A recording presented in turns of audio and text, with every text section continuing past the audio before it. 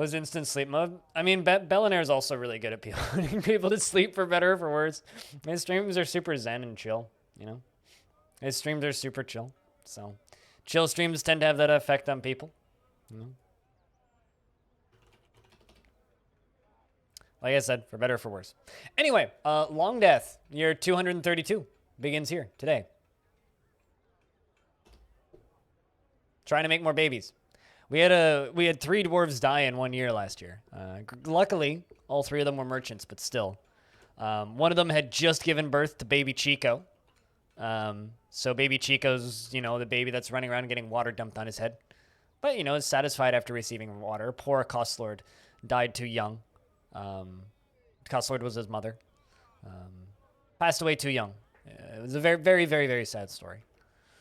But dwarves that are alive are Candle Pixie, Axon, the Scoid, Belug, Taurus II, Abe Exendi, Stone, Clay, Vamimel, Aquafunkalistic Booty Wap, Vinsati, Goffer, Patchwork, Corvius, Suede, Defcom, Simplex, Rhine, Ghost, Black Hole, Kade, Trees, Blue Water, Peter, Sock Smell, Cooler, Merchimal, as in like a merchant, Critty, Nobody Important, H2O, Formal, Daturo, Quevinair, Jack Nurek, Chico, Tiny Goliath, and Crow.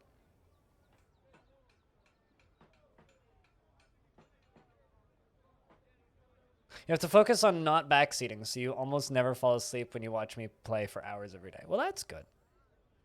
I'm glad that you almost never fall asleep. Only sometimes now. Are any dwarves available for the taking? I do have 3 unnamed merchants, but they're all quite old. Like, the youngest one being Kogan, who's 134.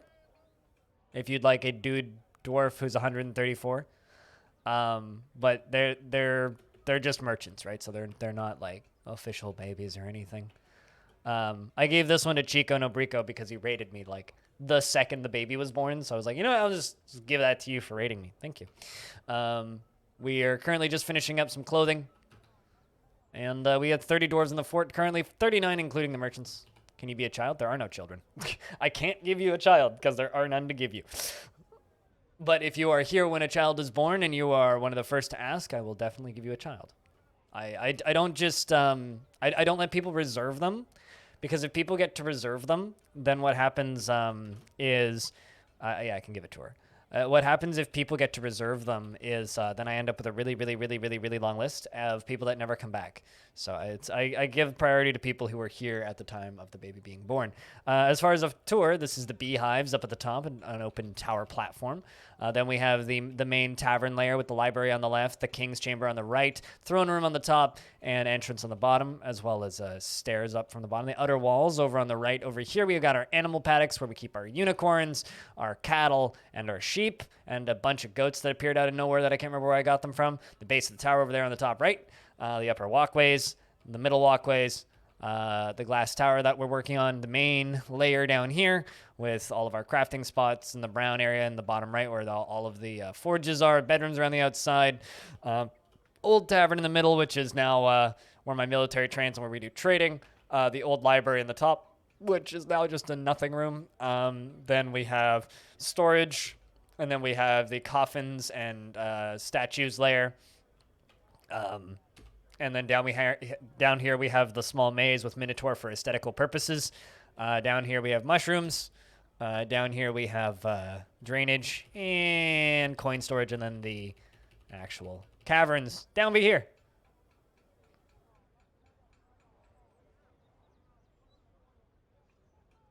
Any dwarf that I want to get rid of.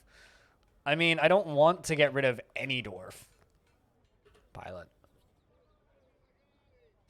But if anybody would like one of the 3 merchants I have, just keep in mind they will die before any of the other dwarves in the fort, most likely.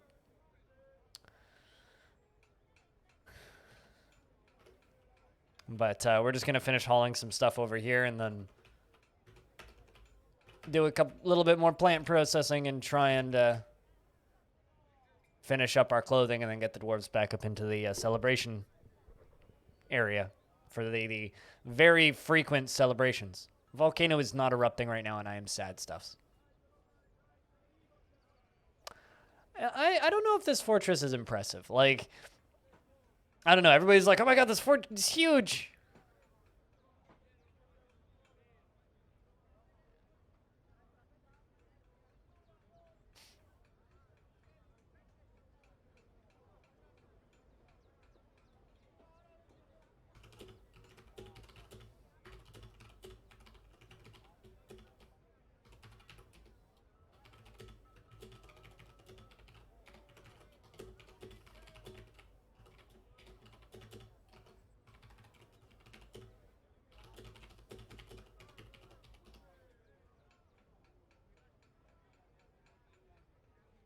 But yeah, that's what we're currently staring at with this. And honestly, as mundane as this fortress can get, and as giant Ulm is being ripped apart by the Forgotten Beast in the basement. There's a Forgotten Beast running around in the basement right now, which keeps showing up and then disappearing immediately. And I think, yeah, it's already disappeared again. Like, the Forgotten Beast that we can see from here is actually trapped in my basement. This one, yeah. Negathic is trapped in my basement. There's another one running around, but keeps running off of out of my view. It's okay. It's sealed, so it can't actually get up to us, but we're just working on some of those socks. Trying to get all those finished. Socks are, like, clothing is such a good way to, like, make everybody in the fortress happy because it gives everybody a job all at once, which is actually really, really good. Just make sure everybody has some format of weaving, plant processing, or something, and everybody gets a job, and everybody's really happy for a little bit, which is actually, I don't know. It's just a really good way to just clear out all of the crafting needs for everybody because it needs to be done. Everybody needs new clothing, so. But, yeah, no, I apologize that it's so hard to get names in this fort, but I kind of just gotta go with what it is, you know? Like, it's kind of just is what it is. There's only so much I can do, so.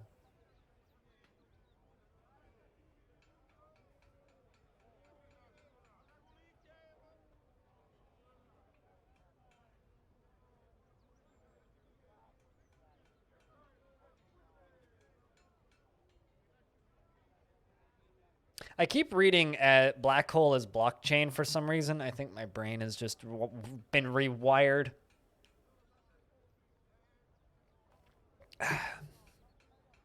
So, how's everybody's past couple of weeks been? I know that it's been a while, boys, since you tuned in. But how's things been? And what's inspired the desire to make a not Minecraft, a Dwarf Fortress terrarium? I think that I really wish that there was some way of just like letting world gen run, but not in not like in the high speed that world gen runs. But I wish that there was a way to run it in normal speed. So like the speed that Dwarf Fortress would run at 60 frames per second, but world gen, like just a really slow world generator. I feel like that would be a really fun thing to just have up as a screensaver. I don't know why. You find dampstone interruptions when digging? They're annoying, but they'll save your fort. Especially if you don't have an aquifer on your map, you won't see them very often. And you'll only see them if you're one layer above or below or on the same layer of something with water on the other side of the wall. So if you just go down 2 or 3 layers, LaFonda, you will run into those a lot less.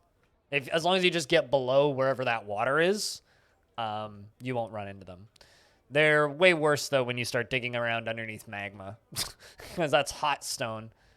But they're one of those things where it's just like, you feel like you need it. Also, chat, I don't do this very often, but if you have Twitter,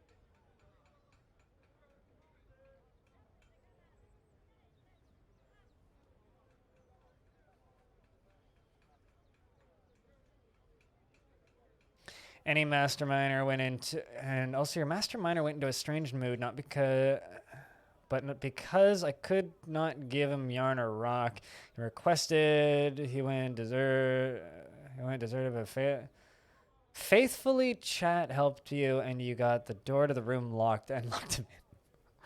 That's unfortunate that you weren't able to get wool. Is that what you're, or yarn or rock? Well, rock is not an issue. Yarn can be kind of tricky. A tip, actually, in regards to cloth, when you start a new fortress, the first time you get traders, the first thing that you should trade for is at least 3 pieces of silk, 3 pieces of a random leather, doesn't matter. Yeah, no, it's okay. I had to like read it a couple times. I'm picking it up.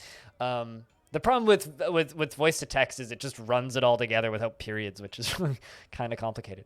But just a tip, when you're starting a new fortress, there we go. Everything is done. King doesn't want stuff. All right, everybody get into the celebration burrow. A thing that I always advise people do when you are starting a new fort is buy 4 or 5 pieces of silk, 4 or 5 pieces of like wool cloth, and 4 or 5 pieces of plant cloth, and 4 or 5 pieces of any leather. Doesn't matter what type of cloth, as long as it's one piece of, like a couple pieces of plant cloth, a couple pieces of silk, a couple pieces of leather, and a couple pieces of wool yarn. Yeah, no, exactly. Like I run into that same issue myself in Lost Dwarves for that same reason, or similar reasons. Like, oh, you don't have silk, you know, and like I don't want to dig down to the caverns right now and stuff like that. But it's a very, very, very good way to.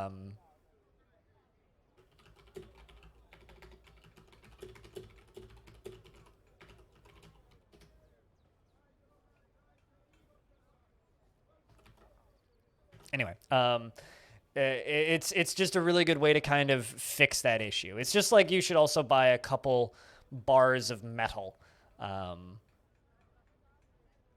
You should also buy a handful of bars of metal, because just in case you get them asking and demanding for shining bars of metal, then you don't need to throw down a smithy, melt down something, or find some ore and then melt that and then like make that into bars and make charcoal, 4 pieces of charcoal. You don't need to worry about doing any of that. You can just you just have the stuff already. So just some tips for the first trader, because the first trader is always the most important one. In the same playthrough, when you're 5 years old, you went into a strange mood, and you crafted an heirloom and a crown artifact, and now we know she is legendary in something. Well, yeah, there you go. That's great. If she made a crown, then she would be a legendary crafter. What's the crown made out of? If it was a rock crown, she's a legendary rock crafter. If she's a what's the word? If she's a if it was like made out of cloth, she'd be a cloth crafter. If it basically regardless of what it's made out of, that's the thing that it'll become. A wood crafter? Okay, so with a wood crafter, you could make mastercraft bins. You could make trying to think what else you could do with wood.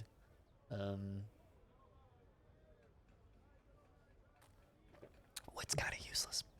Wood crafters are kind of shit. But that's fine. I mean, dwarf's happy. With engravings and a cut per trillion pyrope gem. Good shit. I mean, most of that stuff is just, you know, it's lore reasons, right? Like, you like that stuff because of the lore for it, not because it's actually mechanically helpful. Unless you get like a door. If you get an artifact door, oh my god. Artifact doors are invincible. They can't be knocked down, and you can lock them with one button. You can put that at the entrance of your fortress and never worry about a baddie getting in. It's brilliant. Love it. Love it. Love artifact doors. They are the best. Hey, Odatiro, you could block the forces of hell with an artifact door. Which is kind of rad, actually.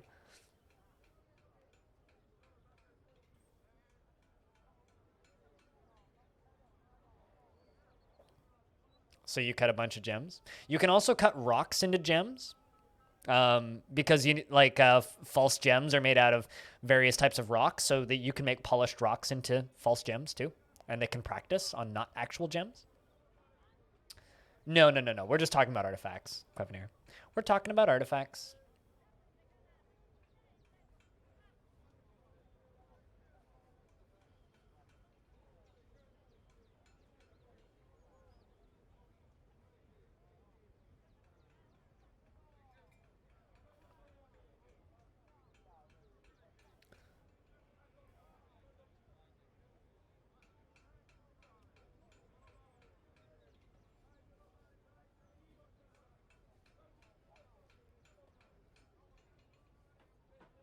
And they actually ended up with Knight's Cuts, and you looked them up online, and they are beautiful. Yeah, no, it's really fun because you learn all of this like gem cutting terminology from Dwarf Fortress that you never needed that you never knew that you needed to know. It's like, well, what's a baguette cut gem? It's like, well, it's definitely not a French bread gem. So let's find out. So now that you're actually getting into DF, how do you like it, LaFonda? That's the fun question is how do you like it? Celebrate, please, dwarves. Celebrate, please.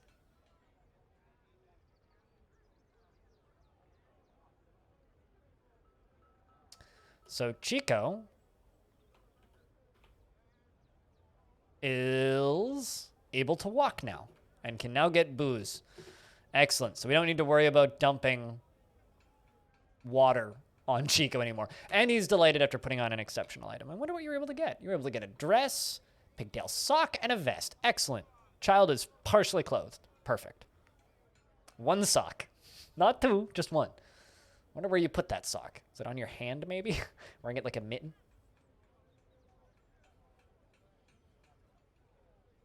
Well-polished gems are very important gems.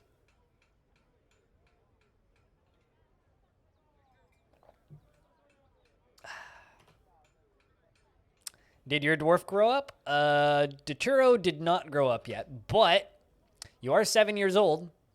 Give it like a couple more years, and you'll get there. You'll get there. The next one to grow up is, are you 7? Did I misread that? Yeah, you're 7 years old. Born on the 4th of Felsite in the year 225. And Formal's the next one to grow up, who's currently 12. He's going to grow up today. Sounds about right for a toddler, though. What, one sock? Yeah, it does, kind of. I mean, he's euphoric after putting on an exceptional item. Currently, we're doing Dwarven Hangout Sesh. They're only allowed in the tavern on this one layer, which means they can't even go back to their bedrooms, and we don't have a ton of alcohol up here, so we basically hang out here until they start to run out of alcohol, and then I let them go do whatever. Or rather, then I let them back out into the normal lockdown zone.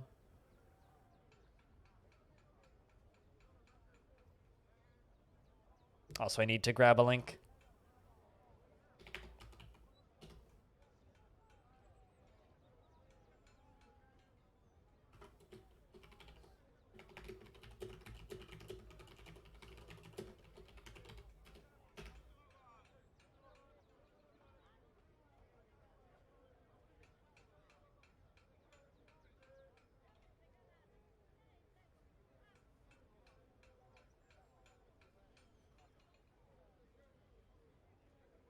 You were actually sharing the Google searches at gems and cut with chat and to help them envision what you're envisioning. I mean, I like to do that sometimes too. I'll look up what different types of stones look like when people are like confused, and that stuff's always interesting. Like you quietly, like Dwarf Fortress is one of the most educational games I've played in years that isn't advertised as an educational game. Like, you don't play Dwarf Fortress because it's edutainment, but you learn so much about geology. You learn so much about rock formations. You learn so much about gems. You learn so much about different types of metal and alloys. You learn a weirdly large amount about different types of tubers and potatoes and vegetables. Like, if you just read the things and then look them up and end up on a Wikipedia page, like, you learn so much about things you never needed to know before while playing DF. It's kind of fun. I like that part about it a whole lot. It also makes you think about, politics and religion in fun ways too. I don't know. I think the Dwarf Fortress is one of those games where you could quietly just like give it to students. Like I'm not saying that they should I'm not saying that they should teach people Dwarf Fortress in schools, but like maybe it should be pre-installed on school computers.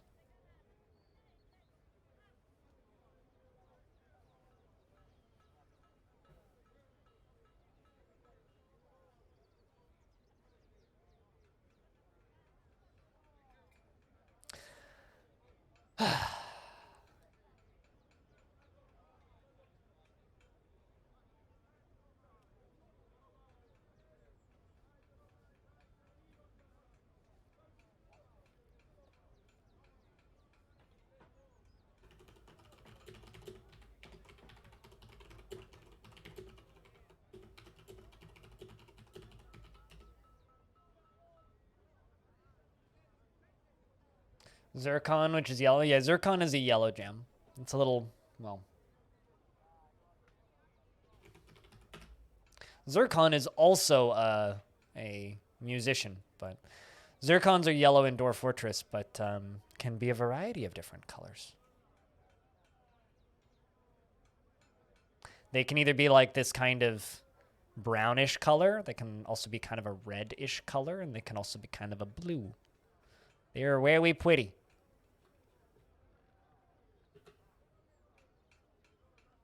One of my favorite the player of Dwarf Fortress who made Arch Crystal, which is a fortress that partially inspired Longdeath.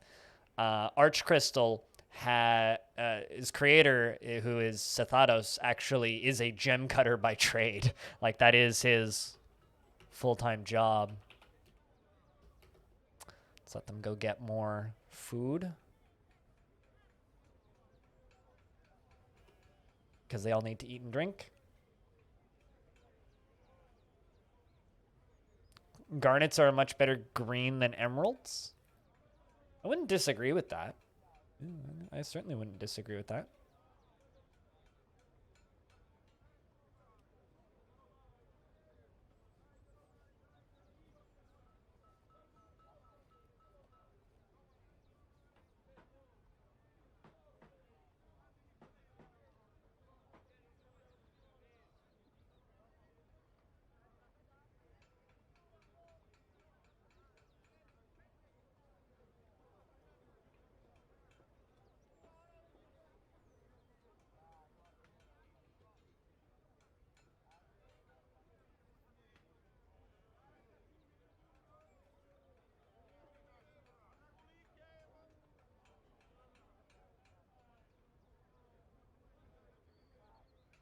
FG beat me to the second one.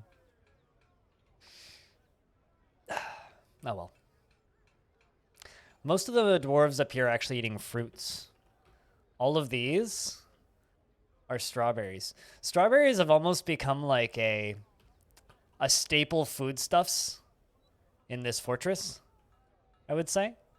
Like most of the only one who isn't eating a strawberry is this dwarf who's eating a strawberry plant, and this dwarf who's eating a plum helmet. Everybody else is just eating strawberries. I love that just a single trade and a comment from Stone made strawberries like the most popular food item in this fortress. Considering they don't even grow here naturally. They were brought here by the humans. They're practically an invasive species, but these dwarves, they cultivate their strawberry harvests every season. You redeemed first and got locked out of chat on your phone? Wait, today? Like just now? What? What? I mean, but you weren't first though. Stone was first 2 hours ago. I'm confused. Why would it even let you redeem it?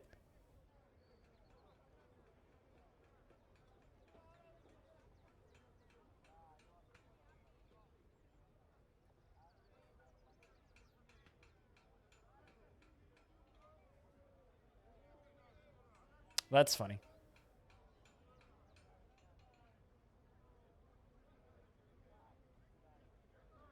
Yeah, you were very, very, very first today. Very first. Stone the very first. The most first. The best first? I mean, a first. Yeah, I don't know. That's very strange, Freskins. Something's bugging on Twitch's end then, if they're letting you do that.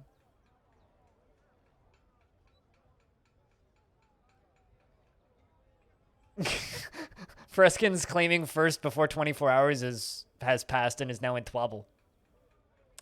Is now in twabble.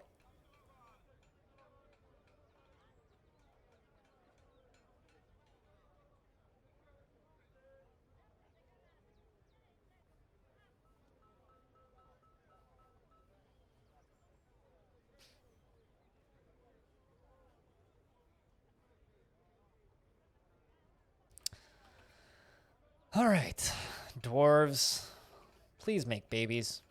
Something that I learned the other day, actually, is if you go to a dwarf who is pondering or discussing a thing, you hit G and go to their skills, it'll actually tell you specifically what they're discussing. The topic being discussed is the distinction between veins and arteries. So when they're talking about blood vessels, they're talking about the distinction and difference between veins and arteries in the body. Which is interesting. And where's that other dwarf who's pondering? Is it you? Yeah, and then this dwarf who's pondering rainfall, Ghost, cutest ghost, is pondering rainfall, which is the origin of rainfall through evaporation and condensation. Clouds, motherfuckers, is what they are pondering. Which is funny. I think that's a really nice little touch that I never noticed before. Because like that's the same way that you see what dance or how they're playing. I don't think playing make. Yeah, there is no specific information for playing make believe. I wish there was. It'd be a lot of fun if you could just like they're playing. I don't know. Cops and robbers, nah, or something.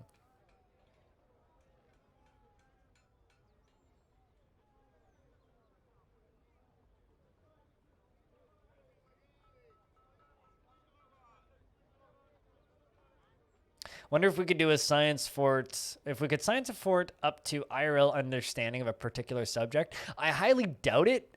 Because you can't really direct them at a specific subject. They just kind of do what they want. I guess in theory you could do like a science fort, but I don't know how well that would actually work.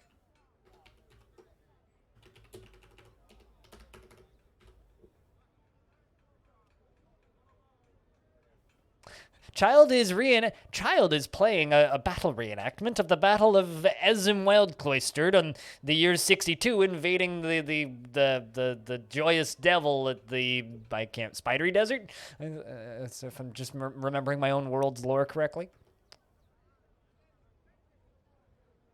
That would be kind of cool. Yeah, it's like Child is playing that, or Child is pretending they live in the Fragrant Bear, an elven civilization or something.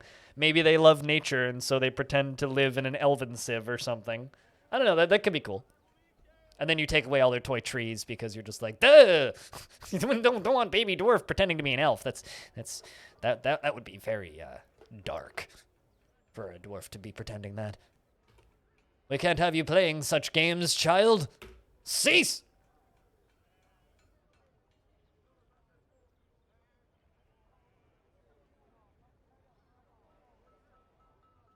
No, it just means nobody won, Freskins. Nobody bugged out anything. Just means nobody won.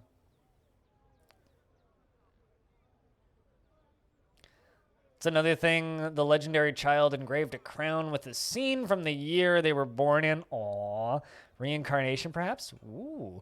Or perhaps it's like a celebration of their...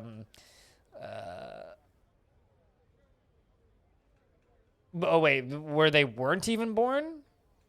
I mean, it's perhaps... Okay, so we're not born in... Well, that's most likely just, you know... I mean, you know about things that happened 200 years before you were born, right? And so do I. So, you know, that just means that the child has had a good history education. Got nothing else to do. It's nothing weird.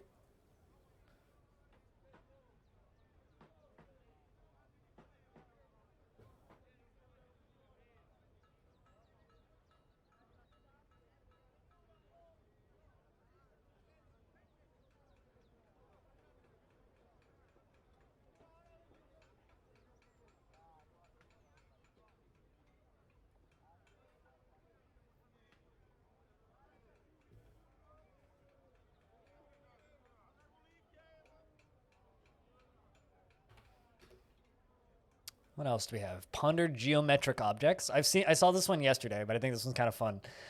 The topic being considered is geometric objects, points, lines, circles, and triangles, and so on. I want to know what the and so on is.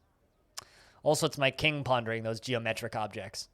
I think my king is pondering the geometric shapes that equal ballista arrows. It's like long line, triangle, long line, triangle.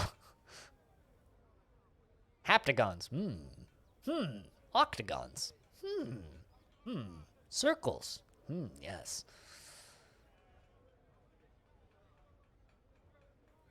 And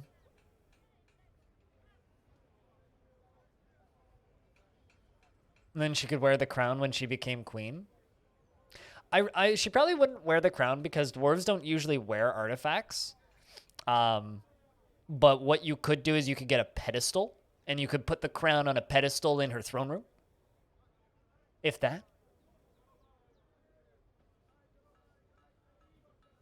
But regardless, you could put it in her bedroom on a pedestal.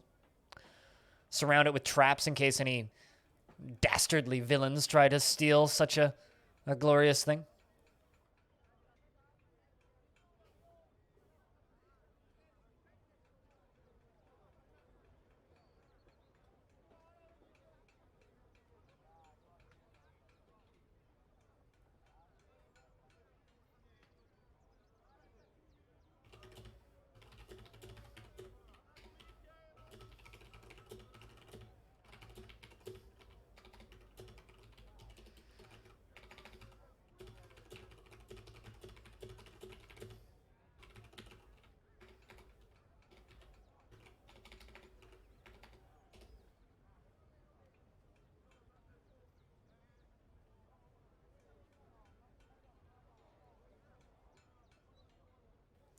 Used to be circles until 2017, you know.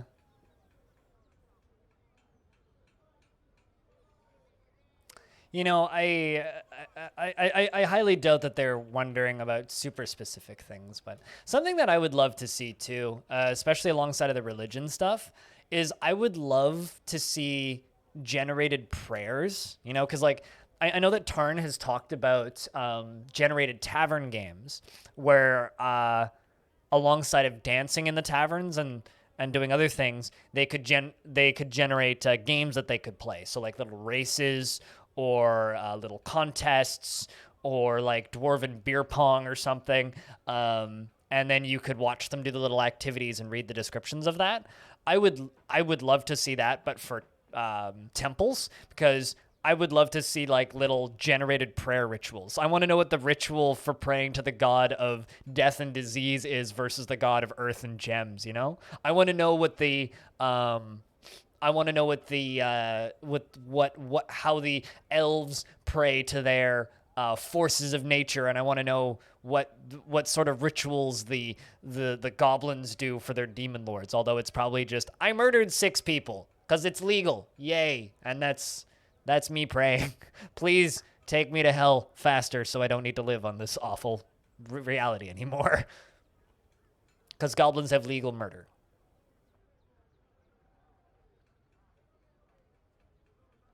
But yeah, that's something I want to see. I really, really, really want to see that. They're discussing geometric objects now. Must be interesting circles. Although I have a feeling that they're discussing those objects because the king likes them. Lava? Is there something coming out of the volcano? Whoa. There is something coming out of the volcano. Something about the volcano stream that I think is interesting is they're doing a GoFundMe to buy a 4K camera. Because they've lost 2 cameras to lava since they started streaming this 62 days ago. And I'm wondering if they... or rather, I'm kind of impressed that they've only lost 2 cameras at this point.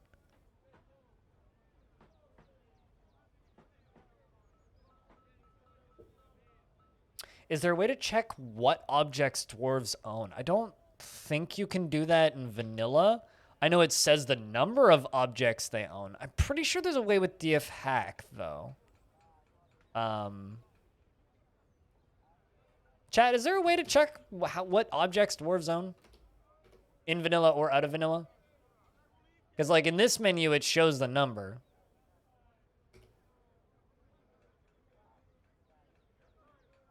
But no, I don't think so. Not in vanilla. Just the number of objects that they own. Usually, their objects are stored in the cabinets in their bedroom. So in vanilla, what I do if I want to kind of get an idea of what a dwarf owns is I go into their bedroom. So this is Athel the merchant, but over here this is Daturo. So I can hit T, and then there's nothing in either of his chests. Or is it T or V? Did I do this wrong? Yeah, so there's nothing in either of his chests or in his cabinets, but he does have something on his bed, so he must not own that many items. This merchant up here owns a bunch of hoods and gloves and other things. This dwarf owns a lot of stuff, because it's all just in his bedroom. Yeah, a lot of items in there. That's a pretty greedy dwarf. Same with this one. They will also put crafts, like crowns and stuff that they've claimed, in their coffers. And they will also put food in their coffers. So there's a rotten roast in this coffer, or chests or whatever. They won't hang armor on racks because racks don't work. Yeah, here's another dwarf that has a whole bunch of stuff. So that's a way that you can check and get an idea. But as far as being super specific, if you select the item, it will tell you who the owner is. So if I say go to this and collect this, this pigtail tunic is owned by Beelug II. This exceptional pigtail tunic. It is made from masterful pigtail cloth, woven by Beelug, and this object is showing some wear. So like you can check it that way, but outside of that, I don't know. I don't know if that helps much.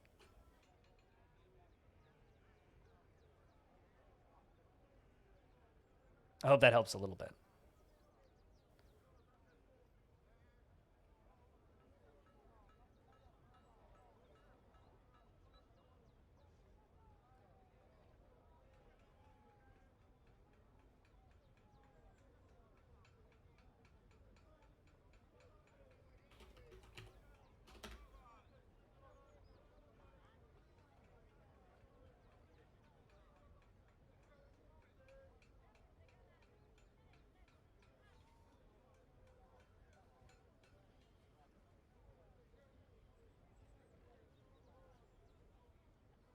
Our fortress worship ritual generator, yeah, and then some. All we need is one real life cult to just like do a dwarf fortress ritual that was generated in the game, and then suddenly we have a controversy. So maybe they shouldn't do that. If it's possible to manage their equipment, outside of the military, no. But if they're in the military, you can force them to wear certain things via the military screen, which is clunky but works. Like. If I just go to this screen and then type in or hit E and then select a particular dwarf here, it'll say what they're wearing. And I just have it open choice mostly with a few people who have specific items assigned. But like you can just say hit capital A for armor, and then I can give this dwarf a specific shield, and I could say, okay, go grab this named shield, and then they'll use that specific shield, and then I go in here and then remove the pick any shield. So now this dwarf, Blue Water, the next time their squad is turned on, will go grab that specific shield instead of just the one that they were using previously or whatever the highest value one is that they can find. So you can do that, but outside of that screen, for just normal dwarves have a lot of autonomy. Like I said, you might be able to, yeah, you could do that, but that's tricky. I don't know. And then you'll have to micromanage it when their clothing starts to wear. I don't know if you actually want to do that, because when their clothing starts to gain some wear, then you'd have to go in and micromanage that they change out of that item and into another item, which I don't know about you, but I never, ever, ever want to do that.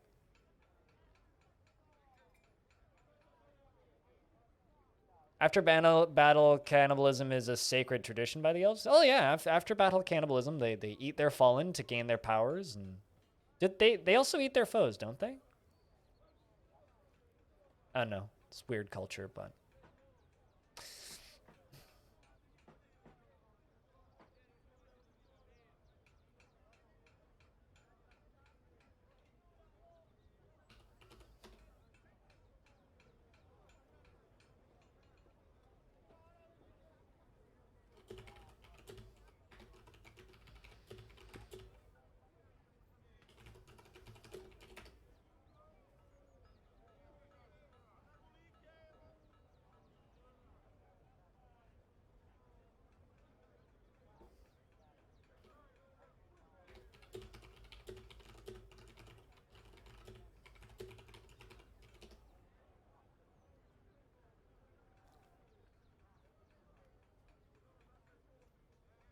yeah, no. Managing fortress-wide uniforms is a little difficult. The best way to manage fortress-wide uniforms if you want all your dwarves to look uniform is, which in the current version doesn't matter too much, but I guess the stuff will matter a little bit more with the Steam version, is just only have access to certain types of clothing. Like if you just want all your dwarves wearing leather hoods, leather robes, and leather pants, and then silk everything else, just only make that stuff. Only give them the stuff that you want them to be wearing. You saw a magpie? In your fort, I guess? Sell everything else. Yeah, exactly. Or forbid everything else, or destroy everything else, or whatever. That's the best way to manage what they're actively wearing, in my experience.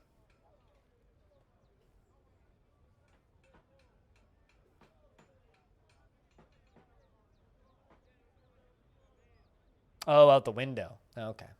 I thought you were talking about in your game.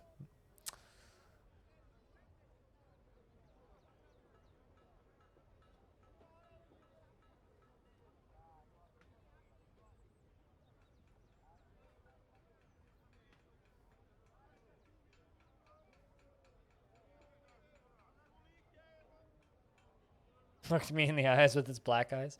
I saw a ton of chickadees and other birds when I was at the park on Friday. Or Monday, not Friday. I'm my week backwards right now.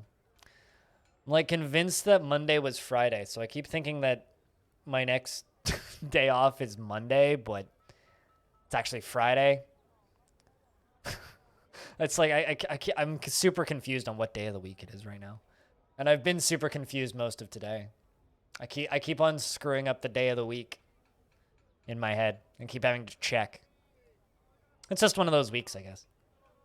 It's just one of those weeks. Although part of it is because like there's a lot of dates scrambling around in my head right now because like I'm trying to coordinate painting for part of my apartment. I'm trying to coordinate the delivery of a bed. I'm trying to coordinate the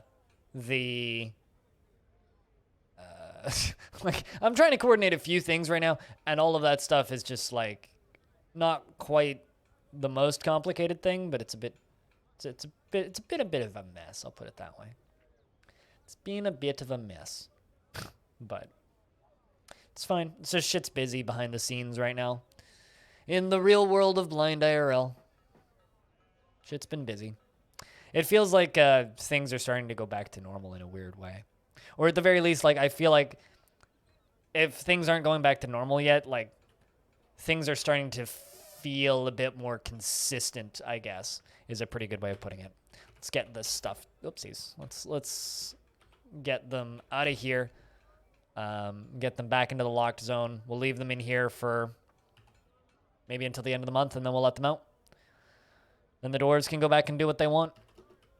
I don't know if anybody's gotten married, but on the bright side, we do have a few newish couples in here. I'm hoping that we'll see some more dwarves get married. Okay, I'm still waiting on these two. Ghost and Candle Pixie need to get married. Nope. The king has not gotten married to Taurus yet. Defcom's got nobody. You've got nobody, just passing acquaintances. You've got nobody, Vim. How about Belug? Belug's got nobody. How about Kogan? Kogan's got a lover in Mel. Those two need to get on it. Nobody on you. I mean, some dwarves will just never get married, right? And that's just kind of the reality. Not all dwarves want kids.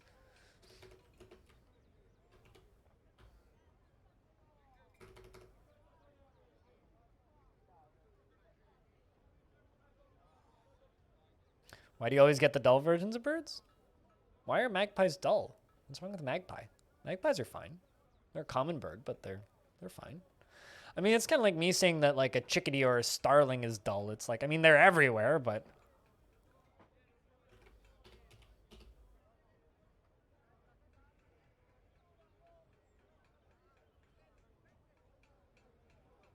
there's nothing wrong with them. So I was listening to a live stream the other day of somebody who started streaming with the Mass Effect Legendary Edition, the Mass Effect, I guess, remastered, and stopped streaming it and then switched to a different game. And it was kind of funny listening to him talk about it because he stated this. While he was really enjoying playing Mass Effect 1 again, he had to stop. And the reason he had to stop was because it was too recent that he played Mass Effect 3 for the first time and was completely pissed off by all of the story stuff and how little any of his decisions mattered and how they wrapped up all those storylines. He said it was way too recent that all of that happened, right? And because all of that happened way too recently for him, it's very fresh in his memory, all of these things that he really, really enjoyed over the process of playing that trilogy being destroyed. And so he's just being reminded of all of those bad memories while playing through Mass Effect 1 again.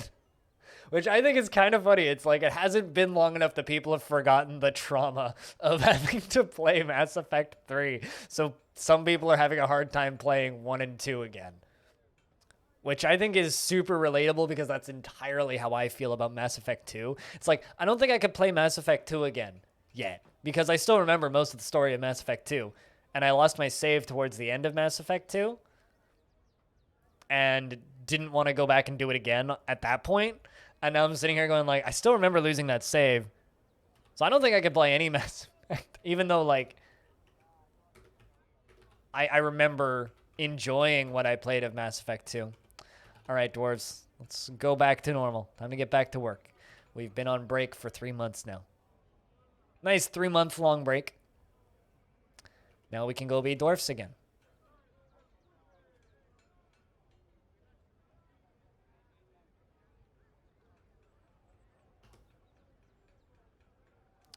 Perform dance. I'm still performing dances.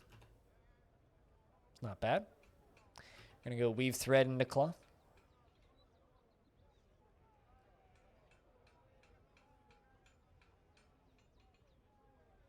I don't know.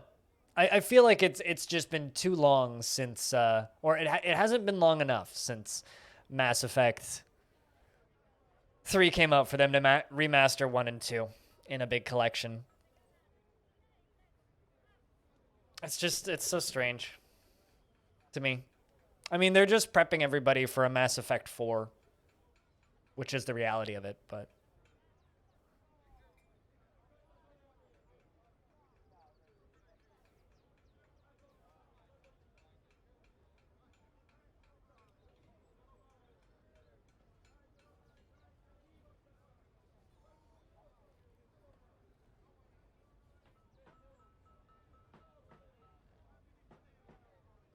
But welcome back, Deathy Boy.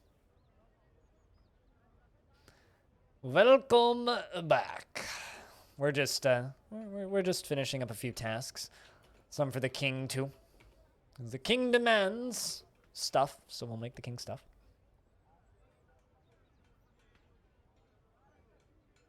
Why was it quite the read, Freskins?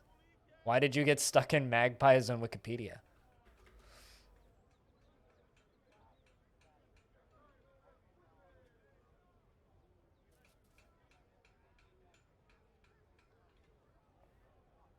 I'm out of coffee. I require some more coffee.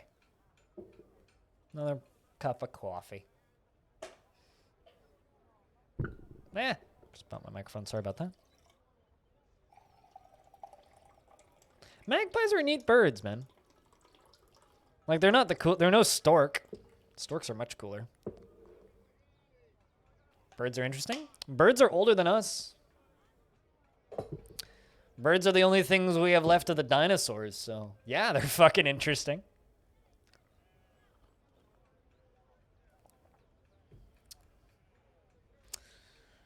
Now I'm thinking about Tarn talking about dinosaurs being added to Dwarf Fortress as roaming around and imagining that they would have them as fluffy dinosaurs covered in feathers, and I'm mildly amused by this.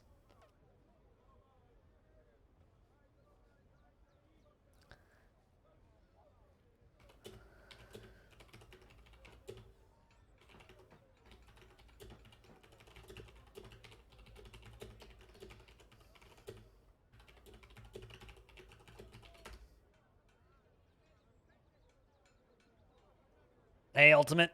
How's things? I'm doing all right. We're just hanging out.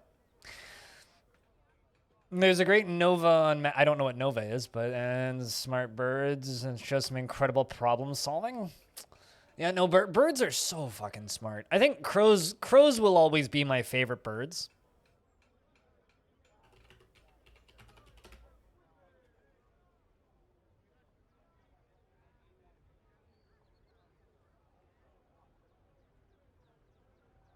You like pelicans? Pelicans have weird mouths, dude. You ever like watched a pelican eat something? It's very weird. All right, we got stuff done. Let's make some more glass. Collect some more sand and make more glass. All this stuff full of sand. You know what? Let's just not collect sand and just make the glass blocks. Fire some more glass blocks up.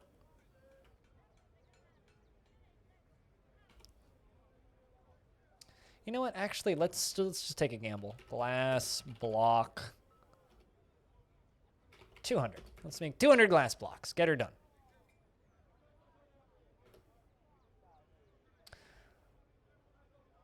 Okay. It's a PBS series. Gotcha. Focusing on science topics. Huh. Yeah, never heard of Nova before, but I am familiar with PBS.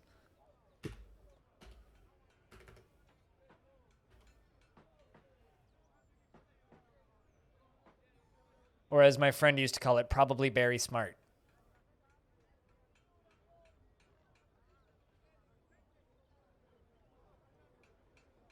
Any big fortress expansions planned? Well, I mean, currently I'm building this glass tower, which I'm taking my sweet-ass time with, which is going to connect to this.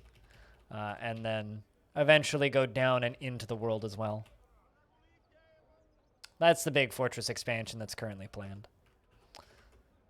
Also want to do some more stuff on the surface, but, you know, I'm taking my time because I only get to do all of this stuff once, you know?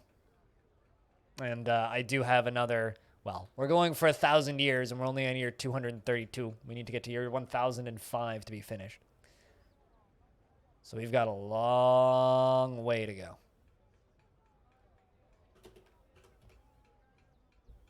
Chat, Bellinaire has a question that probably should be private, but I'm just going to ask it anyway. Why the fuck isn't Minecraft on Game Pass? The actual fuck, Microsoft. The hell's wrong with you?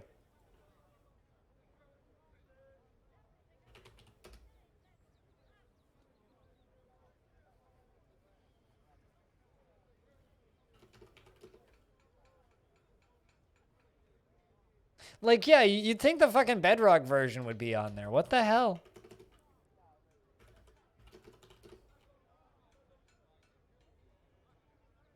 Like, that's so strange to me.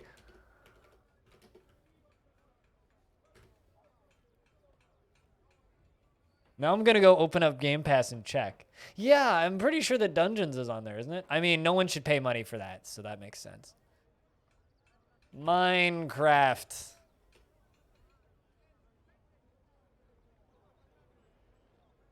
Yeah, there's Minecraft Dungeons, a lot of DLC for Minecraft Dungeons. And that's it. Tygo! The second resub of the day. Thank you much for 11 months. Cheers, friend. Jack, can I get a big round of beers for Tygo? Thanks for keeping that sub alive. That's almost a year, dude. Welcome back. Hell yeah.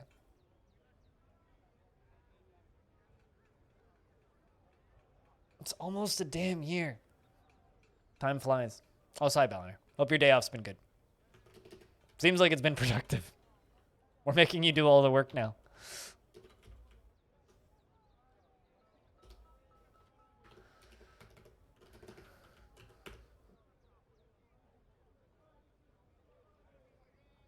Formal has become a peasant. It's official, chat. You can inform Formal Blizzard that he is now a peasant.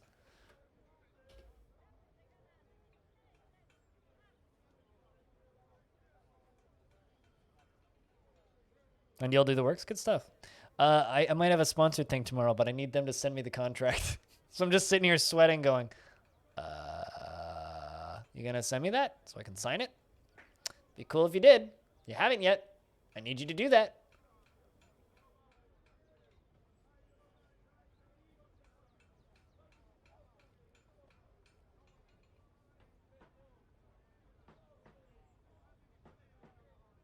But what do I need to do with this dwarf? You like black bronze lace ogate, black-handed gibbon bone, polar bear parchment helms, blue peafowls for their coloration, and the sight of the aquamarine of Quinsence. Let me know when you know about that. I will. Because till then, I'm just sitting here and sweating.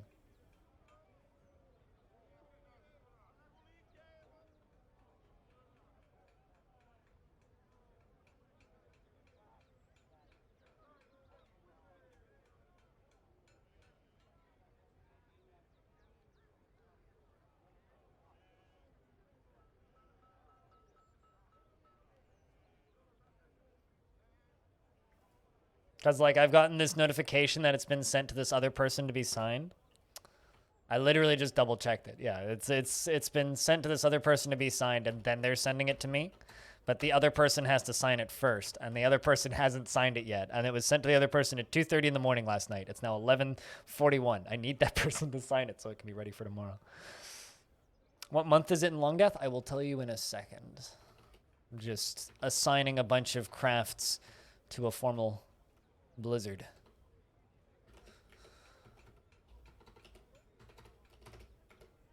You know what? I'll also give you glassmaking.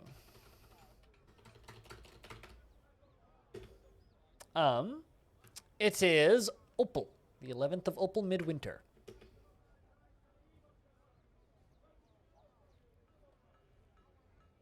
Now Formal can go get to work.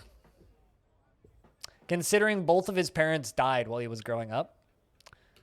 That poor dwarf. I wonder if this dwarf's gonna want to practice martial art. Because you do dream of mastering a skill.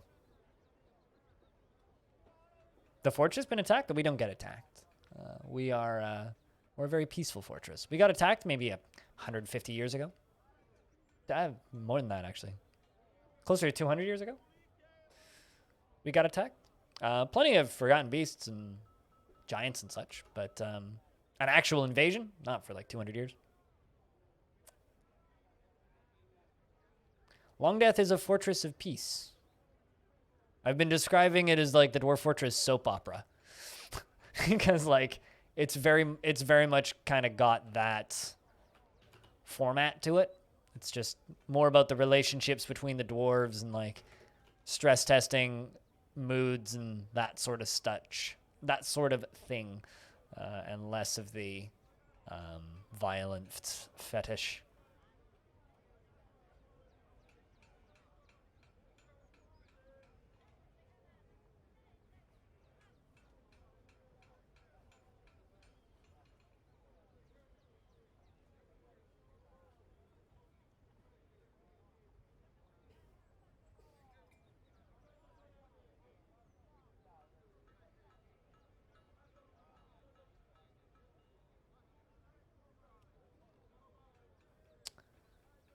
I am certain it is caused by the death list overfill. When did I say it wasn't caused by the death list overfill?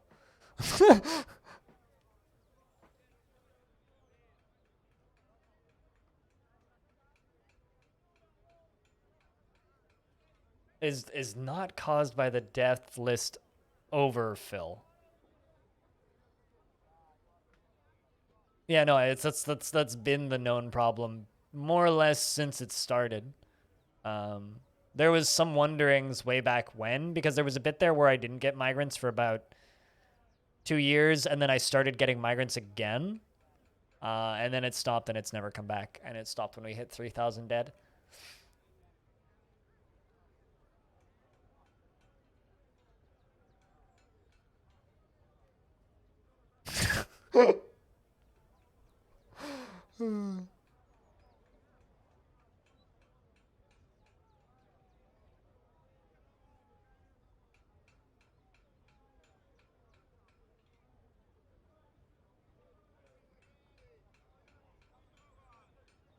Retire on slash unretire? Yes. Retire slash unretire will fix that, and I know.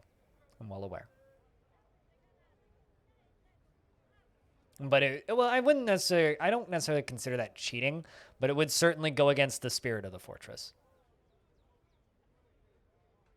which I'm not super keen on. I actually don't know with that question. I don't know. I think it's a combination of the two. But it is possible that you'll just get no migrants if you have no other sites. Like if you are the only fortress for your faction, you will stop getting migrants. Because I've done the start a fort and you immediately get a king, a duke, and the outpost liaison. Like just right off the bat at the very beginning, I've had that happen because it's a completely dead faction, and then you get the initial handful of migrants, and then that's it, right? I've had that happen. I've done those forts. Good morning, Katsu. Your dwarfs unfortunately passed away. Just a heads up. Died of old age.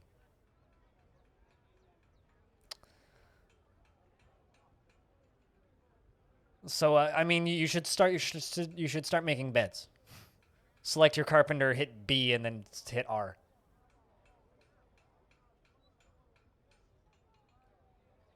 Yeah, it happens. I hope you're doing well, Katsu. But good morning. But yeah, no, retiring and unretiring the fortress would fix it. But that's like the last of the last of the last resorts. I think breeding dwarves is more interesting. However, slow, but more interesting. Because like the point of this is to kind of see if this is possible, you know?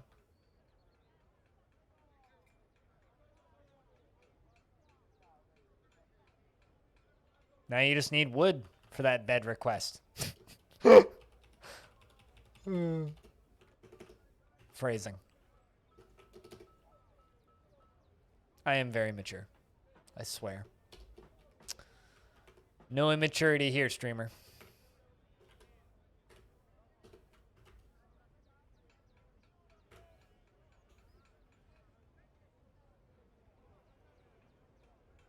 Also, something that I'm going to be talking about a lot today. My stream team is launching a Minecraft server on Friday. We are slowly creating servers for people to play games on. So we've begun whitelisting today. So if you would like to get whitelisted to have access to the Minecraft server that we will be hosting running in Java starting on Friday. I keep saying Monday. I don't know why my brain keeps thinking Monday, but which will be starting on Friday. Join the Discord server, agree to the rules of the Discord, and go get whitelisted. Should be fun. Just realize once you've agreed to the rules, those rules roll over for the server itself.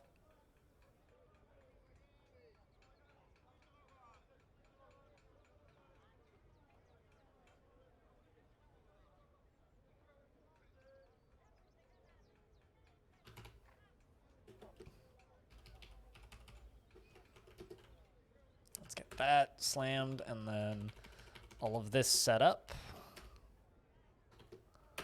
And we'll start working on the next layer.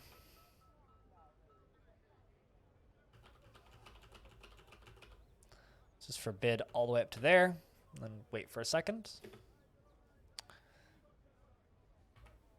Looks like that glass is getting powered through pretty quick, which is good to see. Might need to make more glass furnaces. I think that's the thing that I need to do.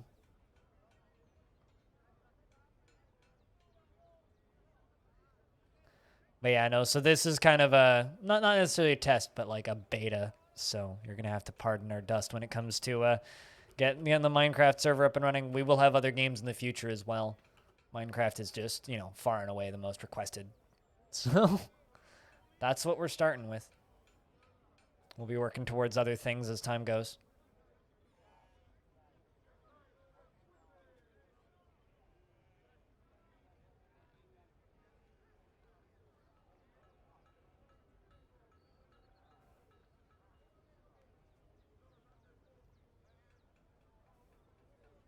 And so far, 13 people have all been whitelisted.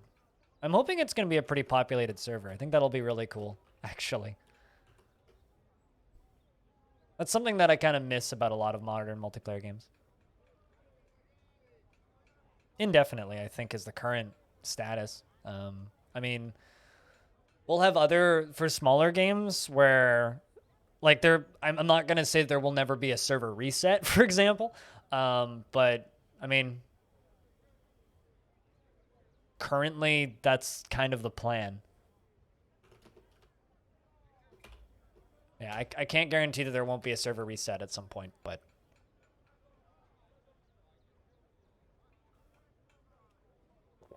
that is the current plan. We'll also have, some smaller games, and those servers will be probably more temporary, where it'll be up for a bit and go up or come down, but this is going to be more permanent.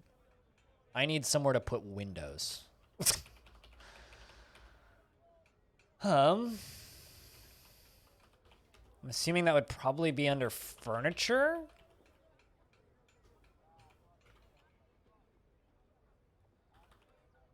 I'm just assuming that windows would be furniture, but I'm not sure. Nope. Sandbags are, though.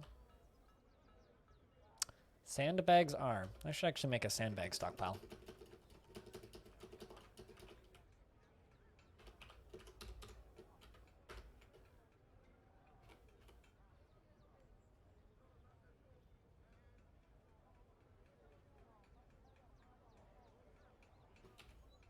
When 10.0 hits, are they on a version 10 for that game? That's a weird version naming scheme. Yeah, I mean, I kind of would like to run a Wreckfest server. I think that would be a lot of fun. But I don't know how populated it would be or how popular it would be. So that would probably be a relatively temporary thing. There's a few games I'd like to run servers for, Whenever that new Zomboid patch comes out in 10,000 years, that would be a fun thing to roll with as well, I think.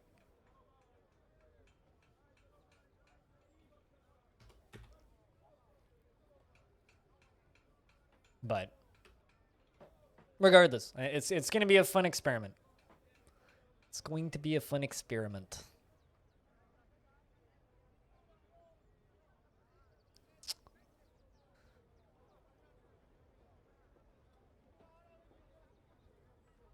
There is no way to delete stuff off of the dead list without using... Because, these aren't corpses that still exist. Most of these corpses don't exist. The vast majority of these are butchered or smashed, right? But even if they're atoms smashed off the map or dropped into weird glowy stuff, they still stay on the list as deceased, right? There is no way to clear that list without installing DFhack. In theory, I could install DFhack and slash clear it. But that, again, goes against the spirit of the whole event and the whole task. Trust me. We stopped getting migrants at 3,000 dead. We're at 7,321, right? I've thought through all of these and discussed them all with chat months ago. It goes against the spirit of the whole thing. So while I do appreciate the wondering, this is stuff that has already been discussed and decided.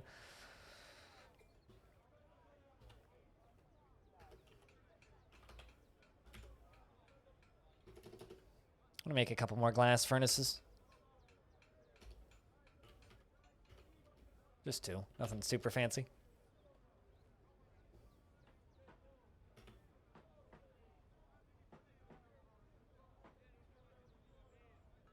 But yeah, no, I think it'll be fun watching this stuff happen and progress.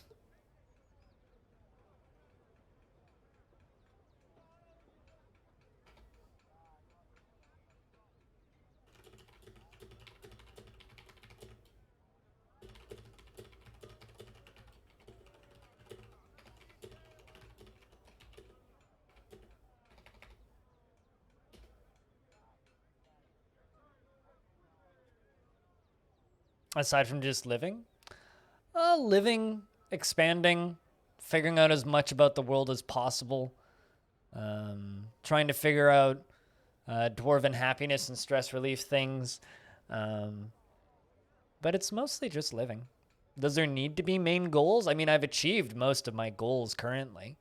The big dumb goal is I would like to have a gremlin as my mayor, which would require trapping and taming a gremlin or purchasing a tame gremlin. One of which is debatably impossible, and the other one is only possible with bugs. So that's a thing that we're trying to do, is get a gremlin in the fortress that's tame. I mean, that would be super easy to do. I just need to punch a couple holes in my vampire and leak out some blood and let you chug it, Stone. But I'm not certain you want that.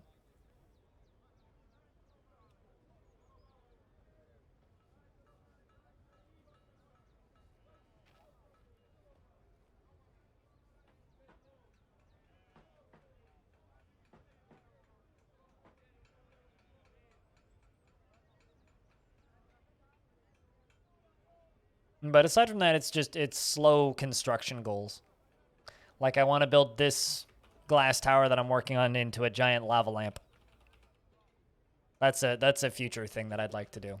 Make this into a giant lava lamp. Which will take a while. But, you know, we'll get there. One thing at a time. What, your Stone? Does Stone have friends? You're friends with Kogan the Merchant, nobody important, the King. You're kindred spirits with the Belug the Second, and you are kindred spirits with the now passed away Ficod.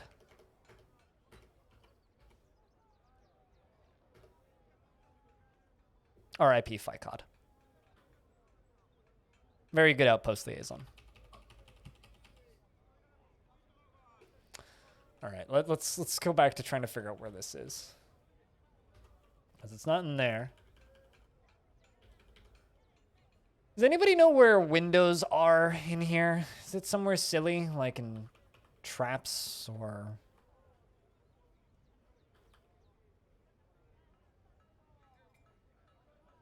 or in tools?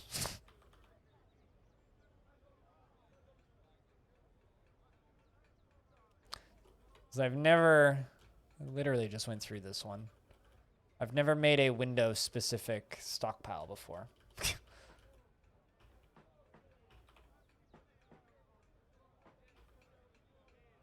Also, I don't know what a scourge is, but I've seen it in this menu a couple of times. It's under furniture? I went through that. Must have just not seen it. I mean, there's sandbags. Oh, there they are.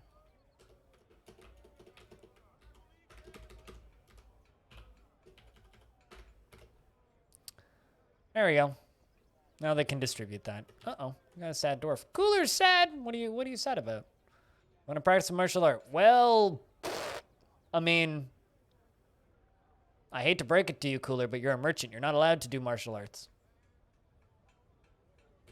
But you also want to practice a craft, which is fair because you have no crafts. I'll give you weaving, glass making, clothes making, book binding, paper making, stone crafting, bone crafting, and leatherworking. I'm sure you'll find something to do.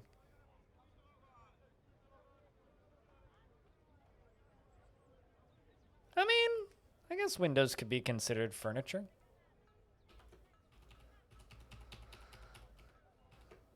I could see that. That makes sense.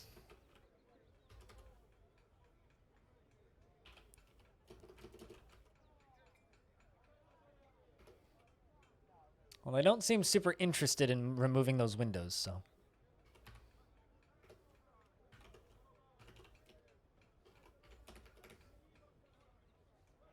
Why are merchants not allowed? Because merchants are not allowed to join the military.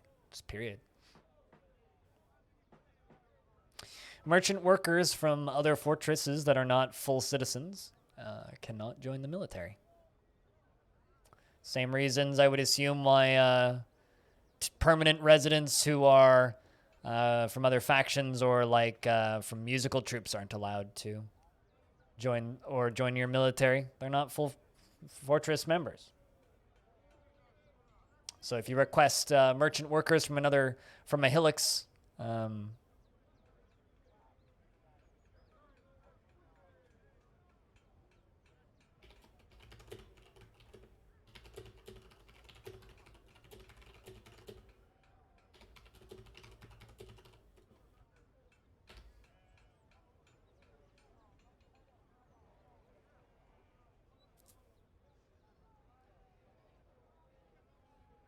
also, investments are open if you wish to invest your tickets. But yeah, no, there's a lot of weird eccentricities. Like for a while there, I think it was originally a bug when you'd go to request merchants from a Hillix. Not only were they unable to join the military, but they were unable to be assigned any kind of labor.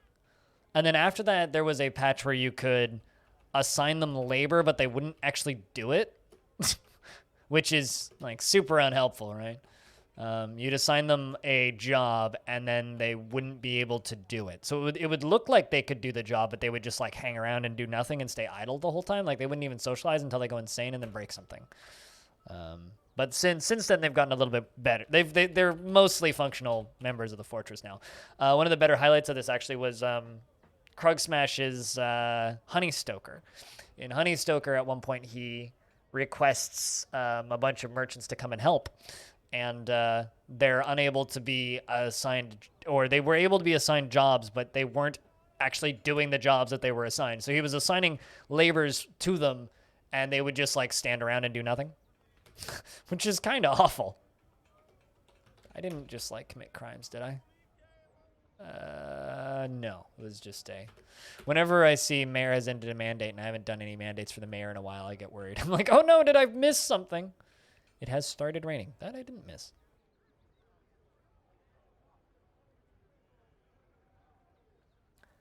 That I did not miss.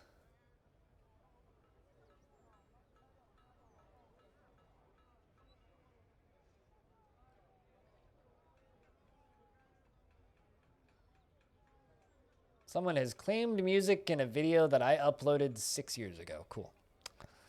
I don't care. Spring has arrived. Has anybody passed away of old age? We shall find out in a moment. Oh, I'm not. I'm too attached to all my old dwarves. I get sad when they die. Like, it's like a genuine small loss. Lump, I hope you're doing well. What's up? Ah, man.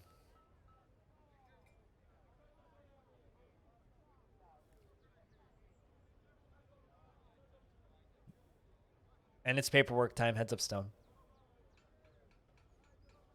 Enjoy the lurks, Lump. And Disco as well. Hope you're well. All right. It doesn't look like anybody died, which is good. Humans have arrived. Yay for no death this season. Bring in some sheet. Like paper sheets. And bot paying out big after everybody losing. Good win, Stone. You've financially recovered. By gambling. Which is a terrible financial decision. Bot decided to be merciful on this day. Oh, that's not true. Somebody did die of old age. A stray alpaca was found dead. 1 ibex parchment sheet, 1 bronze pick, 5 cabbages. He screams, "My cabbages," as he drops them off. 25 silver bolts, and 1 leather backpack. It's a pity they didn't let him put the stuff in the backpack. He had to carry the backpack with everything else. That poor human. I mean, you're recovering slowly. Stone, you are recovering. Also, Aqua, did I ever mention that you have a lot of fucking hours on my stream? My cabbages! That, okay, you know, actually, that might need to be a sub sound. Just my cabbages! It's like one of my favorite repeating gags in a show ever.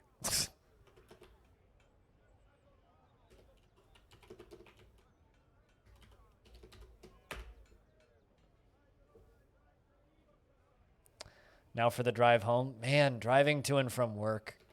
It's been so long since I've had a commute. I almost don't remember what that was like. I backed Space Haven, yeah. And I played it on launch, and I thought it was kind of underwhelming. I haven't gone back since. It's nothing like DF and nothing like FTL. It's like Sims in space. Quite boring.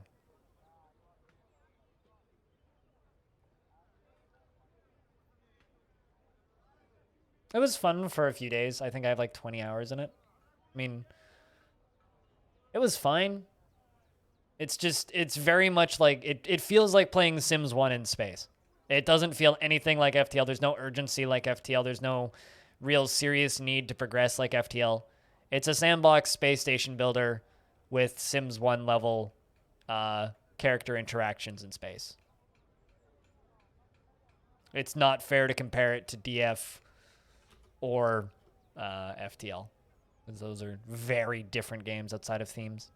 45 minutes. That's about what my last commute was like. My last commute was about an hour. It was about 15 minutes for me to walk to the bus stop, and then 5 minutes to wait for the bus, and then get on the bus and bus to work. Before that, I had a 2.5 hour commute each way, and that was brutal. It killed me completely. I don't know how I lived for those 3 years, but I did it. That was brutal.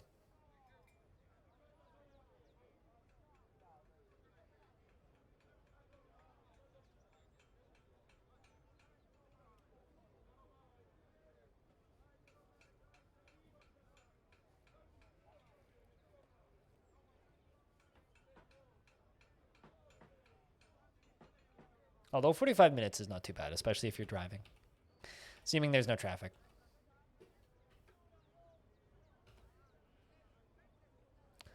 Okay, seriously, dwarves, why hasn't anybody removed that window yet? It's bizarre to me. It's okay, though. We're getting more blocks out. I'm gonna need more wood. I'm gonna jump down here and hack down these mushrooms that we grew. Get all these tower caps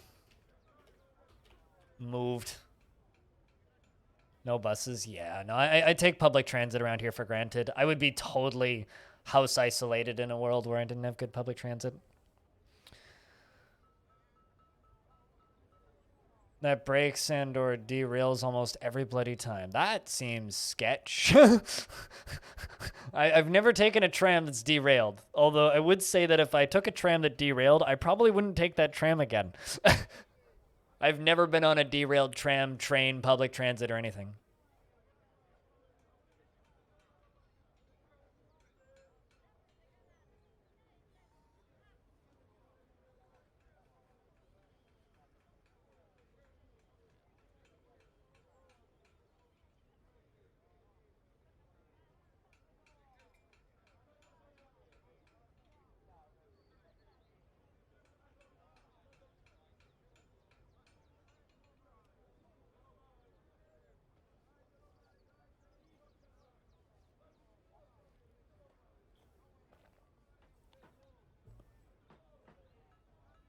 But yeah, no, I think that the craziest commute that I've ever heard of, though, is I had somebody I used to know through Twitch specifically had a job where he worked in London, UK, right? He worked in London, and he lived in London, and he had a car in London, which is, from his description of London and the way that city works, you don't really want to be in that position. It was very expensive for him to live, and he, even though he had quite a good salary, he was making almost no profits off of that. Yeah, ew, London, right? Anyway, he worked for a tech startup. The elves have arrived to trade. He worked for a tech startup for whatever it's worth. Anyway, at a point, he kind of went nuts and said, all right, he did all the math and said, How about instead of me living in London and having this car and all of this, I move to Prague, okay? And instead of working 8-hour shifts at work 5 days a week, I do 12-hour shifts 3 days a week and then do 2 days a week at home, okay? So he would get in an airplane. He would get up in it. He would wake up in his apartment, walk to the airport. Or he would get up in his apartment in Prague, walk to the airport, get on a plane, fly to London, and walk to work because the office that he worked in was so close to the airport. Or the gist that I get is like a 30-minute walk or something. Walk to the airport. That period of time took less time than it took for him to commute via a car in London to his office without leaving the city. So instead of driving across London to his office, he got in a plane and flew from Prague to London and walked to the office in less time. What's even better about this whole setup is that instead of having a 500 square foot or like 44 meter apartment in, I don't think so. I think Brexit ruined all of this. I haven't talked to him in years, so the best part about this whole setup, he's probably still in Prague and just working from home. Anyway, the best part about this whole setup was because his salary was so high, instead of I don't know, Tygo. Because his salary was so high, instead of only getting this tiny apartment in London, he had a penthouse suite that had 3 bedrooms in Prague. Which is like, number one, maybe the most wasteful commute I've ever heard about in my life, but also, I kind of can't get mad. It's like, that's such a lot of fucking power that you're using every day to go to and from work, but also, hats off, I guess?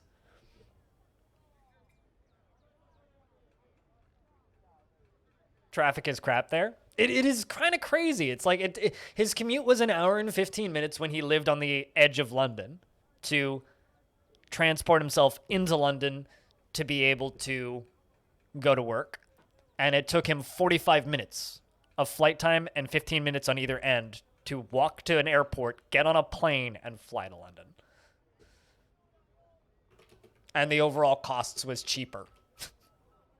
Which, I don't know. I find it very impressive.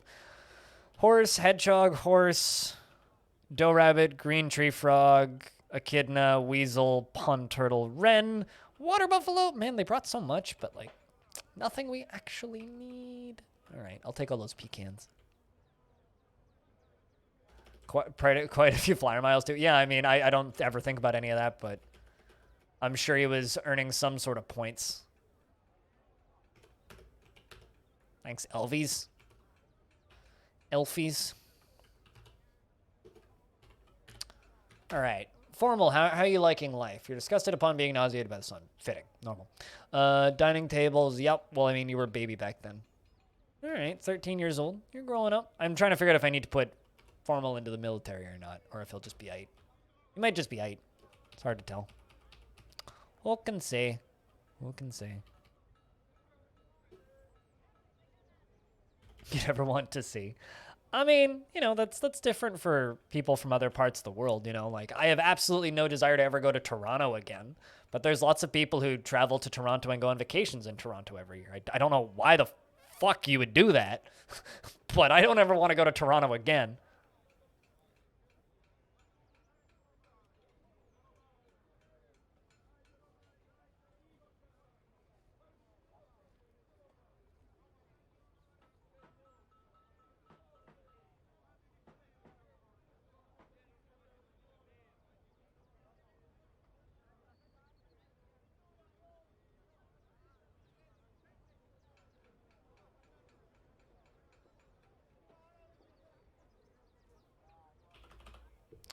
When you were a student, you had to travel via train and take the underground to London. You still have memories of the rush hour in the tube. It felt like a sardine can. I mean, that's what the public transit at times felt like when I was going to and from. The last location I worked in, I had to Just read what Billiner wrote on the Discord. There's one of the last buses that I took frequently to my last commute location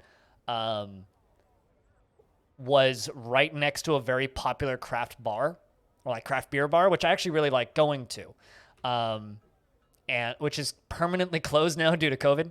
But it was right next to it, and so you'd get all of these people that were heading home from drinking way too fucking much, lining up for this bus. So I'm lining up to get on a bus to get to work for 11 o'clock at night, which was when my shift started. I did 11 to 7 for a number of years, and then I did 11 to 6, and then I did I think it was midnight until 5 was my last shift that I had for the last year, which was only 3 days a week. But anyway, I would go and I would line up for my bus, and I would be the only sober person on the bus. Everybody else would be like either about to throw up or awkwardly hitting on somebody that they were with, or trying to like pick up other people on the bus, or, doing all that sort of stuff. We'll see you later, Deathy. And it just like, it never stopped. And it was the most, some of the best people watching, but also absolutely horrible. Reminds you of your time in Kiev. Saw a bus drive off with people hanging out of the windows and doors that couldn't close. Yeah, I've never seen that. I've been mooned by a person on a bus once. There was this one time I got on the bus, sat down, and was just waiting for the bus to leave. Kind of had my hand behind my head like that. There was like 3 other people on the bus. It was a pretty quiet night, and this guy just walks on, pulls his pants down, and moons everybody on the bus. Pulls his pants up, pays for the bus, and goes and sits down. It's like, what the fuck? I mean, he was blasted out of his mind drunk. So, just goes and sits down. Live your life, I guess. Live your life. All right, dwarves. Why in the fuck aren't you removing this? I'm just going to deconstruct these temporarily and see if they remove that. I mean, I talked about this the other day, too, but I saw a naked person in town. On the topic of weird people watching, I went on a walk on my day off on Monday, and I was walking to the park to do some reading because it was sunny and I wanted to read outside. So I was just heading out. I have one earbud in, and I was listening to a podcast, and on the other ear I started hearing "God is dead." Somebody just screaming "God is dead," and I look up and there's this completely butt-ass naked lady just running down the middle of the road screaming "God is dead." I'm just like, all right, just keep walking. She seemed to like turn into a driveway, so I think she was almost home. So I didn't like feel the need to call anybody. I do agree, though. God is probably dead. Got one thing right.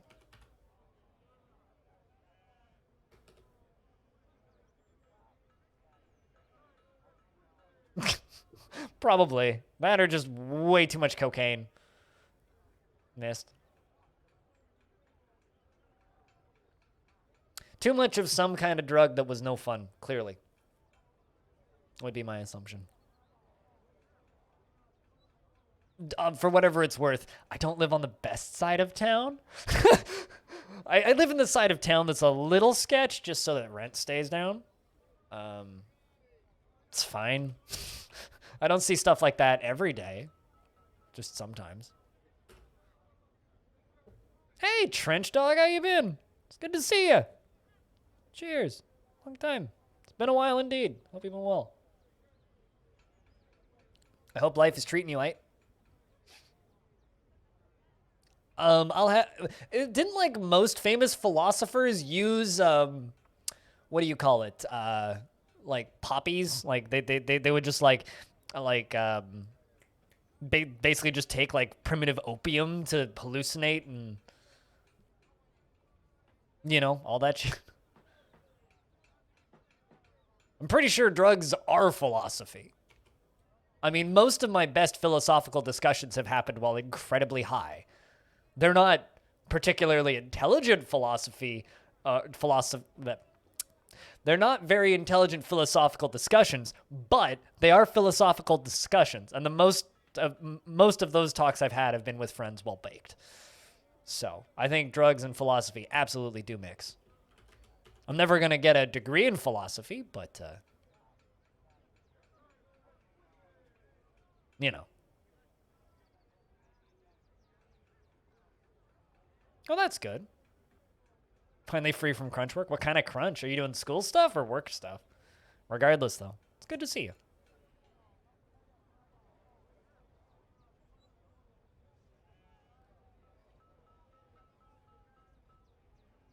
The elves have headed off. My king and my mayor is demanding things. Ballista arrows and crowns. Rock crown. 2. 3. Did I count those right? 2. 2. Okay, no, it's fine. We'll make 3 ballista arrows. That's fine. A sci-fi horror, and you're the creative director and lead voice actor. Oh, damn. Cool. I mean, don't get yourself in trouble, but share details on Discord if you want once it's public.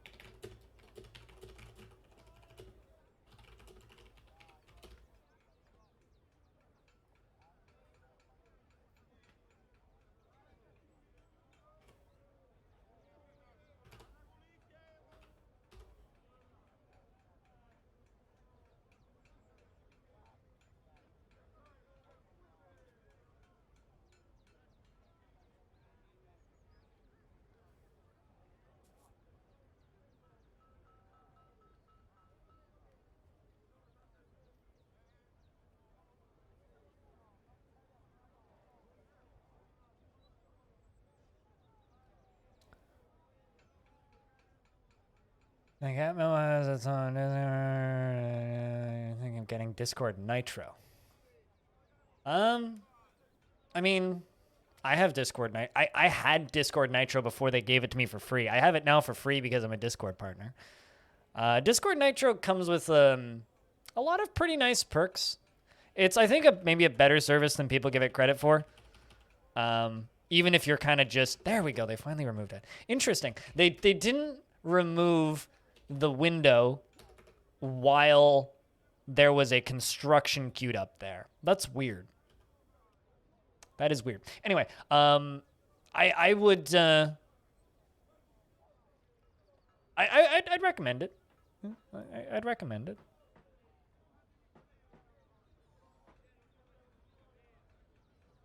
Personally, like, it's just it's especially like when they do things like, yo, we'll just give you a month of Game Pass because you have Nitro, or we'll give you a month of this service because you have Nitro. And also just having access to all the emotes is fun. I don't know. I found it to be a pretty handy dandy little service. And also just getting to boost servers is nice. You know, it lets you do more fun things. I guess kind of my issue with it is I wish it was a bit...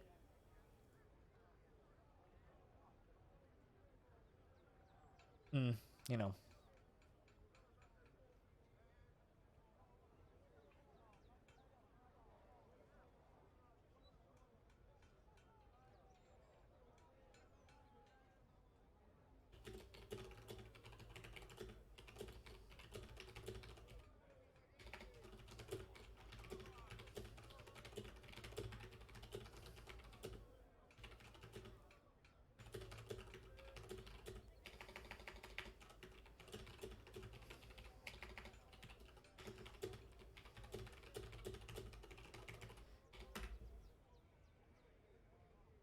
Also, hey, Dredge.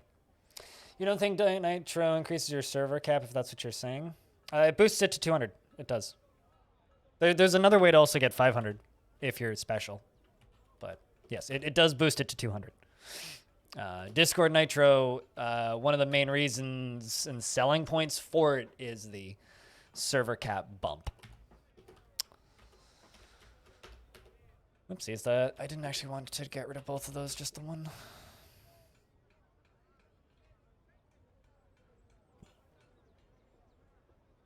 I'm nowhere near at cap. I'm in like maybe 14 Discord servers right now. I leave Discord servers as frequently as I join them.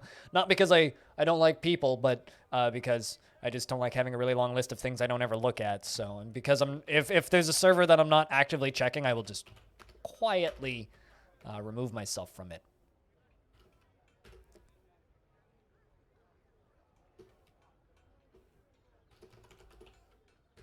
It's nothing against the, owners of the servers or anything. It's just, if I'm not looking at your server, I'm going to leave it. I'm in plenty of servers due to work. Yeah, I mean, like I said, it's pretty good.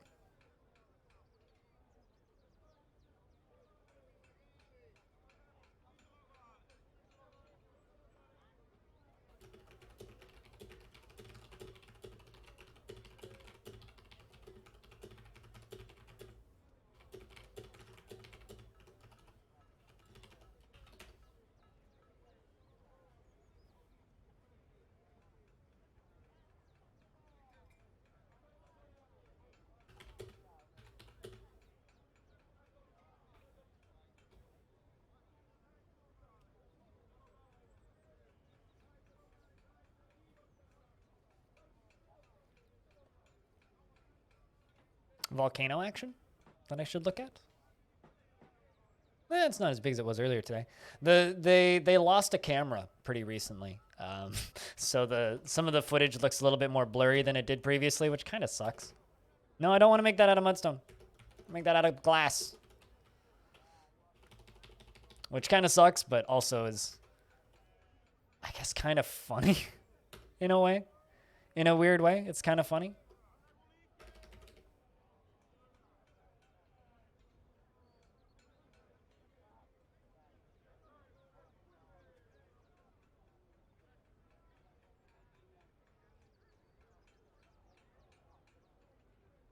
But yeah, no, I wouldn't say that Nitro would be a bad choice for you.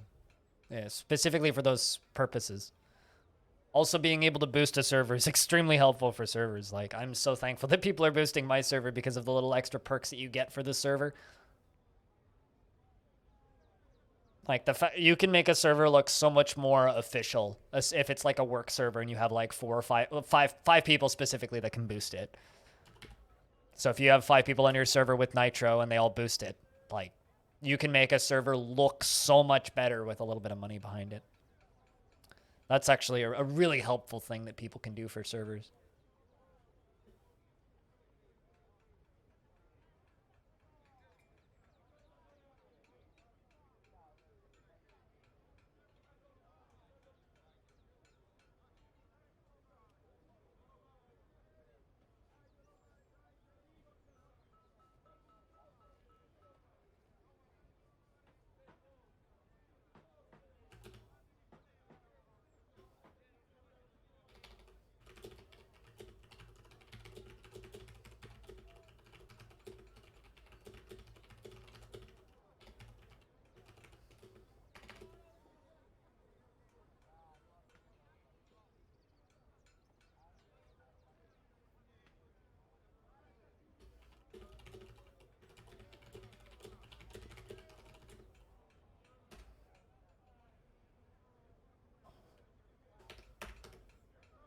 One thing at a time, slowly plucking that back.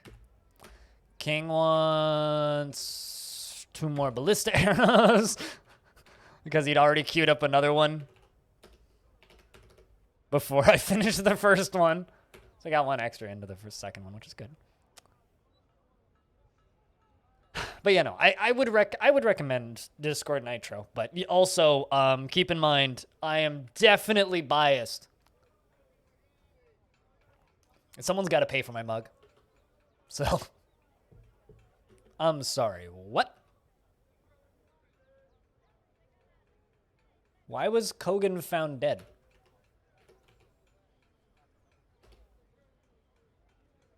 Okay. Did you just fall?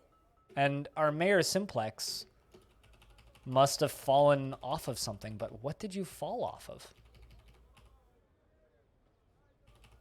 And how was somebody found dead up here? What in the hell? No, he didn't, because he's up here. I mean, he may have fallen off of the construction site up here, but he wasn't there. I was literally staring at it. I mean, I'm assuming that the mayor, Simplex, fell off. Her right foot's mangled, and her right ankle is mangled. That's recoverable. Hang in there. Was he drunk? Was he drunk? These are dwarves. They're always drunk, okay? If they're not drunk, you're doing something wrong. So yeah, of course he was drunk.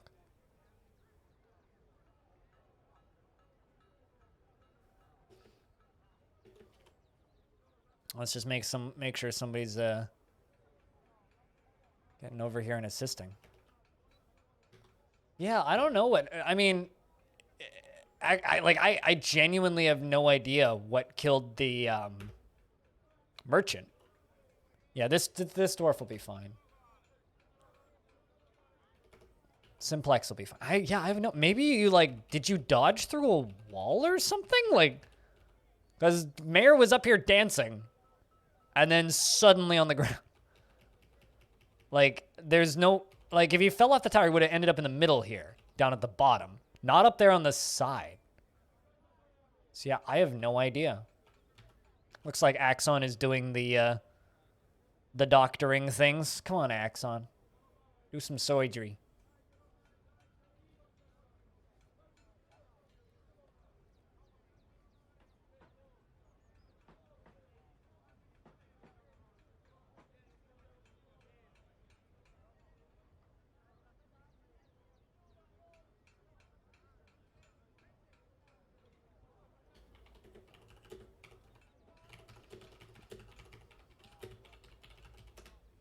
Did you become a doc? Well, I mean, you are a wrestler as a hobby, but that's I mean, there's doctors out there that play baseball. Why can't you be a wrestler?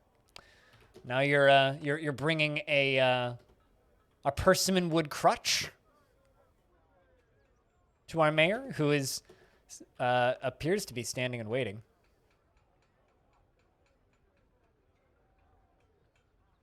And our mayor is up and running again. That wasn't our mayor who was standing and waiting. They already grabbed one.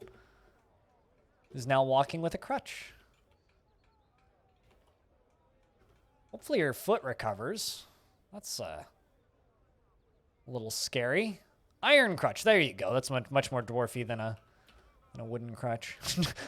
Dr. Suplex. Now that's just a chiropractor. Oh yeah, brother, time for diagnosis. Get diagnosed. We'll crack your back and remove your thigh. Who needs a thigh? I'll be honest, I'm kind of tempted to just drop this whole thing. But yeah, no, Dr. Suplex. You don't want to go to Dr. Suplex. Dr. Suplex will cause you some problems.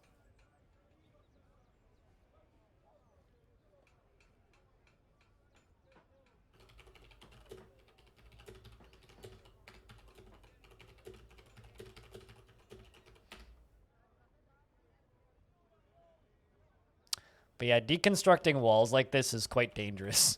That must have been what happened. Is somebody must have just run out onto the end and tried to grab a thing and then just slipped or something. I don't know. It just seems kind of strange. I'm not entirely certain how it happened, but something happened.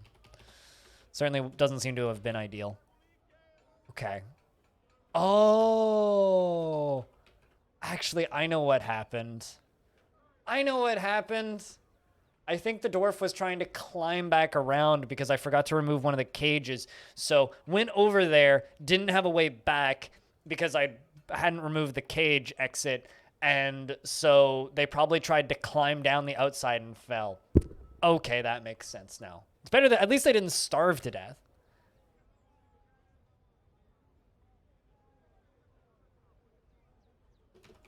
Is Suplex a German last name or something, Stone?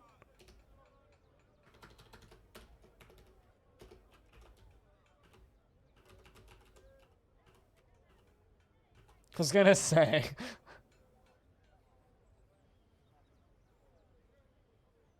I know, yeah, it was inevitable. Oh yeah, is the only way I can read that. I don't even watch fucking professional wrestling, and I'm just sitting here thinking about oh yeah in my head.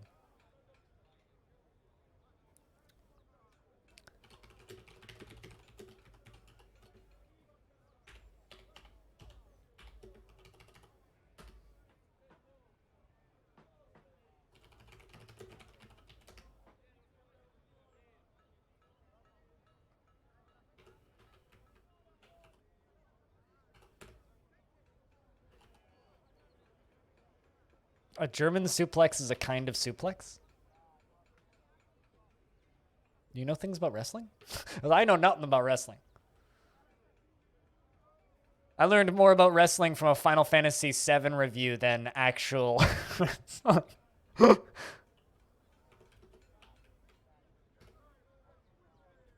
used to be a wrestler? I something I've never done. I know nothing about this. No, yeah, okay, so like an Olympic wrestling type, like the actual sport of wrestling, not the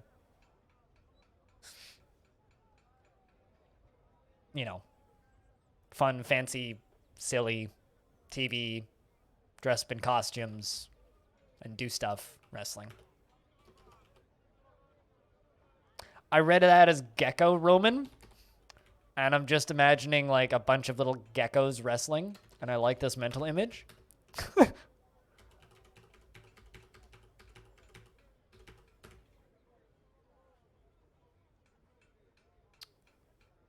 I don't know what any of those things are, Trench Dog, but it sounds like it was good exercise at the very least. That's my assumption. Okay, so I do actually I know I've learned a bit about professional wrestling through osmosis. Like I know about breaking kayfabe and all that shit. But I've never actually watched any wrestling. The closest thing to wrestling that I've seen in my life is Dragon Ball Z.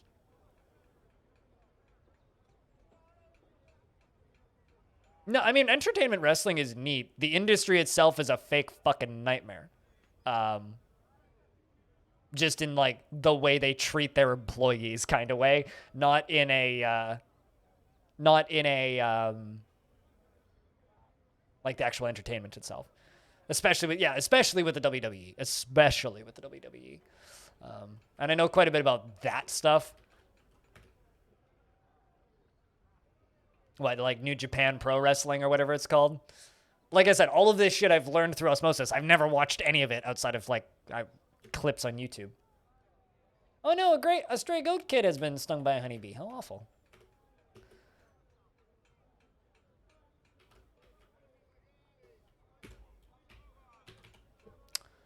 All I know about New Japan Pro Wrestling is Kenny Omega.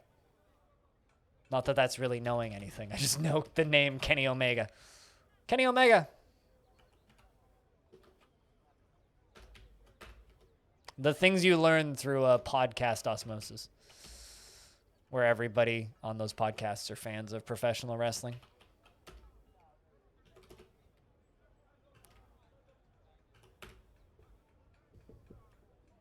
I don't know. I watch F1, which is like maybe 1 or 2 steps removed from professional wrestling. All right, I'm just gonna take a real quick toilet break. I will be back in a second. Have I ever made a fort with a gladiatorial arena? Yes. Yes, I did. And the dead bodies spelled butts. I will be back in a moment.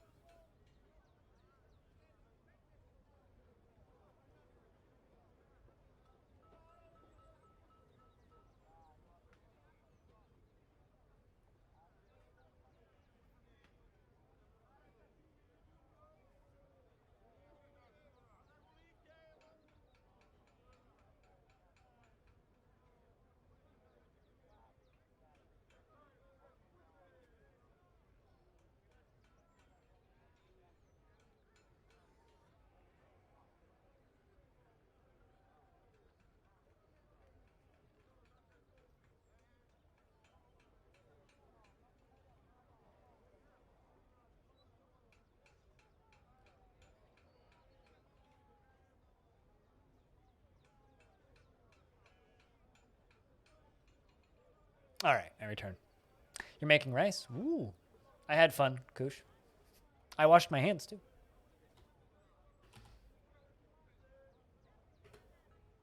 And so should you. All right, we'll do that.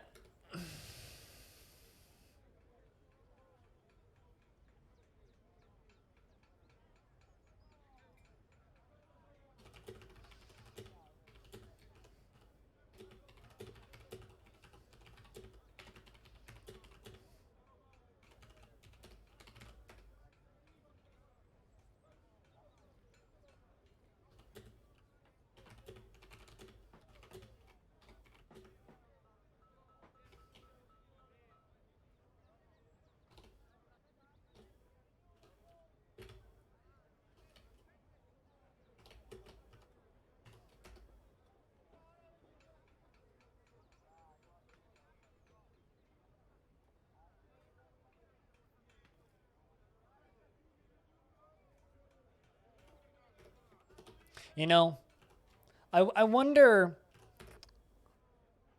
if the percentage of people washing their hands after using the toilet is going to go up in the next 10 years. Because, like, it's gross as hell, but I've been to a lot of concerts. I've been to a lot of concerts where I've had to go to the restroom. And I've been in the in the restroom a number of times where nobody in there washes their hands in the time that I'm in there. It's like, it's gross, but, like, it's always been that way. People are still dirty fucks. Yeah. Part of me hopes it's going to get better, but part of me expects it to not. Like, I don't think anything's actually going to change. Like, give it 6 months and we'll be right back to normal. People are going to stop washing their hands.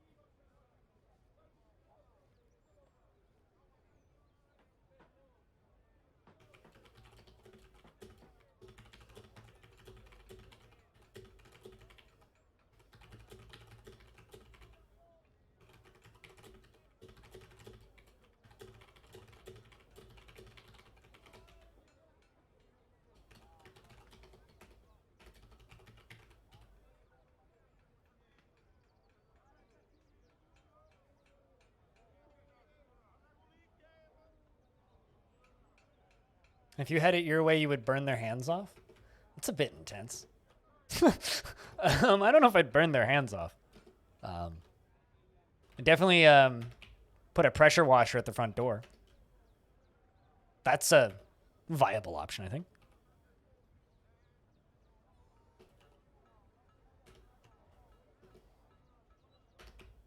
Let's just deconstruct all of this. Uh-oh. Let's either press Dwarf. Who dat? It's Stone! Stone, you are horrified after seeing Kogan Gumbolt die, so gotta get you training. Poor Stony, she's all upset. Upset about death. What a dwarf. Your poor girl. Yeah, well. It's okay. You'll figure it out. She's recovered many times in the past, and she'll recover again.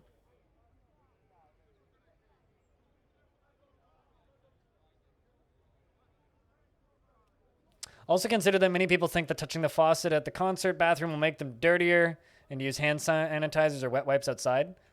Actually, most people at concerts assume that it'll make them dirtier, and then not use anything when they get outside. That's what the majority of them do.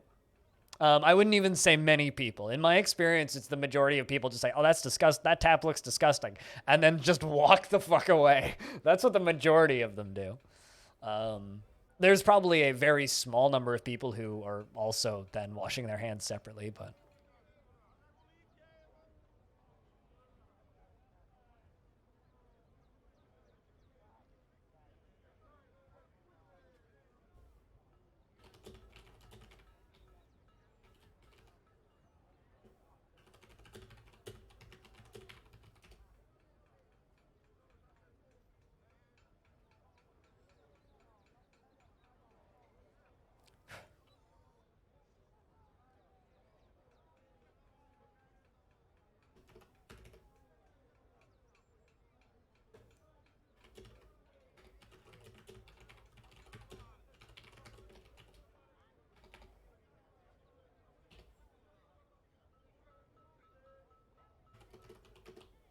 All right, we'll do that.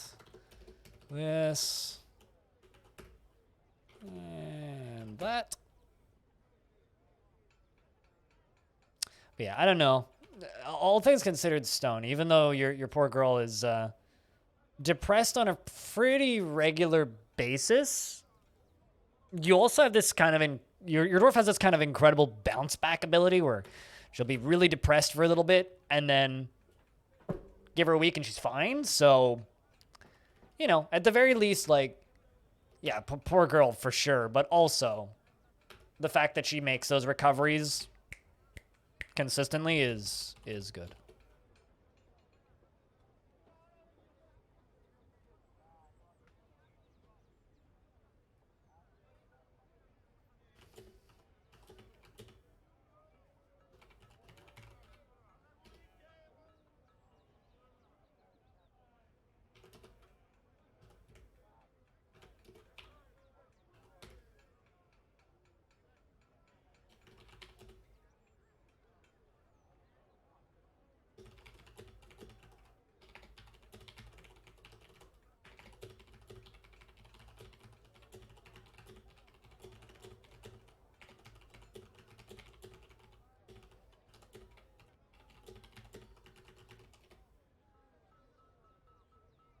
Friend of mine's DMing me.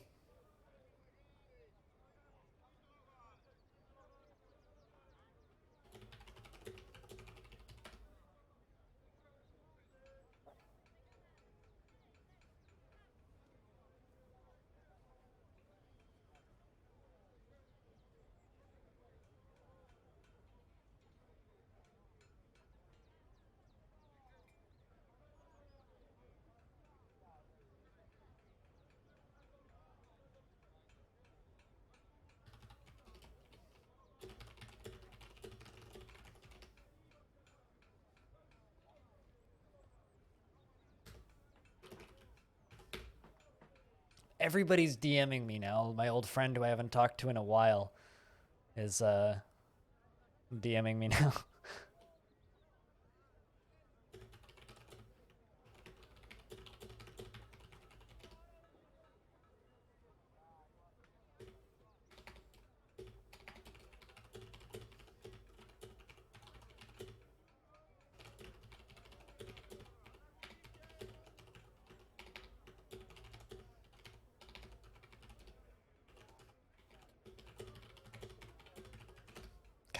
I'm so distracted today, Chad. I'm sorry.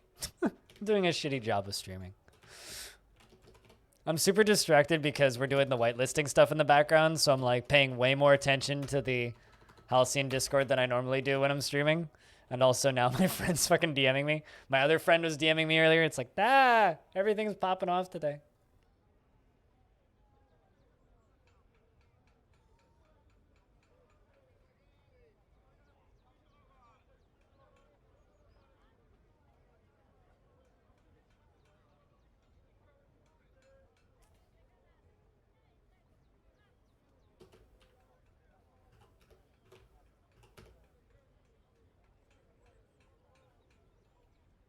But, you know, some days I'm really good at communicating and talking, and some days I'm just...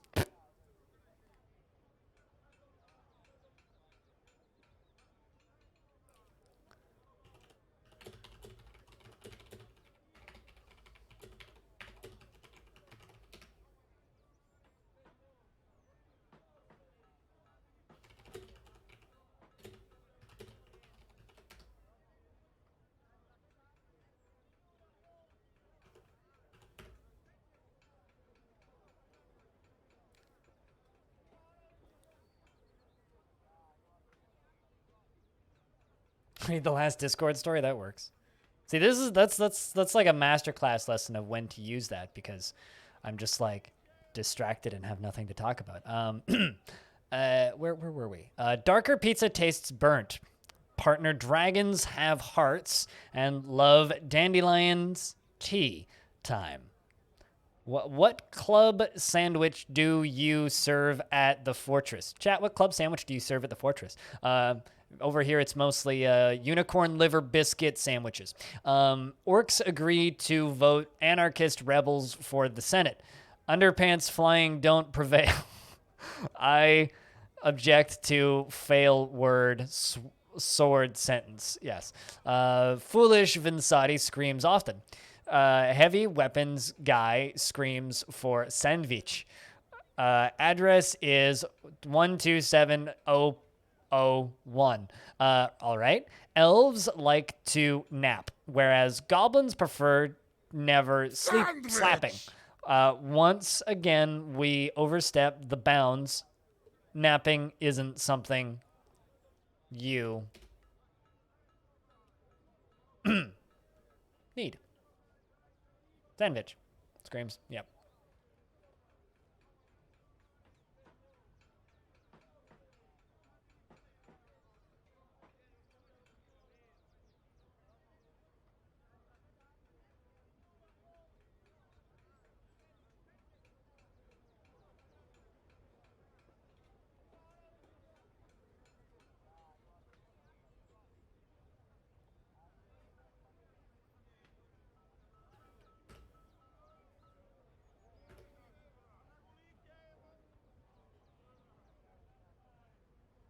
There's just so many things going on in the background today. Good Lord. Also, chat, I think I can probably state this now. I have a sponsored thing tomorrow. More information on that tomorrow. To help pay for new office stuff. Because new office stuff.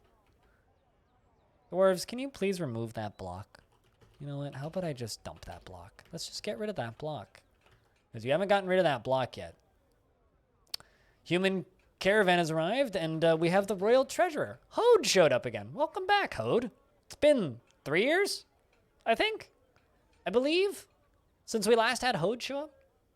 Chat, we're a little bit lurky, partially due to my own absence today. Can I get a round of beers? Just curious about how many people are listening to the stream.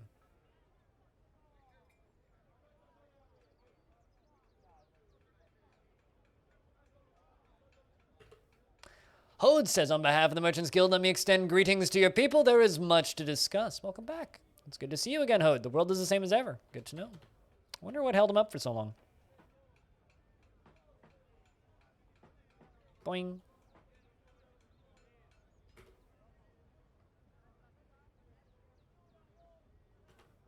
And that's done. And that's done.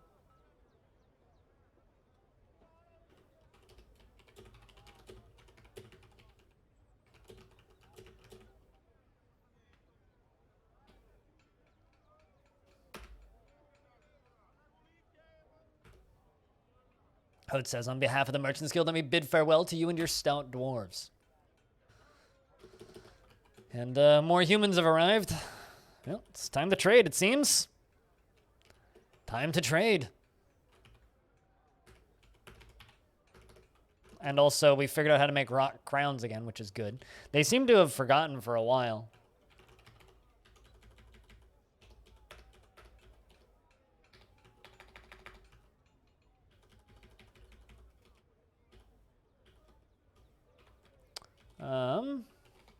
And where's crafts?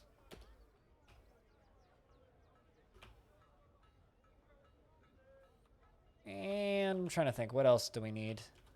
Sell those enormous corkscrews. Keep all the glass. Yeah, I think we'll be okay on that. I think we'll be okay on that.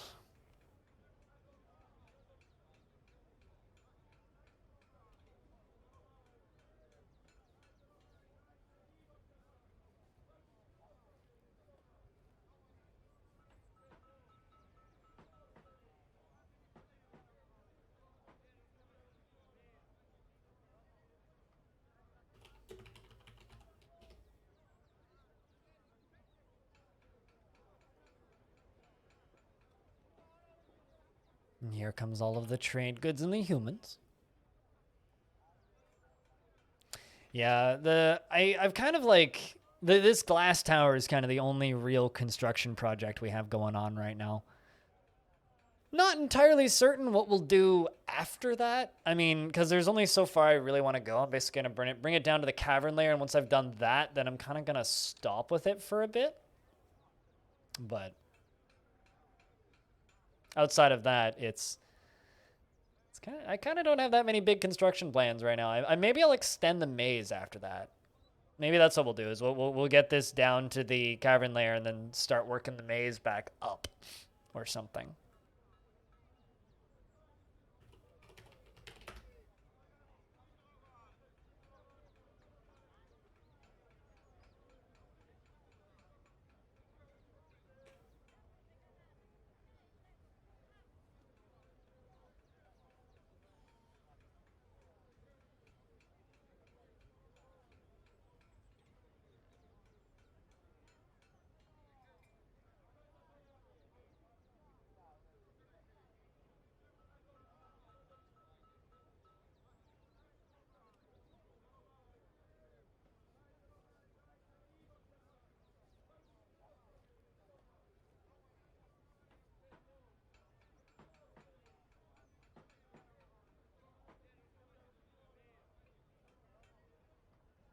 Maybe he was trying to get less weak at poker?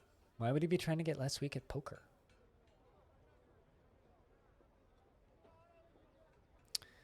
All right, we should come down here and trade. Although it kind of makes me wonder. It's like, I wonder what those Ettins have been talking about. They have language, right? They've just been like hanging out in that hole for like 1 billion years.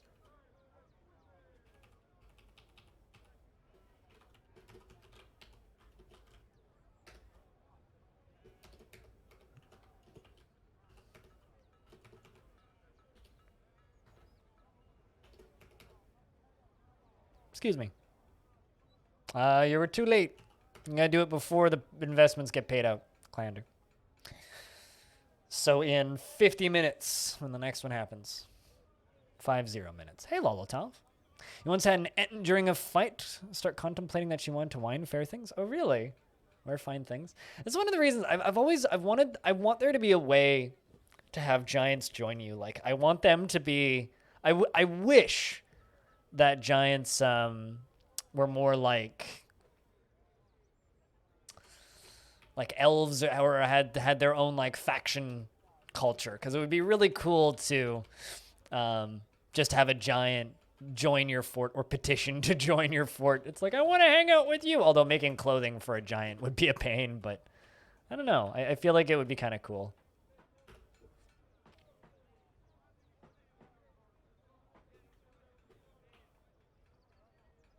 You'd like to capture them and have them fight enemies in an arena? I enjoy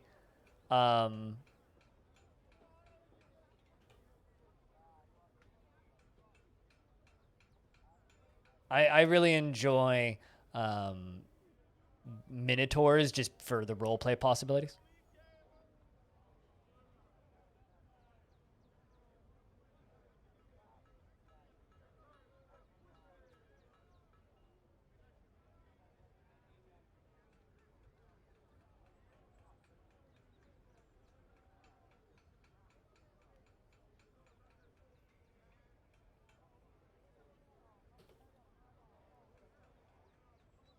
You would love minotaurs, but you've never had a single one approach your fort. I've had quite a few minotaurs. Minotaurs are kind of underwhelmingly weak, though. Like, I've seen a single like axe dwarf duel and win against a minotaur. They're not as big as giants, so they don't quite have like the punting ability of a giant, or even like a bronze colossus or something. Bronze colossuses are actually, I think, my favorite of kind of that class of bigger creature. I love bronze colossi. They're so fucking cool. It's like, oh, it's this giant metal golem that's just here to annihilate everybody and has the power to just kick one of your dwarves across the whole map. Why do I have a rabbit? Kill it with fire. I really wish that there was a slay all of a or sort by type option here. It'd be really nice if I could just like slaughter all of my bulls and cows, which is all I actually want to slaughter. We got so many bulls. Holy shit.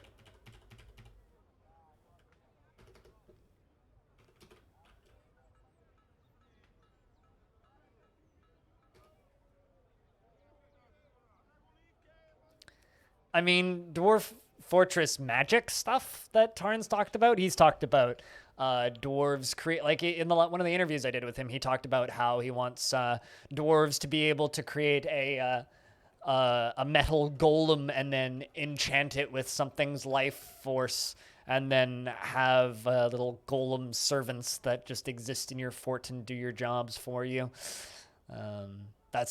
And if a dwarf happens to be a better smith, then they could maybe make a masterwork golem, or a clay golem. Like you could make wooden golems, clay goblins, etc.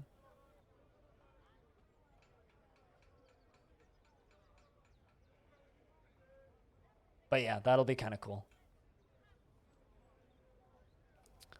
Looking forward to all of that stuff.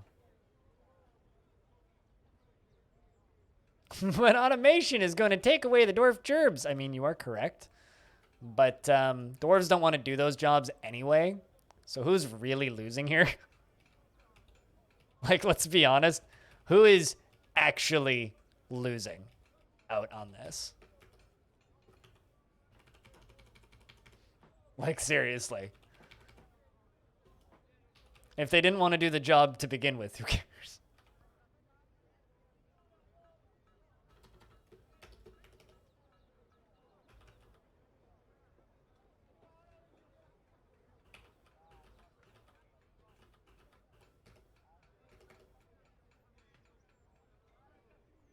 And Club Penguin Pat. Hello. It's good to see you.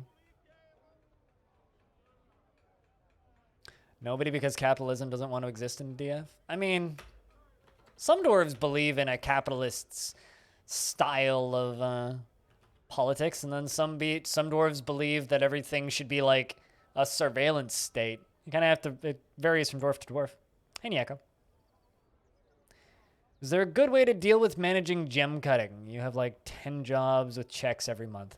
If you scroll up in the Discord, I don't do a shit ton of gem cutting. The way I do it is I literally just go to the shops, because like if you do it from the manager's screen, it like causes all sorts of weird bugs and job repeats and stuff. I literally just go to the shop, hit Q, select the gem I want to cut, and press repeat. And then if I want to encrust, I do it from the manager. That's how I do it. I don't know if there's a better way of doing it, because I don't do a lot of gem encrusting to begin with. And I don't do a lot of gem cutting to begin with. But if you scroll up in the Discord, there was somebody who was posting big, massive posts with all these instructions on how to do that stuff efficiently. I'm probably not the person to ask about it. I would consult with the wiki, or ask around.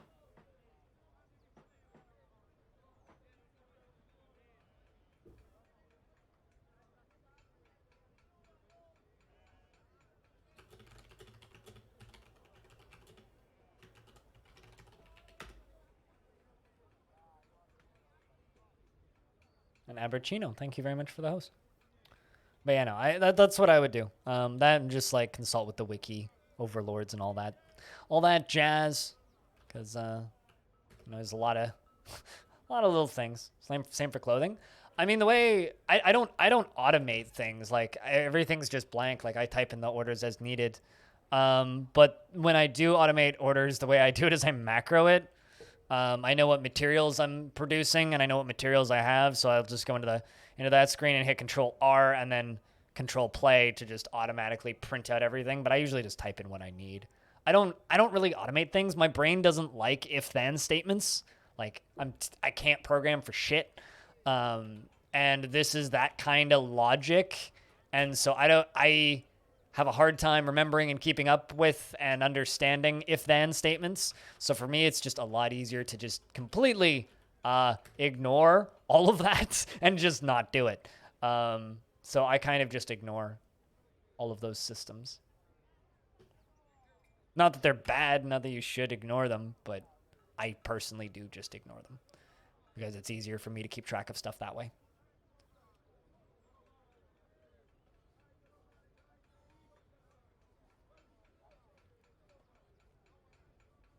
Yep. I usually do a set amount of clothing every year and a half to 2 years. I will like assess what their clothing quality is like, and once I can select 2 or 3 dwarves that all are wearing clothing. This one's just covered in bracelets, so it's hard to tell. There we go. There's some clothing. You got a water skin, a backpack that are damaged. But once they start having stuff that's actually damaged instead of like super high quality, if I can see 2 dwarves after scanning, then I just queue up one of everything for everybody. And then they go figure it out and sell off the excess. That's how I do it. It seems to work just fine. And it's if you're going off of plant cloth, which I am, you get the seeds off of processing. So as long as you process all of your plants like once a year, you'll have more than enough seeds. I've got billions of seeds for pigtails and cotton, and hemp, which are the 3 things I make clothes out of. Yeah, I mean,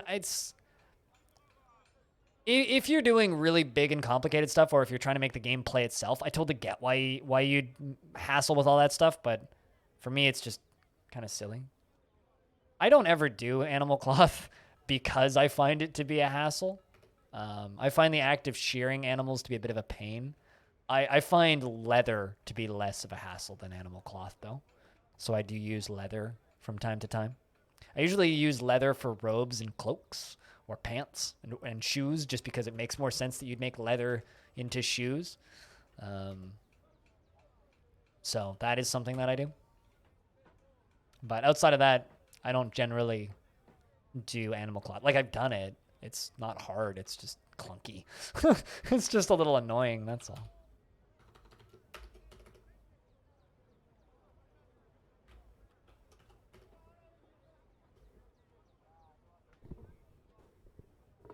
Seems to never get picked, so you use silk and leather. Yeah, I mean, it's sort of like the same reason, like, I've done mead. Do I think mead is a good main source of booze? No.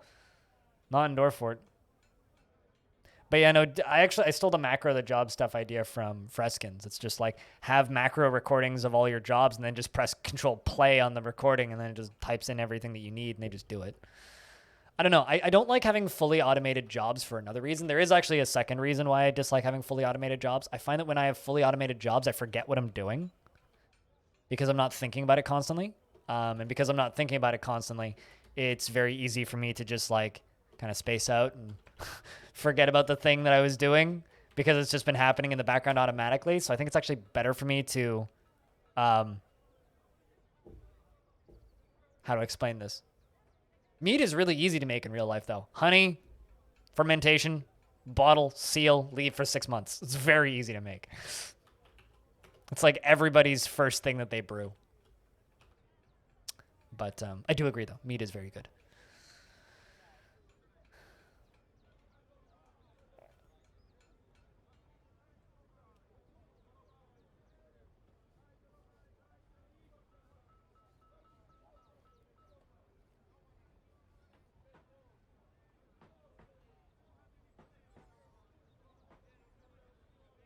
One of the worst quality boozes? I mean, it makes sense for dwarves, just because of what dwarves like in their culture.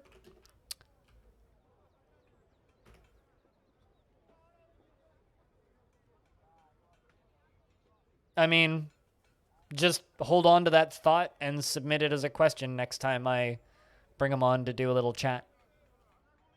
Which will be sometime after he's finished moving. I don't want to bother him until he's done moving because he's got enough to worry about right now. Although he's got his second COVID shot now, which is really nice to know.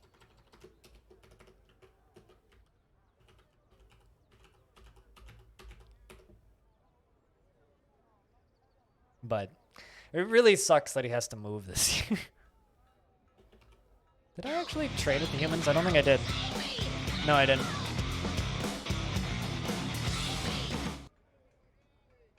Nice to be here. Why didn't the voice do the thing? Yako, thank you very much for the 3 months. Welcome back. Chat, can I get a big round of beers for that Prime subscription for the 3rd month? Welcome back. Helping pay my bills. 1 subscription at a time. 3rd resub of the day. Cheers.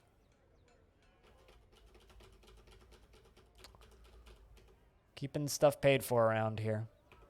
And thanks for helping me continue to do this full time.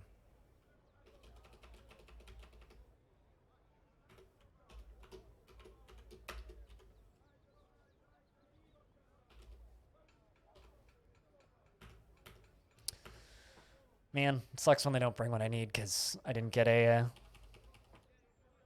Take that, Bills! Screw Bill. What a guy. Bloody Bill Nye the Science Guy. So that Bill Nye the Science Guy movie on Netflix is great, though. Come on, chat. There's 66 of you here and only 3 people putting beers in chat. Come on, let's get like a dozen more beers. Wake up, chat room. Come on. I get it. It's a Wednesday. It's the worst day of the week, but like, come on.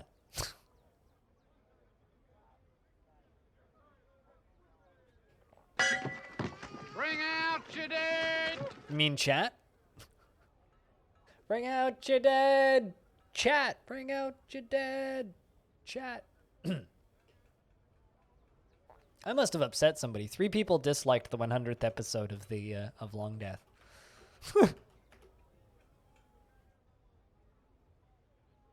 Say Bergfest for Wednesday?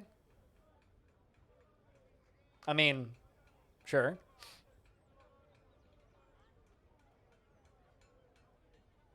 Although it's not Wednesday, it's Wednesday. It's the day where you wed an NES. It's Wednesday.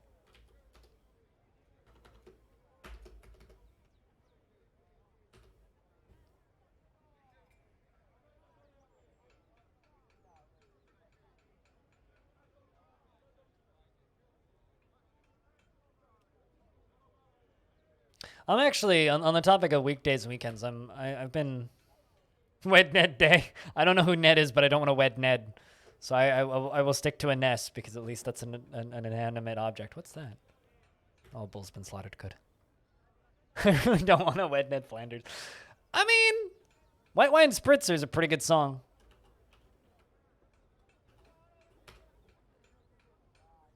Because Okilly Dokilly is pretty good.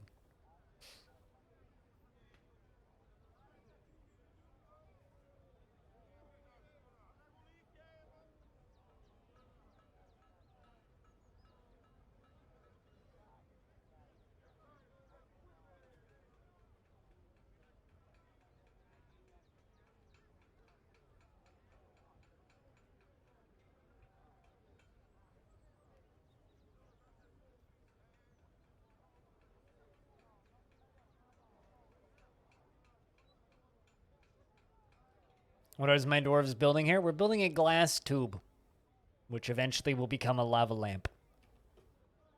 Eventually. It's got a long way to go, though. A long way to go. Because this, I mean, I don't think that gem windows are magma safe. So I'll have to replace these with green glass. Probably. Green glass, not clear glass. Does that look clear to you? It's definitely green. I don't have any rock crystals, so I wouldn't be able to make green glass if I wanted to.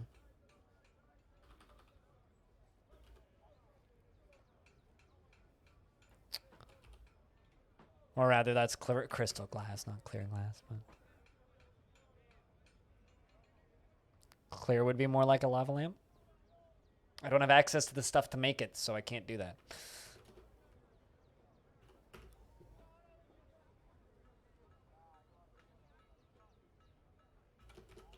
But seriously, you're asking. I'm placing green stuff everywhere, and you're like, "Is that clear glass?" Come on. Like, I understand the colorblind argument, but even come on. You thought it was strange from home? Why's that? You don't know my color scheme? Well, why would I make green anything other than green? I mean, it's different shades and tints, but it's definitely green.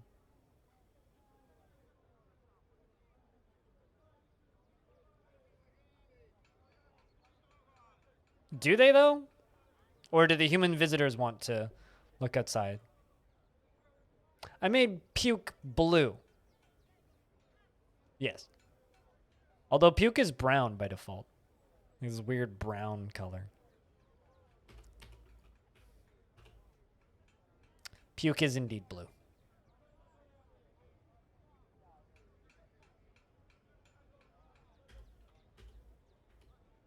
You puke what you eat. This is true. Yeah. And plum helmets are kind of a pinky color. So. Just if you do windows, make sure you have blast doors, yeah? Just make a bunch of raising bridges just outside of them so you can pull one lever and slam them all shut. Because windows are very easily broken by invaders. So if you're doing windows on the outside, just set up blast doors. So you can pull a lever and slam them shut. No longer worry about evil things breaking into your space. It can be quite helpful. But yeah, no, this tube that we're working on goes all the way down to here right now. And all the way up to here is where I want to get it to connect to the bottom up here. It's kind of my goal for today.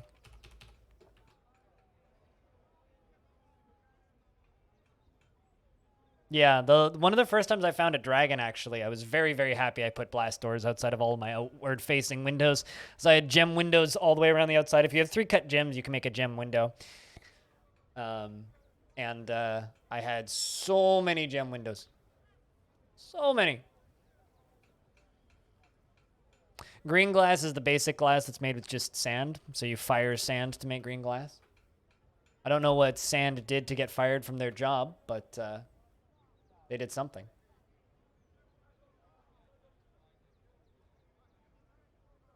Unfortunately.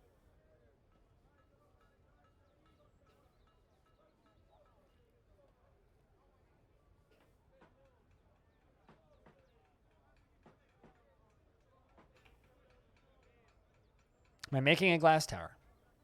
I mean... I'm a little offended that you haven't been listening to anything I've been saying today. But, yes, we are making a green glass tower from the ground all the way up to the... I know you're trying, it's fine. All the way up to the bottom of my fortress. This is a green glass tower. So, yes, we are making a green glass tower. You're working? How dare you have a job? Please. I deserve your undivided, permanent attention. Be like I hate you.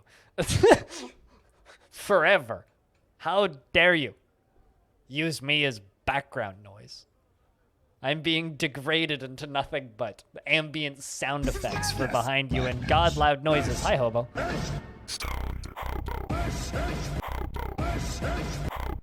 Yeet. Sign back up with the music school. Really? What you gonna learn, Hobo? Wait, Hobo. When you learn metal, can you write me a new riff for my resub sound? Doesn't need to be anything complicated. Also, hi, Hobo. How are you?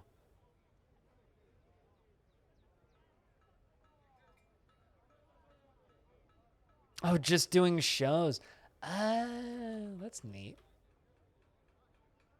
What, like doing production work or like just showing up and performing shit? Like what do you mean?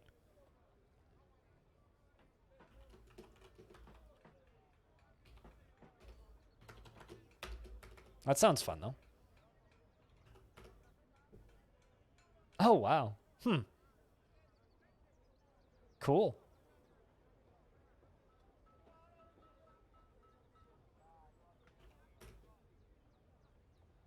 "37 minutes until you eat your whole loaf of bread in 5 minutes and wish you made 2 loaves of bread." Right? That's how that works.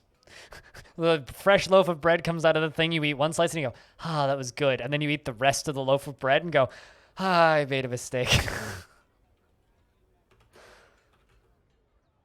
I'm not speaking with experience at all. I don't know what you're accusing me of.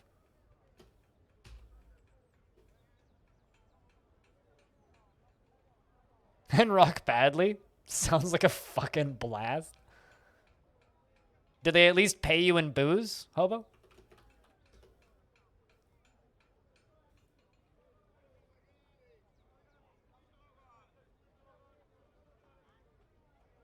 You should stream your practice sessions. You pay for the experience. Oh man. You should stream your practice sessions, or see if you can stream your practice sessions, and then stream them on my Discord.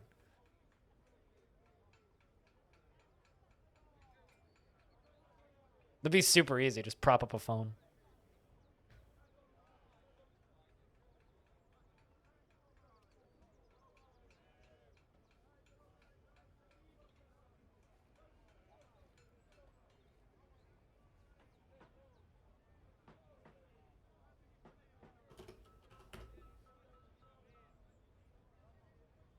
Try the shows. I mean, that would be cool. You bet, Hobo. If you're performing in some dive bar somewhere and you can get a stream up on my Discord, we'll fill that room up. We'll fill that Discord up for sure. Unless you guys are terrible, in which case then we'll definitely fill it up. Granted, the chat will just be filled with booing, but you know, we'll be there. We'll need like a throwing tomato emote. It'll be great. It'll be awesome. That's awesome though. Cool. Today's been pretty chill. Just hanging out. While I wait for a contract to show up in my email for me to sign so that I can confirm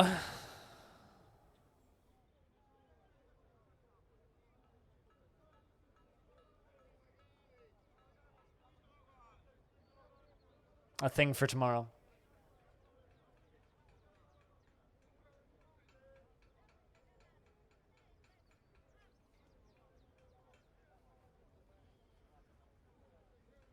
But anyway, aside from signing up to music school, how's your day been? Hobo.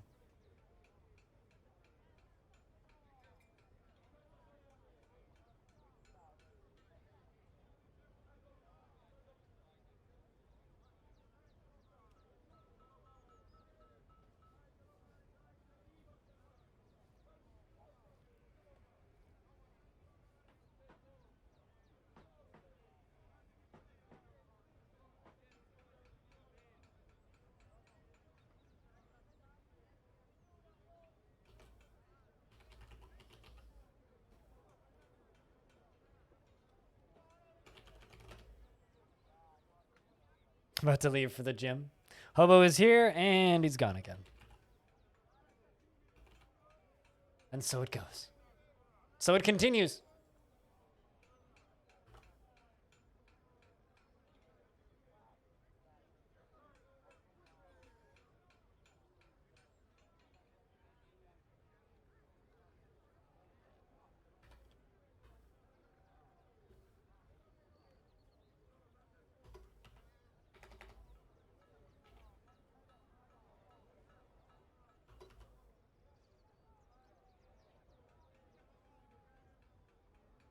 Generally taking a nap right now, so, but you're not too tired though, so you figured to pop in and say so. Yeah, well, that's nice of you. Today's been very busy because there's, well, we've opened up whitelisting for our Minecraft server on the Halcyon Frequency Community Discord. So we're kind of figuring out the back end of whitelisting and getting all of that stuff set up and ready to go, which has actually kind of been tricky. So I'm very distracted by behind-the-scenes shit today because of this.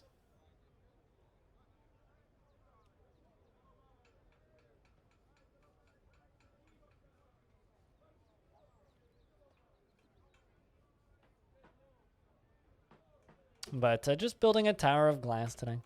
Pretty standard. Pretty chill. It'll be a survival world? Yep, vanilla survival. Vanilla survival PvE. Not the PvP. Also, Crocodile's GIF is very accurate. Also, LaFonda, can you please explain to me what the fuck is that? Because to me, that, like, to the untrained eye, right? Looking at that, it looks like you took fruit by the foot and made them into burritos or like some sort of weird spring roll. And I'm very confused by it. I don't know what it is or what I'm looking at it.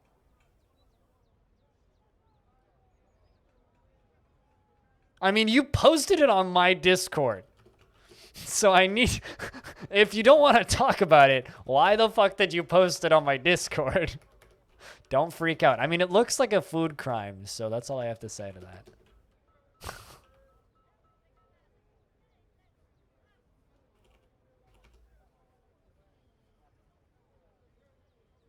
It's a common Mexican snack. Okay, that seems fine, which is already significantly better than fruit by the foot made into a spring roll, which is what I thought it was. Okay, so what it looks like to me right now looks like an absolute nightmare crime that should be set on fire and burnt to the ground. Pickles wrapped in fruit roll-up. Okay, so I was right. Yeah, I'm good.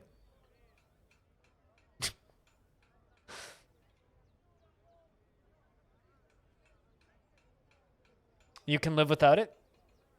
I don't know why you needed to try it.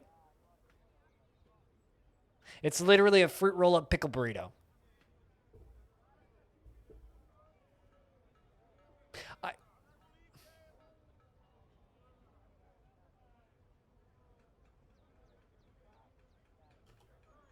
Especially in a fruit roll-up. Like, I'm all for deep fried pickles. I fucking love I love a good savory deep fried pickle. I'm just trying to like imagine what that flavor profile would be, and it just seems odd. Like, not bad, just odd.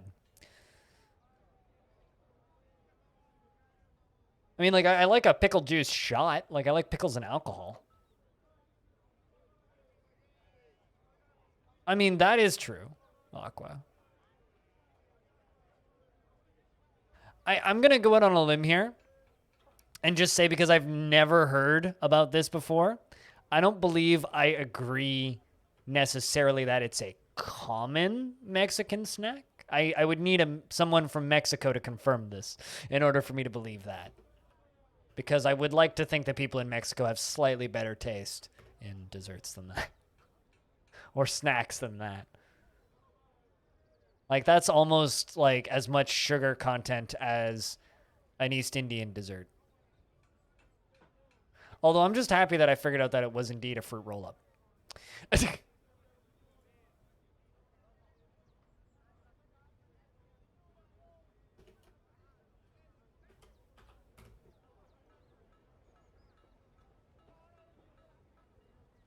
But yes, basically, if you post something weird on my Discord in the food room, expect to be grilled about it the next day.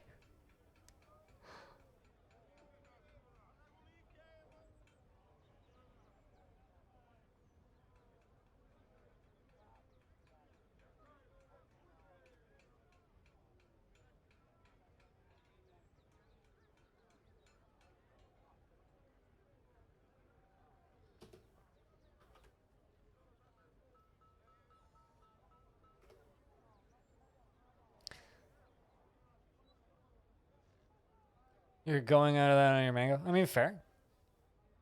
But basically, like, if you don't want to be quizzed about weird things that you post, don't post it. Because I use all this stuff as conversation starters. Especially on days today where my brain is just muck. My brain today is just fuzzy, so I don't really have much conversation.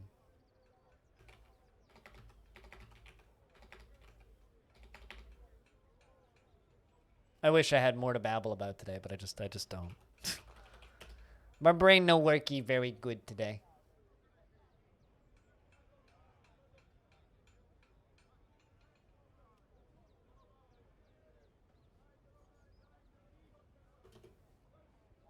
I think everybody has slow brain days.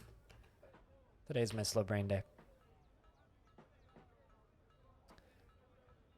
It's just I'll have to get used to that because you like to eat some interesting things. Interesting? Yeah, that's a way to describe that food that you ate. Terrible. That's another way to just describe it. Gross. That's another way to describe it. But interesting, yeah, that's definitely the diplomatic way to describe it. Not how I would describe it.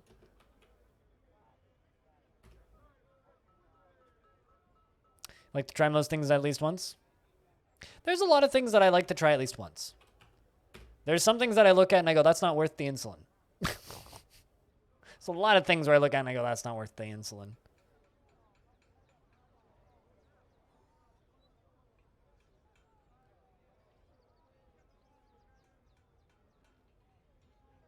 In fact, I'd almost say that's most things I look at and I say that's not worth the insulin.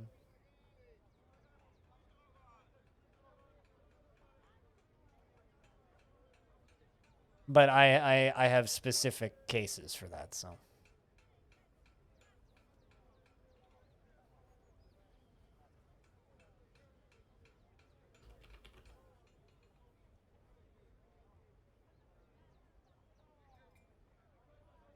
What, in DF? If you hit O and you go to the orders menu, you can turn on some job cancellation announcements, most or all, but that's not all announcements, it's just that. That's the closest thing you can get to filtering. So you can turn off job cancellations on and off, which basically filters it, like it fixes it so you can kind of see what's going on. That's the only way to filter, and the only thing you can filter out. So I just have job cancellations off because I know I'm getting job cancellations relatively frequently. Speaking of job cancellations, how's Stone doing? Stone has recovered from seeing the merchant pass away.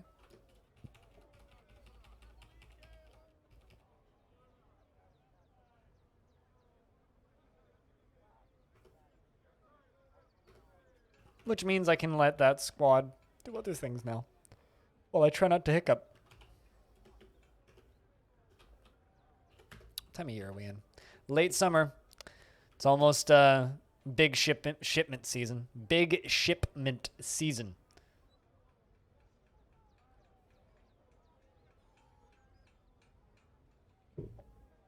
Speaking of big shipment season, autumn has come. Autumn has come.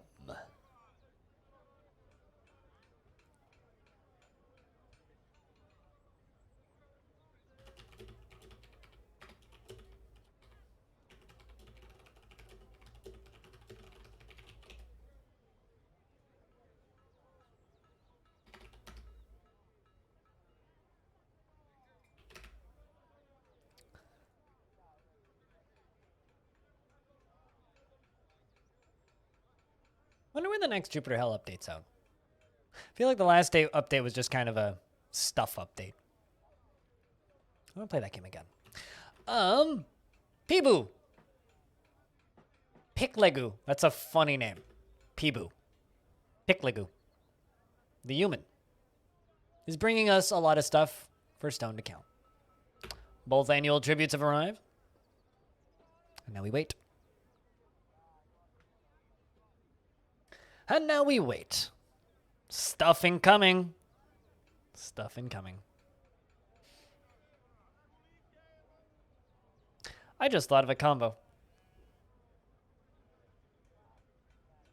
This is what happens, when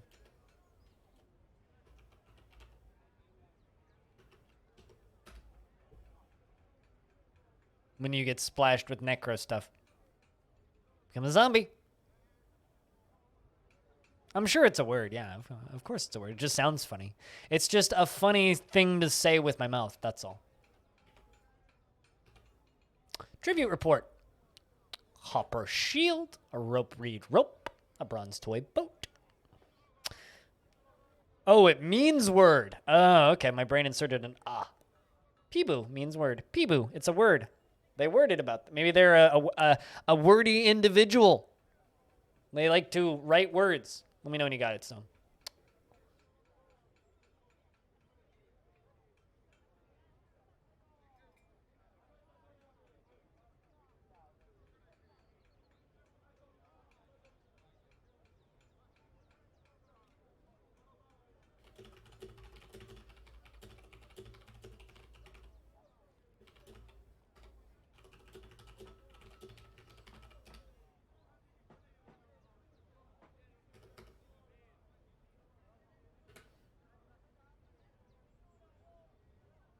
Doop doop doop doop doop doop doop doop.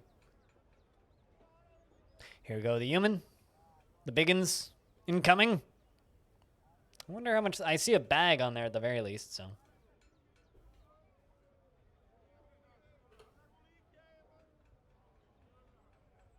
Which will look like eye in a lot of... Or two eyes in a lot of fonts? Really? Huh.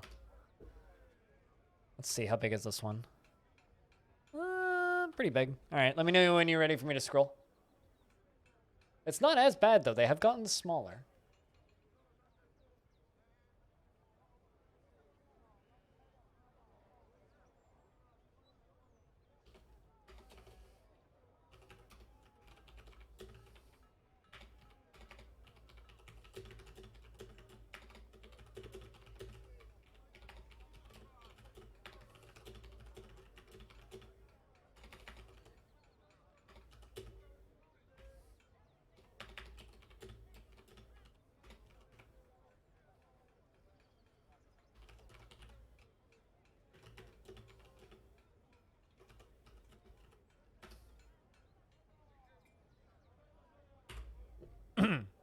Scrolls containing biographs with bad prose, probably. Yeah. Sorry for the new guy questions all the time, but how do you get animals out of a cage? You build the cage, and then you can assign nothing to the cage, is a thing that you can do. Or you could build a zone that is set to a animal pasture, and then pasture the caged animal from an unbuilt cage into the pasture. Those are the two ways you can do it. So you can either build the cage, place the cage somewhere, which I can show you how to do in a second, with or without the animal in it. Or you can just pasture it directly.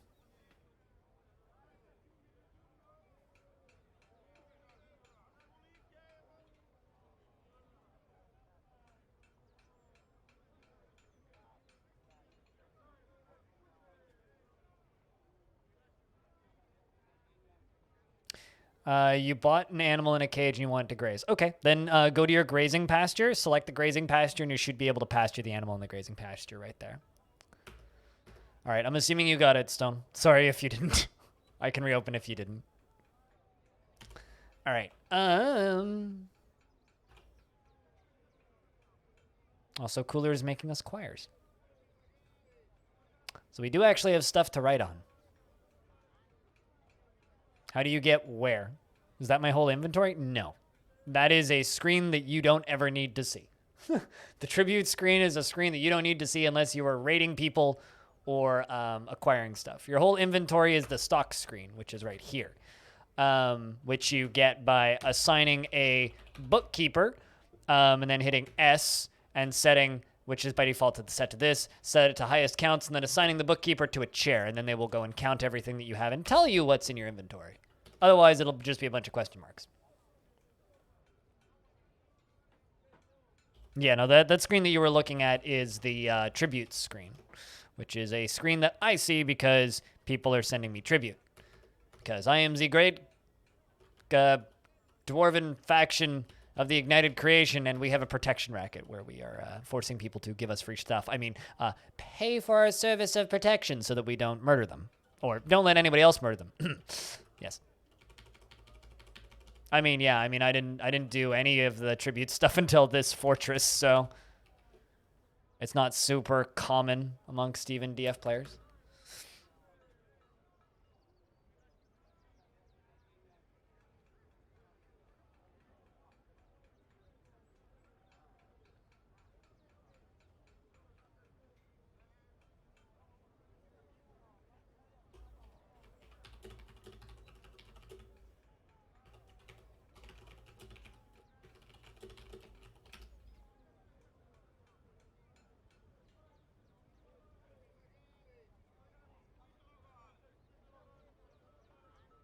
Your dwarves have started guilds and you need beds and you're trying to keep on top of foods and start mead. Don't worry about mead. Do not worry about mead. Just don't. It's such a fucking waste of time. It's a pain in the ass, it's a waste of time, and it doesn't work on a good day. So you shouldn't be doing mead as a new player. I can't make wheat mead work half the time as a pretty good player. Just don't even worry about mead. Who cares if you have a barrel of mead? just stop. Doesn't matter if you have barrels. Just don't make mead. Don't worry about mead. Last time we talked, you were telling me that you were having a hard time getting your dwarves to stop drinking water. You shouldn't be worrying about mead. Just have some beehives or something. 6 5x5 farm plots. You will never need that many farm plots. You maybe need 2 5x5 farm plots for 200 dwarves. Maybe. Barrels were needed for beer. They're not needed for beer. Well, they are needed. Well, barrels or pots are needed for beer. Mead needs 2 other steps. So mead, you need to press the hives, okay, which sometimes works and sometimes just bugs out. This fort is just perma-bugged and I can't get it to work unless I rebuild the presses, okay? First thing. Second thing, then you need jugs, right? And then you brew the honey out of the jugs into barrels. So it's a 4-step process between hives, pressing, jugs, and then barrels. Just don't even bother with it. Like, seriously, do not worry about mead. I will shut up on the subject now, and you can do mead if you want, but it's a bad decision, and I advise against it. It's a pain in the dick. Don't bother. Do mead once you've figured out how to make soap. Then start worrying about mead, because soap is infinitely more useful and always works when you do it. That's my advice. Make soap first. Like I said, I'm done with the subject.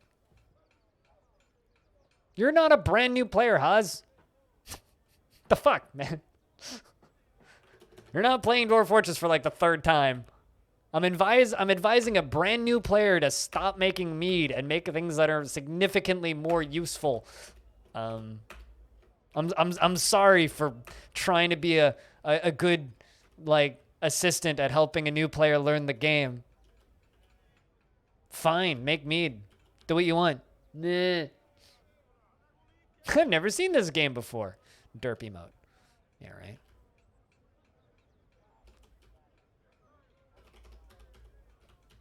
You don't know what Dwarf Fortress is. All you know is Nicolas Cage's face. Speaking of Nick Cage, I was supposed to send be like my emotes.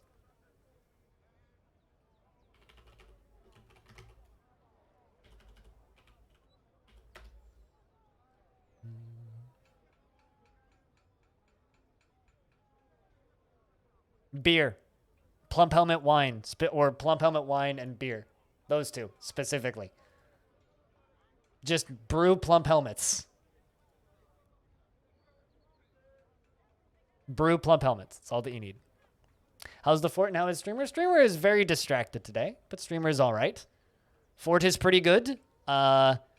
We have some fortunate prospects in the towards the future of the fortress as far as babies are concerned.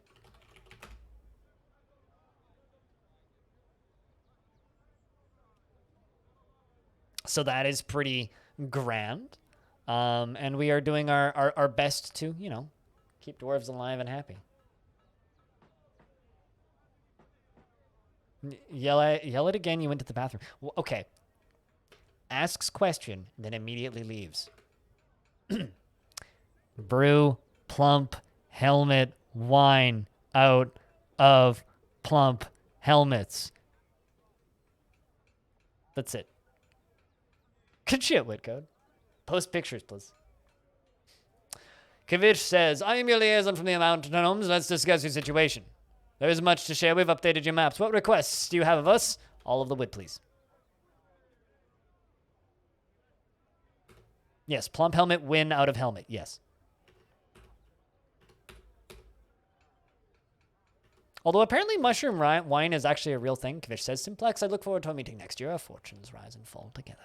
I don't know why I do that accent.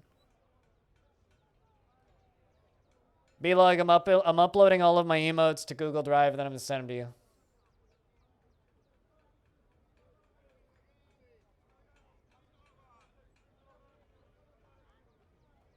But I am, how do you get pig, how I got low on pigtail seeds. How I got low. I don't know how I got low on pigtail seeds. I got plenty. What year is it? It is 233. Imagine if you could brew gremlin tears. Imagine. I can't. Ironically, dwarven beer is kind of hard to make, actually. Almost, yeah, we're getting there. It'll be 500 episodes, I think. 500 episodes of Longdeath. Nobody will be watching by the end, but we'll get there.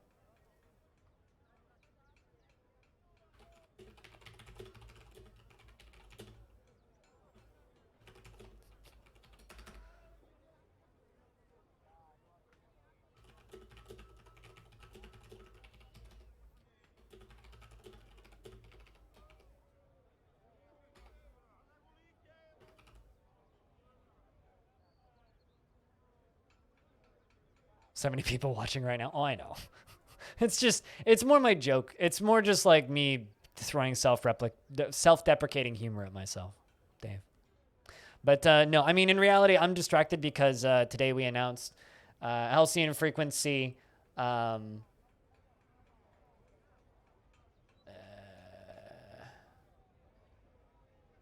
Today we announced the Halcyon Frequency multiplayer server launch date, which is on Friday. So very soon. On Friday, we will have a public Minecraft server that you can join by going through our Discord. Yeah.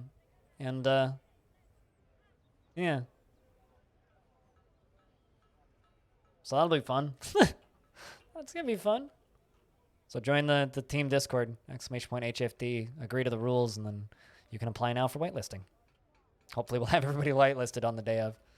So Friday, I think I'm going to be sitting here and whitelisting people all day, most likely. I've been told that some of the team members will be streaming on that server on Friday. I will not be because I don't actually own Minecraft, believe it or not. But some people will be, and it'll be fun. All right, what are we trading from you guys? All the wood, please. All of the wood.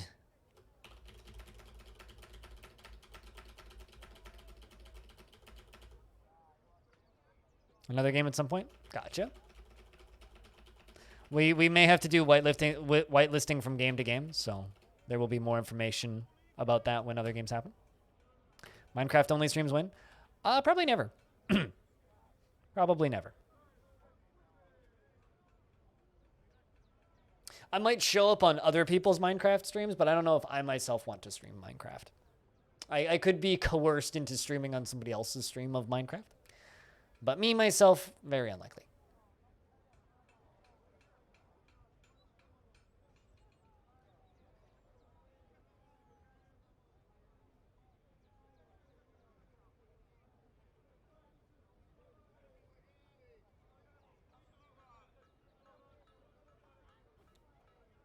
That being said, join this Discord. And get whitelisted.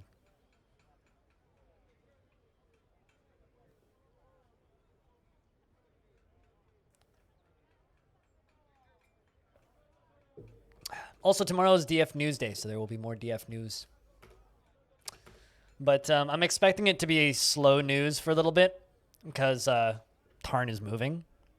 So unless they just have like a ton of art assets prepped, it might be a few slow news days, I think, is my assumption of what's going to happen over the next little bit. It's going to be some slow news. King really wants 3 ballista arrows. That's 32.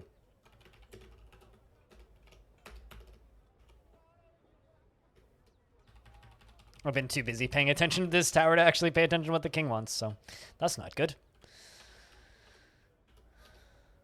We have angered the royal majesty. Not really, but he's a little annoyed at that it's taking us so long. We'll get to it, Kingy. Don't worry.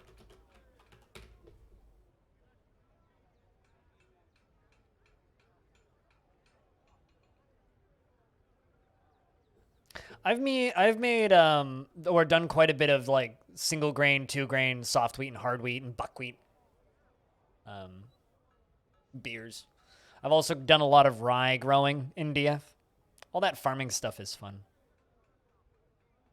Yeah, you can always tell a new Dwarf Fortress player when you see how big their farm fields are because For food for dwarves, dwarves eat so infrequently and they get so much alcohol out of such small amounts that you don't actually need to worry all that much about size of farms. They can be pretty small. Like you can feed a whole fort on like 3 6x6, like, and have more food than you'll ever use to spare outside of that.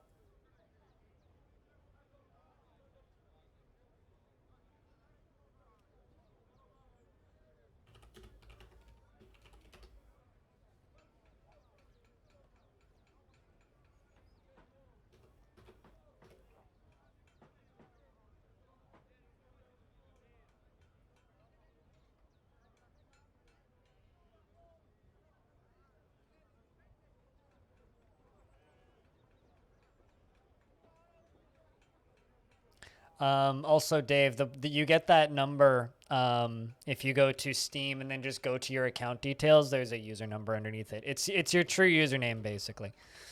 That's all that it is. Because on Steam, you can just set your name to whatever because they have user IDs.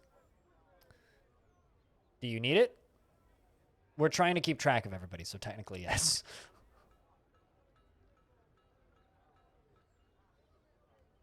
Although you could probably get away with just your Steam username. But we do kind of need it. So we can verify who it is. No, it's all good. Just edit it when you find it. You keep a lot of foods just to have prepared food cells? I mean, yeah. Food is also a pretty good way of, like, keeping dwarves happy with crafts and stuff. Like, it's a pretty good industry to just have up and running, but... Can you make brass weapon armor? No. Brass is like a furniture material. Although there's a really quick and easy way to figure out if you can make something out of something. UMQ.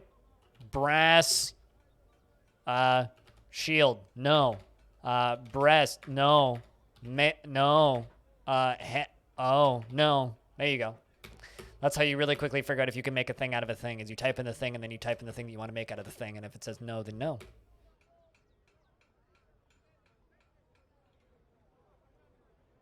I mean, it's excellent for musical instruments, like Bear, but yeah, no, it'll get cut.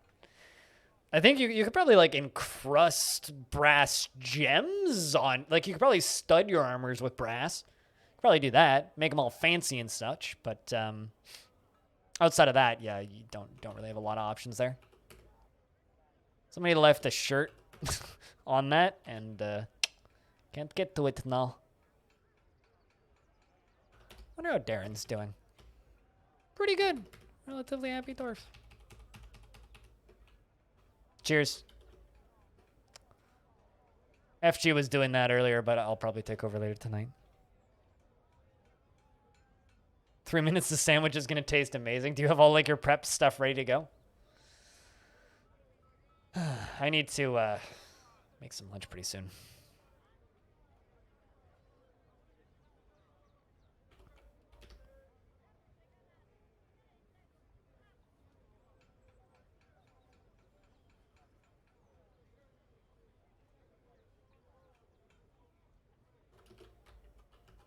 I'm not the best Dwarf Fortress player in the world. Like, I'm not incredible at this game by any stretch. I could think of a handful of people off the top of my head who are infinitely better at this game than I am. But one thing that I am pretty good at is just knowing random facts about how to help people. So it's like, if you do need tips and tricks, I can do that pretty easily. But I'm certainly not the best player at this by any stretch. How's Goffer doing? Goffer's doing impressively well for another dwarf that was very depressed for a while and seems to have a very hard time making friends. Although, who wants to be friends with the captain of the guard? You know, captain of the guard gets one order and then he caves your forehead in. No one wants to be friends with captain of the guard. We're into mid-autumn. We'll finish... There we go. We'll finish this layer, I think. And then hang out in the tavern for a bit.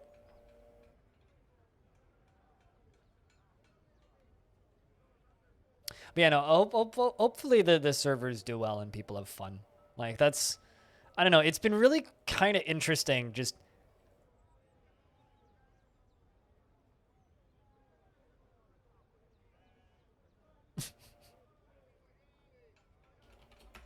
I'm amused that people are getting salty about the count. I don't know. That's the I'm losing my ability to brain right now for some reason. But it's been really interesting watching that Discord server grow. It's gonna be even more interesting when things get bigger. You'd be friends with him. You'd be friends with the captain of the guard. I don't know. Captain of the guard has the captain of the guard's job because he gets giddy when he beats people. So, I don't know if you'd be friends. Maybe say nice things to him, but I don't know if you'd be friends with him. He enjoys one thing, and that's beating people, bringing pain to those unlucky enough to be subject to his sadism. But yeah, it's been really fun watching the Halcyon community server grow, and I think it's going to continue to be fun to see those servers that we are going to host through that grow. I think both of those things are going to be very interesting to watch over the next couple months. Oh, hello, Kukra. That's literally the purpose for it. Yes, post whatever the heck you want, whatever the heck you're making, assuming it like doesn't break any of the rules of the server, Dave. Post your stream whenever you're live. Post your Twitter. Do whatever. Post your business. Self promo. Hello, Kukra. What up? How the heck am I? I'm all right. I've been better the past week than I have been for months. Springtime is depression season for me. So I had a couple of rough months anyway, plus just like, general 2020 things not helping. So between those two kinds of things, like life was kind of tough for a bit there, but I'm doing all right. Doing all right. Rough year. A rough year and a half now. It's been more than a year. I mean, it's been like what, 14 months of lockdown for my city now. We're still in lockdown. So yeah, we still have restriction orders and like grouping orders and having people order over restrictions and party restrictions, and half the people in the city don't listen to them. So fuck. Halcyon server is doing nice. Well, this morning we announced that on Friday we're launching a Minecraft server. So the Discord server is going to get its first connected Minecraft server on I keep saying Monday, Friday, this Friday. Yeah, that. Lockdown's a bitch. Yep. And no idea when it'll lift. We were out of lockdown for like 3 weeks or something. Or rather, we still had bubble restrictions and travel restrictions, but we didn't have the restaurant restrictions for, it was like 3 weeks, and then we immediately went back in. Everyone complains and then fights about following rules or not. I'm not complaining about it. I'm just depressed because I would like to, go see my friends. I'm not complaining. And I follow the rules better than most. I just want to go see my friends.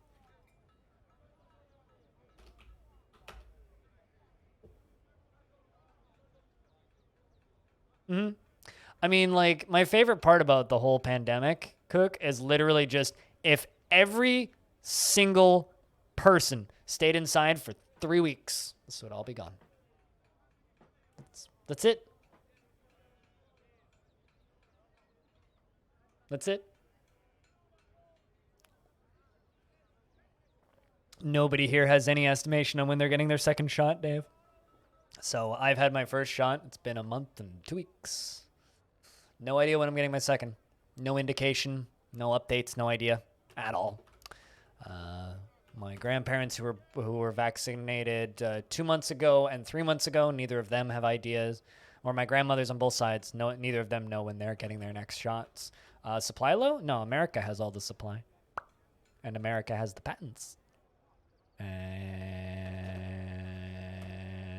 you can figure out the rest without me bitching too much. Oh, they have. Oh, they have. Not enough. No second doses. Only first doses.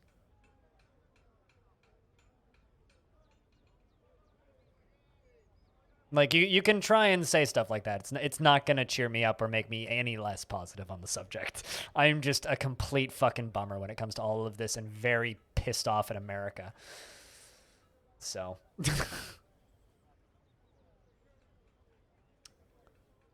The first dose is free. The second, well, we'll have to wait and see. Yeah, no. I'm thinking if it's vaccinated, the world is fine. No, I mean, it's funny because, like, my mother tells me, she's like, oh, you can't get mad at the states for it because it's not their fault. I'm like, privatized healthcare. It's your fucking fault. If you didn't have privatized healthcare and everything was open and available to everybody, we wouldn't have this issue. But I'm fortunate that I get to work from home.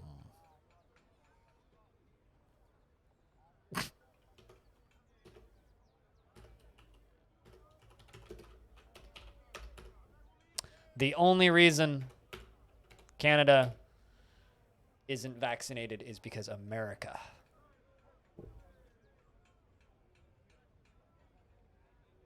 I was just talking about vaccines and pandemic and all that shit. The usual sadness and depression. Meanwhile, this right there, that mitten is blocking stuff. The problem is it's the fault of countries. It's not the fault of individuals, but whenever you're shaming people, it almost always falls on individuals, and it's not the fault of any individual here, right? Like, it's not Dave's fault for living in New York and getting high priority, right? But from my point of view, it's like New York wasn't in lockdown after we'd been in lockdown for 2 months over here. So I was in lockdown for 2 months before New York went into lockdown. New York was obliterated by the virus. Way worse than we ever were over here. But we were in lockdown 2 months longer. And everybody in New York gets vaccinated before we even get our first dose, more or less. That's just fucked up. And that's the world that we live in because privatized healthcare. So you do some of the worst, some of the most spreading of the virus, and have some of the worst lockdown restrictions and do very little to help anybody better the situation. And the result is you get vaccinated first. And then act confused when you're like, why doesn't Canada have vaccines yet? Gee, I fucking wonder what. It's just very frustrating. It's exceptionally frustrating.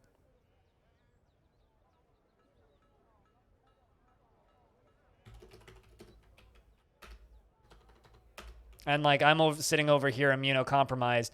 And the best part is because on the media, you know, like, or on social media or TV and news, you see people in the States going back to normal because they're majority vaccinated in a lot of places, right? Lockdowns are lifting. People are having parties. So people over here think, well, if they're doing it, we can too. So you have stupid 20-something young people who are just like, well, they're all back to normal. We've all had our first vaccine. That's good enough, right? And then they go out and spread it again because they're only in their first vax. They can still carry it. Which is what's happening right now here because they're seeing everybody in the States going back to normal. And it's like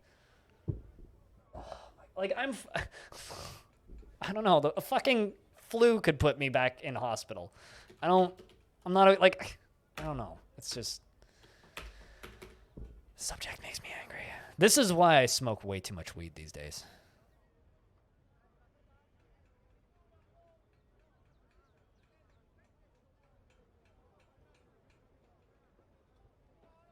About the new Indian variant. Oh yeah. Also, there's a very large Indian population in Vancouver, in the Greater Vancouver area of British Columbia, Canada, where I live, and there's problems right now where people are freaking out because they're locked in India and can't get home. Well, why were you in India? They were visiting their sick grandmother, which is like the most common story. Apparently, that's essential travel. How in the fucking planet is that essential travel during a fucking pandemic? Just, I'm sorry, what? I don't care how fucking sick your grandma is. Stay the fucking home. You fucking morons. Jesus Christ almighty. I ain't even religious, but fuck. Like, it's the most goddamn frustrating shit in the world.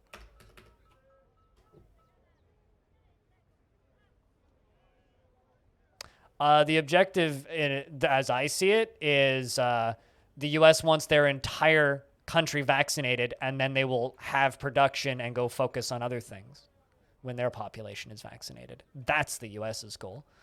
Of course, yes, they will still give out vaccines, and they will sell it to other countries, and they will do their best to profit off of it as long as possible to keep their stock prices nice and high. But outside of that,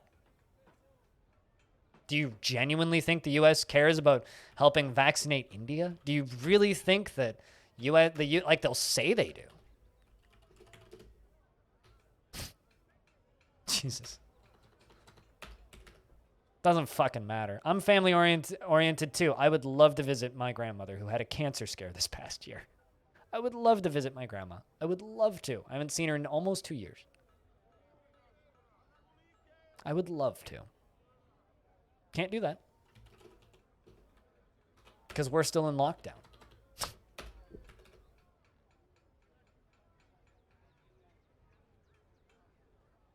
But no. It might be the objective of the U.S. to share vaccines, but the objective of the fucking criminal organizations called the public healthcare sector that the U.S. employs, that is the objective is profit. And that's it. Quite literally, that's it. It's the only objective when you're talking about private industries like that. How are we doing? What does the king want? Ballista arrow. Good stuff. Sorry about the rant, but you guys got me on a bad topic. It's a topic that I actively try to avoid these days because, like, I don't know. We'll see you later, Aqua. Thanks for hanging out. Good luck with the giant lava lamp. Oh, don't worry. It'll take me 100 years.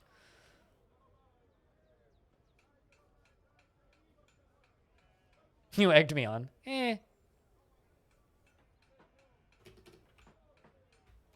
I think there's a lot of similar feelings, which is fine.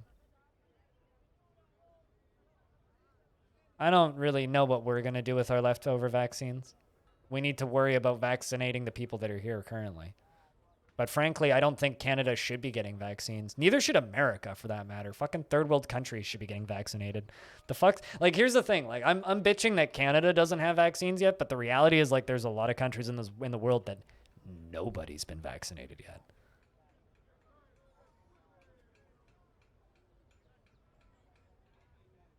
Well, I know for a fact I'm not the best Dwarf Fortress player.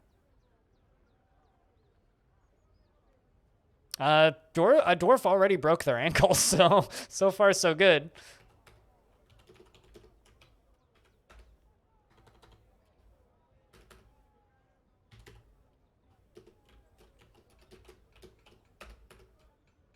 Considering a dwarf already broke their ankle, that's we're off to a good start, B-Luck.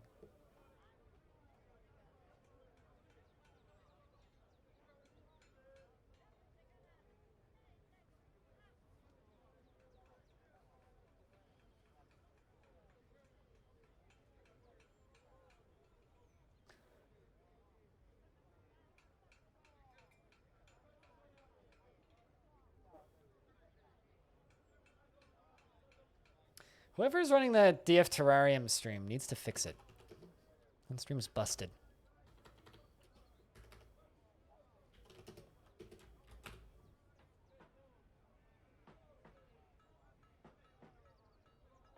For-profit healthcare should be completely illegal. Like,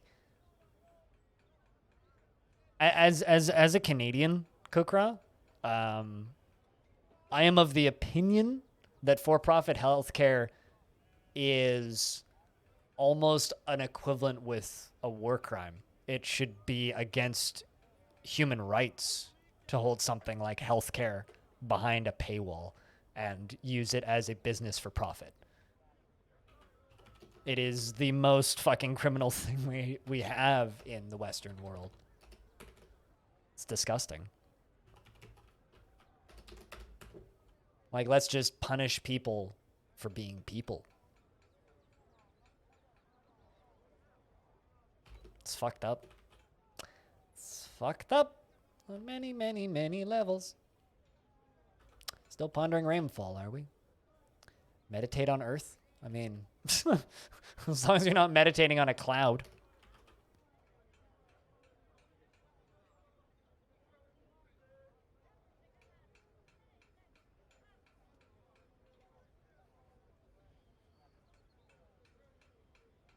Don't really you don't really follow politics?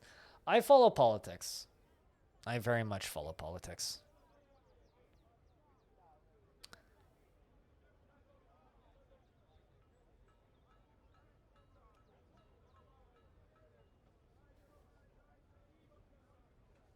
I'm not going to have this debate with you, Orange. I'm just not going to agree with you on that.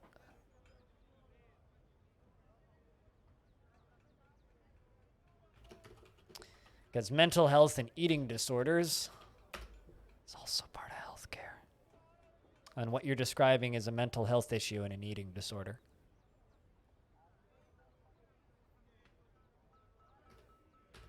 If I get alcohol poisoning, should I have to pay to be saved in the hospital? Because I got alcohol poisoning? It's basically the same thing you're describing.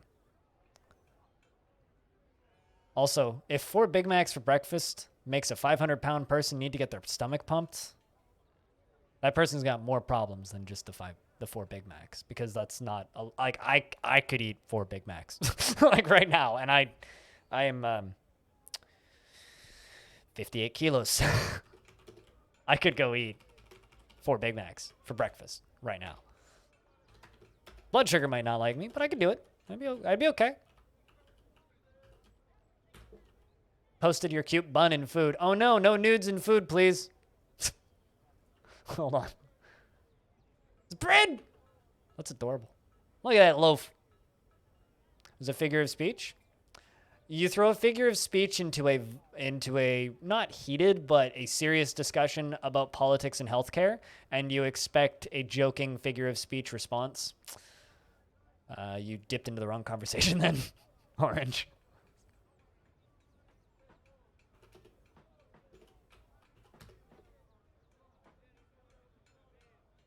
Because I think that if that's your opinion, the opinion that you made earlier,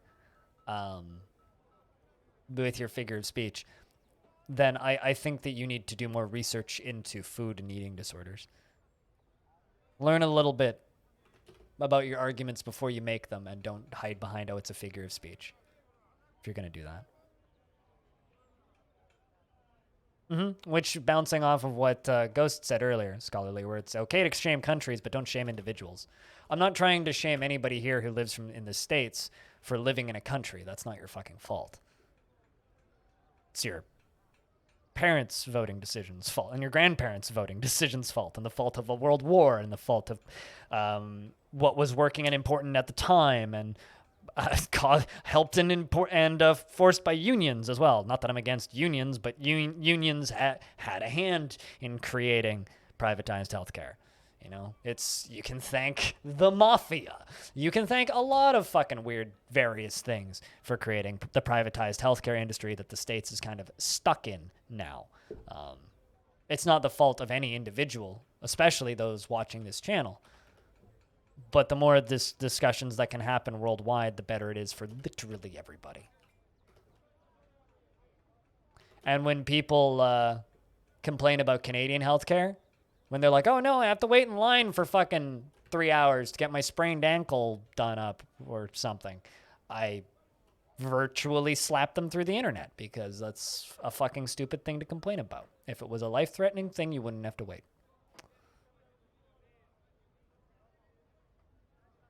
Someone pays at the end of the day regardless, and we can't withhold care. I mean, I will gladly pay my $13 a month for my tax bracket to help people who have eating problems, like Orange mentioned earlier. All right. Let's do one more layer, actually, before I lock them upstairs. Someone pays at the end of the day regardless. We can't withhold care, so it's a matter of simply do we put a plan to reduce costs for all with the collective interest, or do we leave people to fend for themselves against the larger organizations with the stake of squeezing people for profit? That's the U.S. chooses the latter. And I think generally, like, the people who watch my stream often aren't too far off of agreeing with logic in these arguments and discussions, right? The problem isn't the people who are here watching this stream, right? Because I think we all kind of agree that having to pay for healthcare is stupid, but at the same time, there are lots of people in this world who definitely do not believe that it's stupid and definitely believe that that is the only way things should be done. And those people kind of scare me. I'm going to be honest with you. Those people kind of scare me. Also, if anybody does want to have any specific questions about DF, I can just rattle off on that stuff too. Just give me a shout if you need help with anything or have any questions about whatever I'm doing or the fortress itself. Currently, we're building a giant green glass tower, which will eventually be filled up with lava in the future.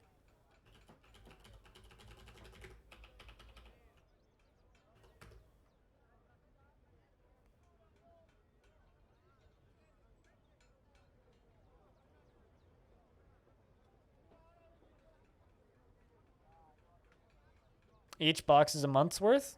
If I didn't have healthcare, my insulin would cost me $200 a box per month, and I need 2 boxes of insulin per month.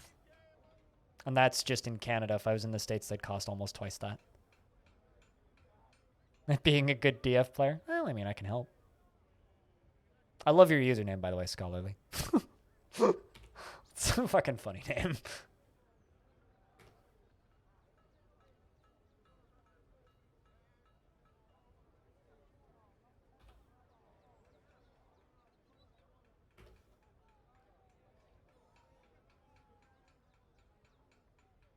The only medical care I need is duct tape and a stapler.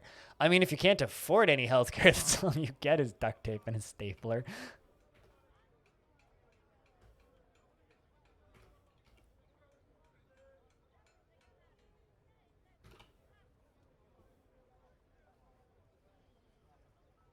So this dwarf is reading a book on animal courtship. I read that as like, oh, it's when, it's like David Attenborough talking about animals mating. It's like, and they mate. But like dwarf edition.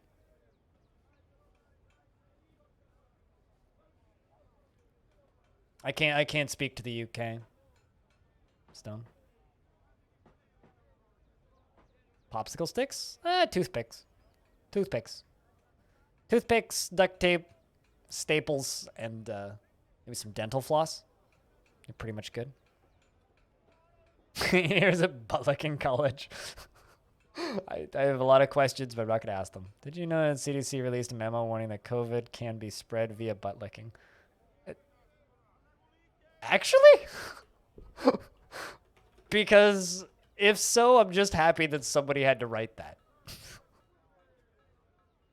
I mean, it makes perfect sense.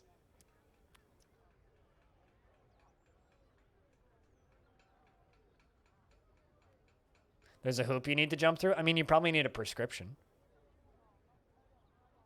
Remember that recently a client who I used to care for couldn't get the eye drops they should be prescribed for instead of the pharmacy, so they had to pay separately, and it wasn't cheap. Not fucking at all. Yeah, I mean, I've talked about this a couple of times in the past. If I lived in the States, I wouldn't be able to stream full time because I don't make enough money to be able to pay rent, even with roommates, and afford insulin on a basic healthcare plan in the States. I've looked at it and I've done the math. And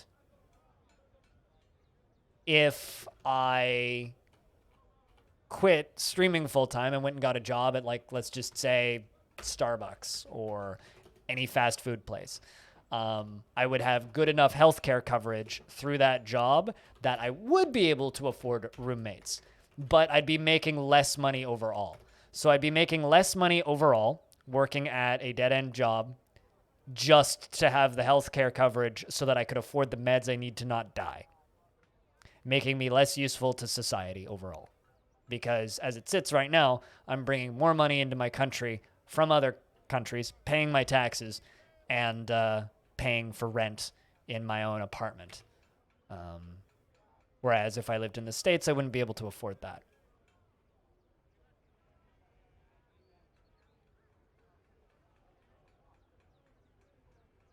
You are extremely dedicated to this bit to the point where it's concerning, butt licking. Or butt licker. I'm going to be honest. You are very dedicated to this bit, and I like it. Clap.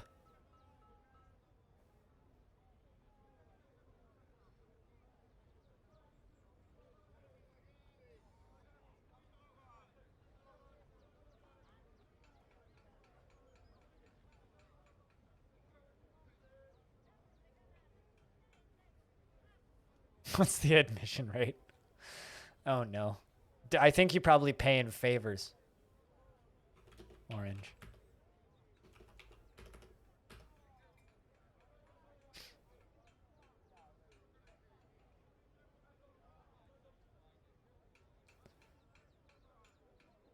It starts to be renewed every 5 years. I mean, mine's free after the deductibles. So my deductible's $300, which is nothing. So I just pay nothing after the $300. Someone had to ask it. I mean, do you? Do you though?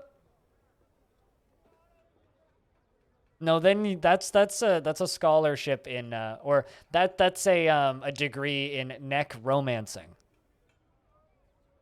So if you want to romance necks, sure, but if you're not butt licking, that's not going to be very helpful. How are you going to get into butt licking school if you have only spent your time going to neck romancing school?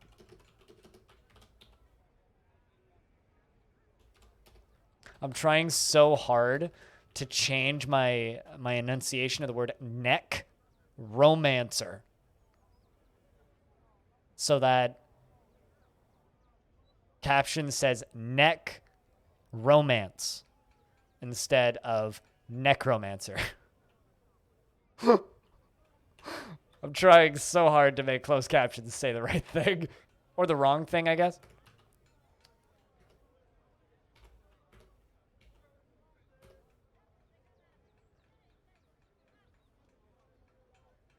Mention his ass. Feels good, man.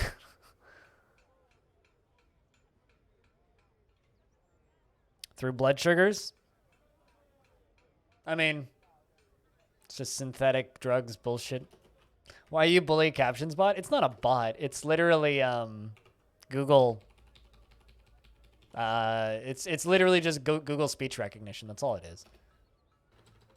So if you have an Android phone, it's the exact same stuff that you use to talk to your phone for voice to text. That's all it is. It's just in real time and being broadcasted out to the stream, so you guys see it in real time.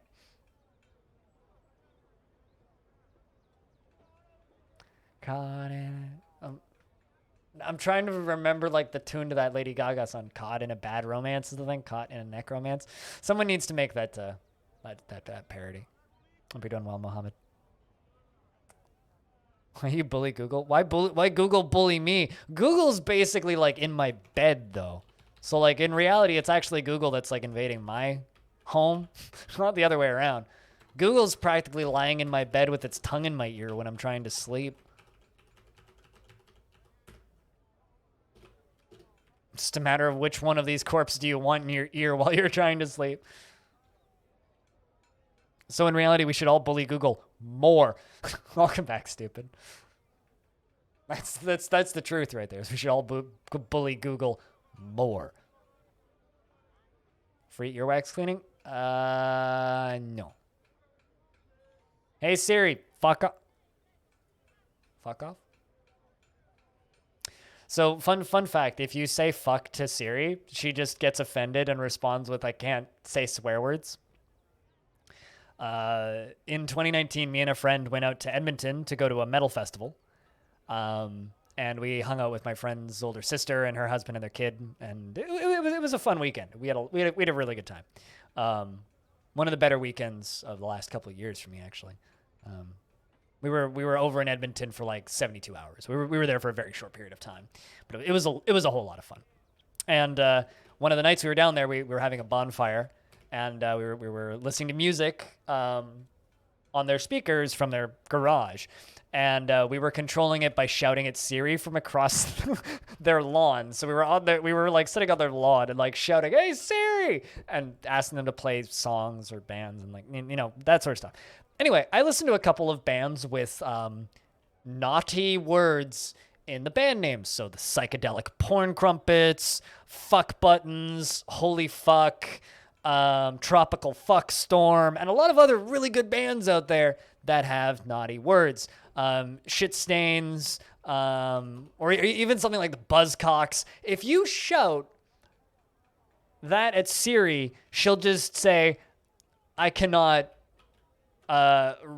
respond to profanities" or something. And I'm like, so whenever I wanted to play one of those bands, I had to get up, walk all the way across the lawn, and type it into the computer because Siri couldn't do it for me. It was very frustrating.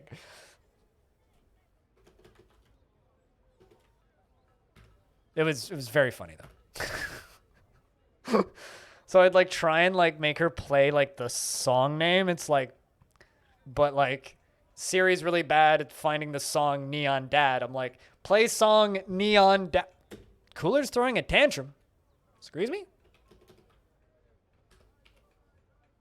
It's like, hey, Siri, play song Neon Dad. And she's like, Neon Dad by wrong band, and starts playing the song. I'm like, but no, I want Neon Dad by Holy Fuck, not Neon Dad by whoever the fuck. Anyway, Cooler's Dwarf is very depressed and throwing a tantrum. Who's married to Critty, which is bad because I need you to make babies with Critty, not throw a tantrum. So maybe break something while throwing in prison for a bit. She can be a pain. Have you ever sworn at her?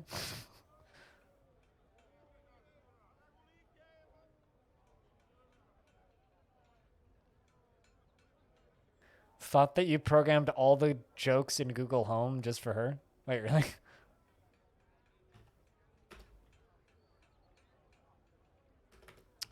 Hang in there, Cooler.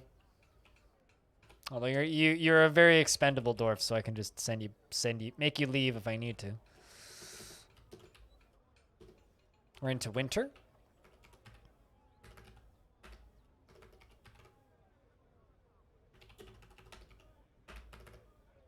Three more ballistas. We have. She can't comprehend. There you go. She just get confused. Here's the real question: have you played Skyrim on the Alexa though? That's the real question. Have you played Skyrim?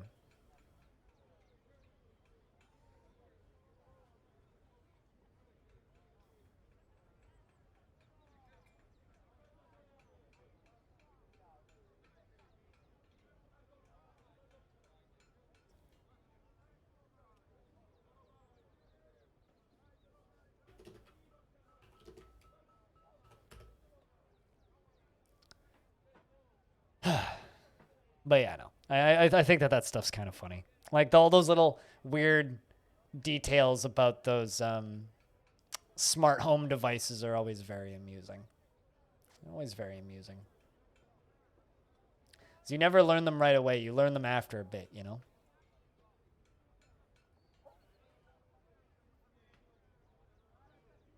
Also, thanks for the follow, Scholarly. We'll do that and that. This is going to take 10,000 years. Ish. But only one more layer after this one. Well, no, actually 2 more. 1 layer, 2 layer, and then we're all the way up to the tavern. We're getting there. We're getting there. What time of winter are we? Early winter?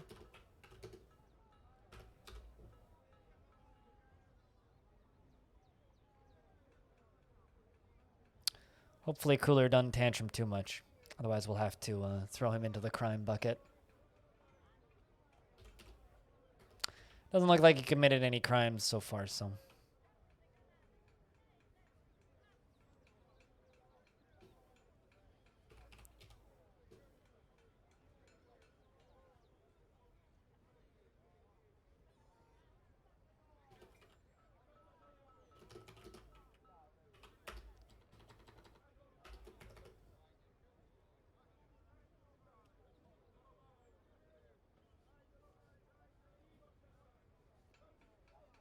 The 102nd stream of this fortress. This has to be like, I must have already broken at least a few records for like longest Dwarf Fortress Let's Play. I've got to have already broken a few records.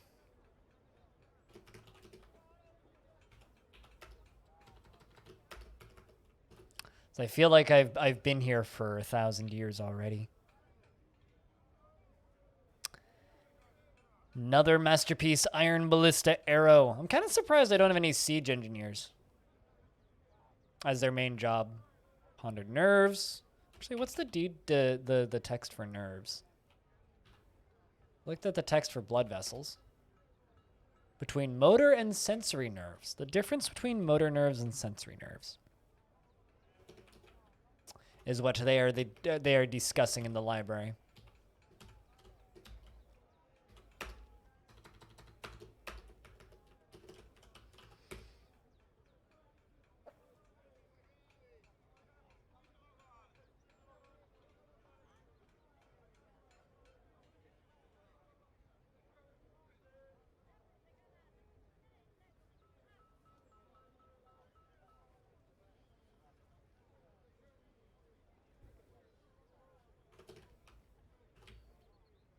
I don't know.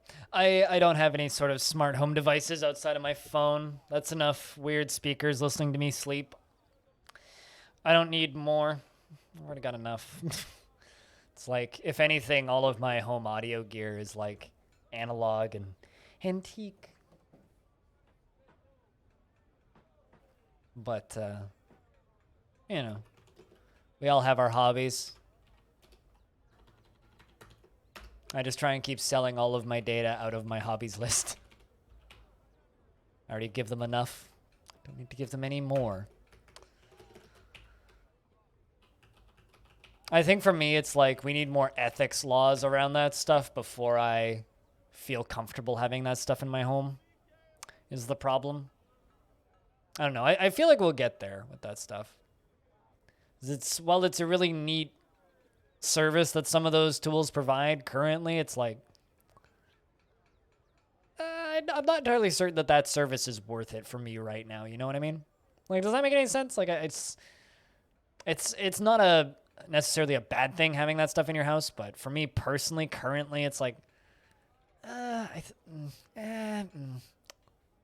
wait. I'm okay currently.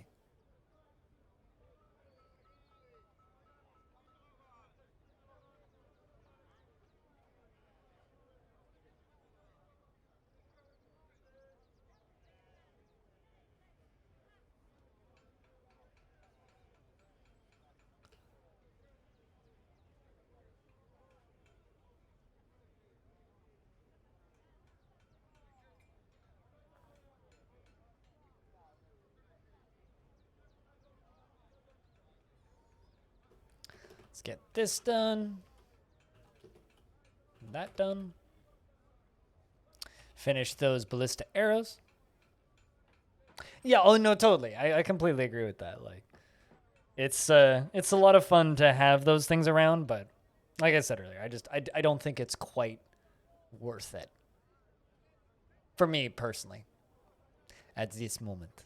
It's not worth it. But what is worth it is once I get this layer done, I'm going to go get lunch. Because I'm hungry. It's 2:30, and I need some food in me.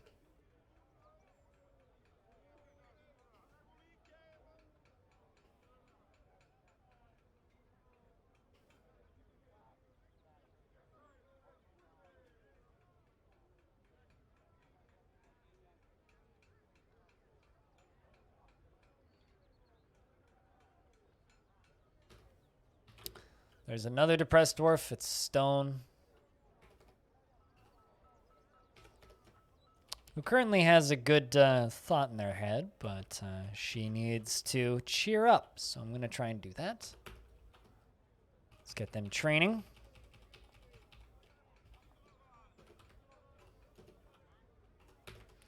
Unforbid those two.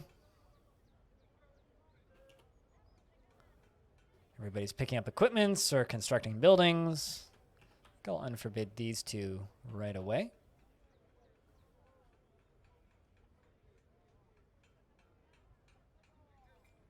Hopefully they don't cancel them. Dwarf should get here in a second.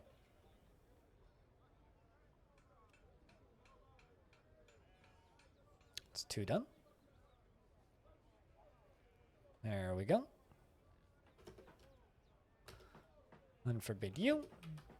And unforbid you. And then we're almost finished with this layer. And it's just 2 more to do.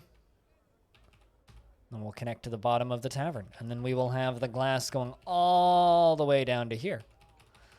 And then after that, we get to start digging. It'll be fun. It's for lunch, probably just toast. Toast and some berries. Some blackberries. My lunches are generally exceptionally boring. My dinners are fun. And all of my meals on my days off are fun.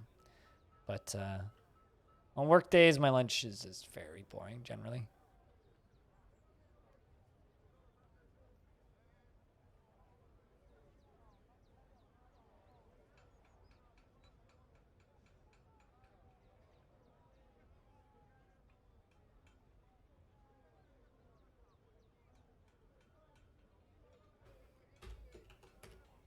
Trying to read a combat log that was posted on Discord. Force the ad release is a great ad release. This is truly horrifying.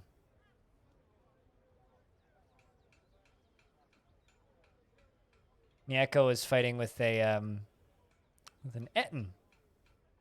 The poor Etten says, "Death, it's all around us." This is truly horrifying. All right, we are done with that layer. I'm gonna lock the dwarves in the celebration bunker. And chat, I am going to let you guys hang out here and watch this. If you're lurking in the channel, could you type in the word beer? We've been a little lurky for the last 10 minutes. And if you happen to have sound commands, now's a good time to use them so you can entertain the chat for me while I'm gone. We'll be doing another 30 minutes to an hour of dwarfs, I think. And then after dwarfs, we will be... I'm not sure what we'll do this evening. So it could be a couple of things. I might do some more Plague Tale. I might do more Golden Crone Hotel. Depends on what I'm feeling like. Probably more Plague Tale, I'm thinking. But I'll be back in a minute. Hang out. Be kind. Keep the chat moving, chat. BRB. 5 minutes.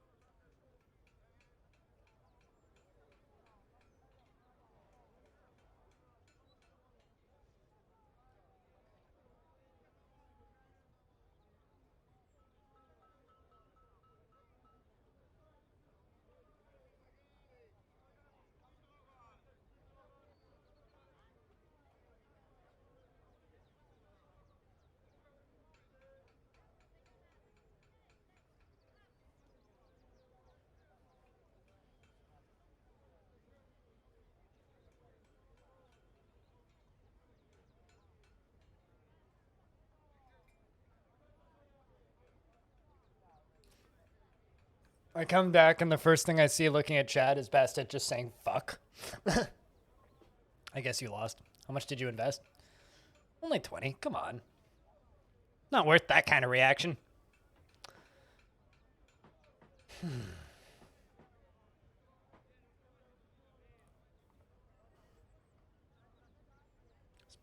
Filling out my food diary. There we go. What's up? Oh, Bastet lost an investment. Which is how anybody who bought cryptocurrency 3 days ago feels today.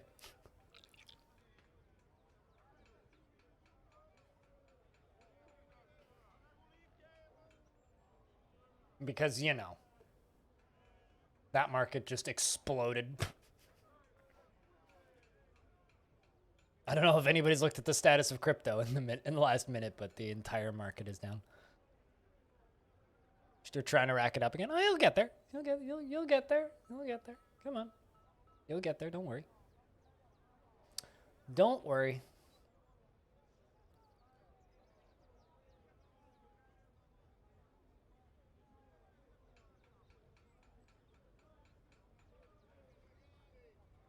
Great time to buy. Oh, now it is. Yeah. I mean, I definitely didn't just do that. Also not financial advice.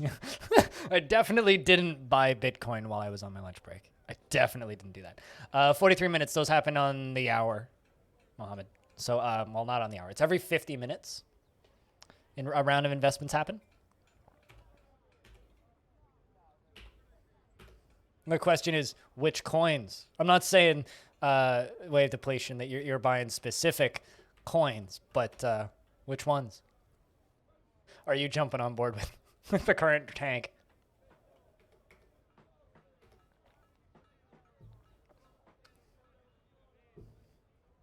I don't know.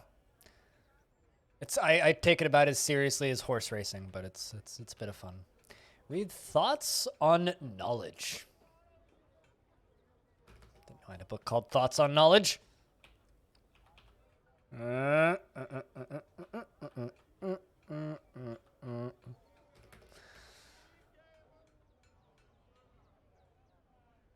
You hypothetically have Bitcoin, Ethereum, Doge, and Vertcoin. I theoretically have Anchor, Ethereum, Bitcoin, and ADA, which I'm blanking on the name of the actual currency. Let me look. Cardano, ADA. I hypothetically have all of those. I'm not giving you investing advice, chat.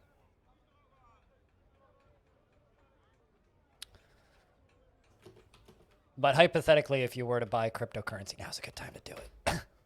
Saw Dwarf tell a story of the ascension of the Dwarf Noble group channel to the position of queen. I wonder if that dwarf ever visited us, the now queen. Or the ex-queen, I guess, before they passed away. Ravencoin? That sounds like some Harry Potter shit. I've actually never heard of that one.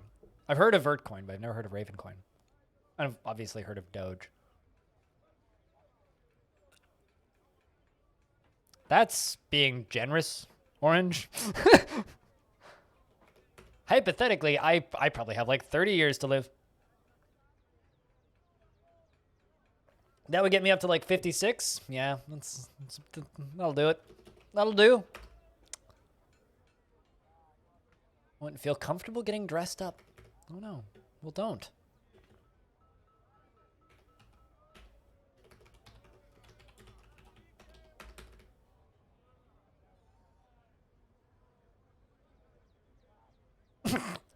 Assuming us like lower / middle class folks will be able to afford advancements in medicine. Oh, that's rich.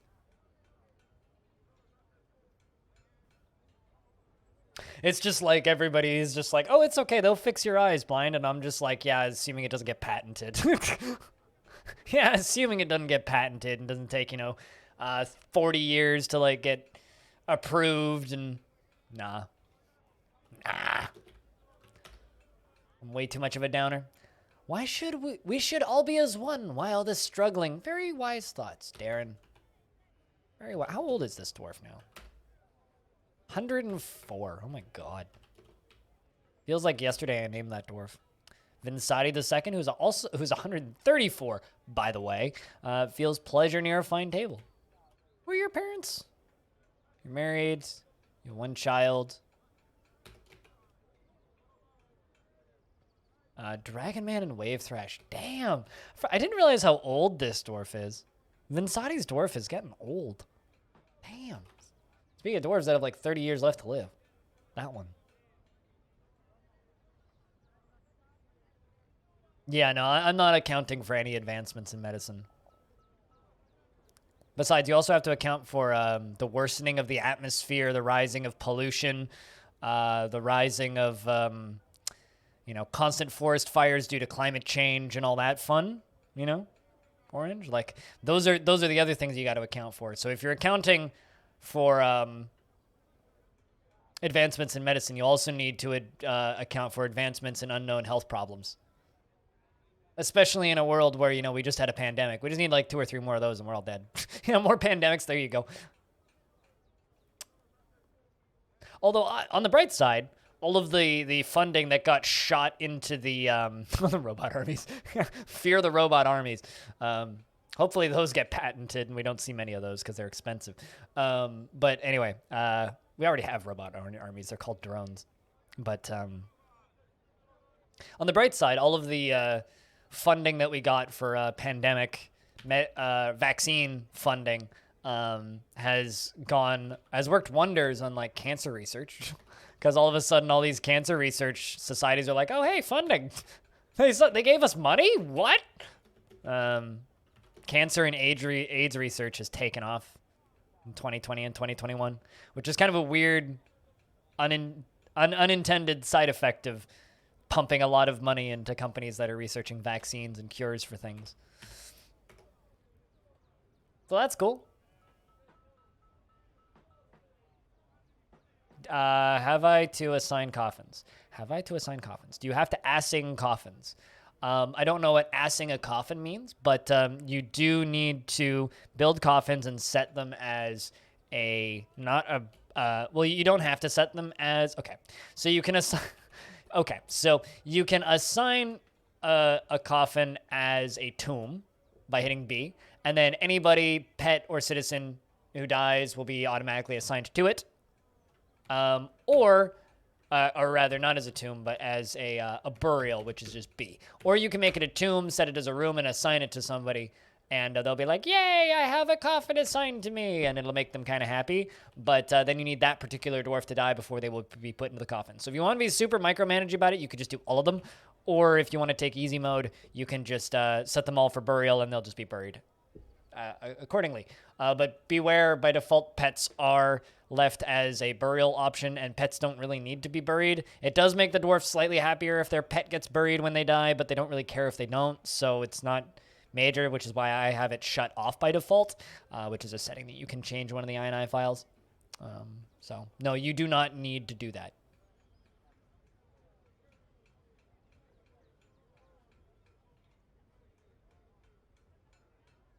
Hopefully that helps.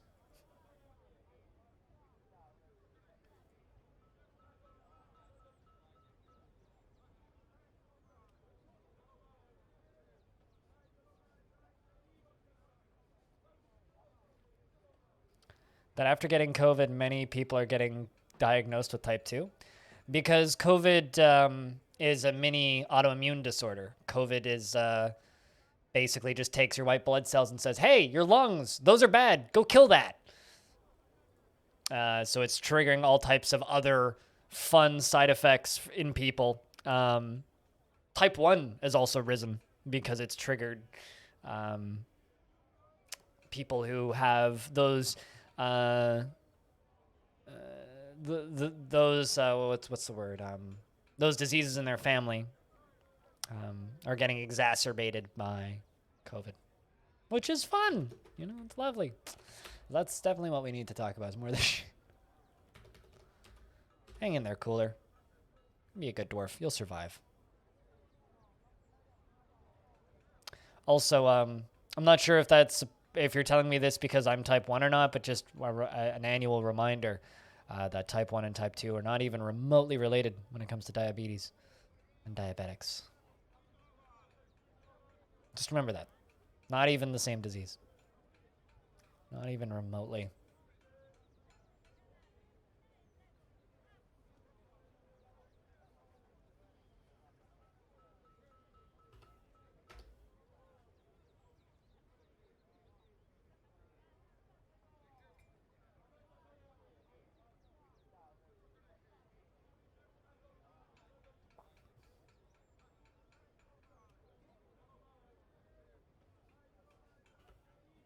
Or are you saying that like they're going in to get tested for like COVID and instead they're coming out with a type 2 diabetes diagnosis? Is that what you're saying? I'm confused. I guess I'm missing the point. Or the source exactly. It's like, are people developing symptoms because they've had type 1 or did they just go to the hospital because they had COVID and find another problem with them that they didn't know that they had? I guess I'm missing the point.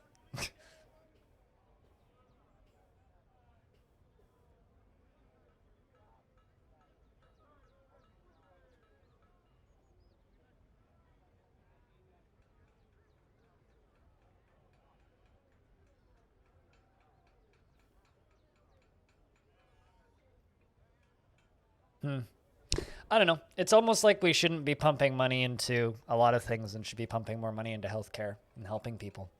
Well, it's almost like that, but you know, what do I know? What do I know? Nothing. I'm just a stupid Canadian who doesn't know shit. Doesn't know shit who probably needs a better therapist.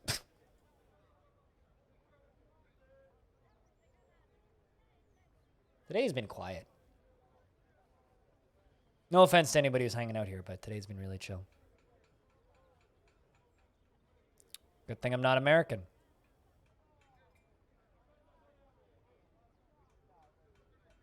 So I don't have to say shit about what is and isn't American because I don't give a fuck. I genuinely do not.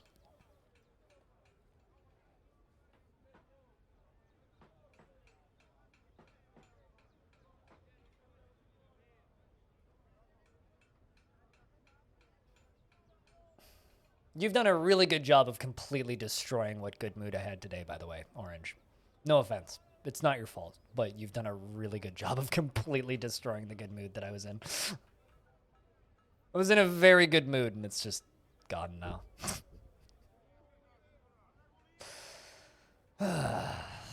C'est la vie. Is the Dwarf actually going to cause problems? We're still throwing a tantrum.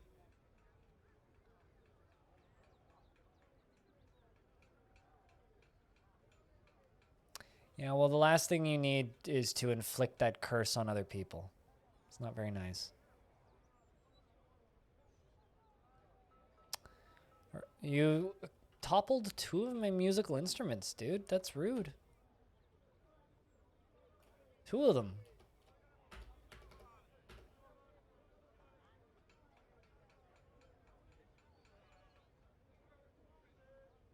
I mean, here's the problem that you've caused on me, Orange, is now I just want to like turn the stream off and be done for the day because I don't know. I'm just pissed now. So like, I don't know, man. I don't know. This doesn't seem like a good outcome to me.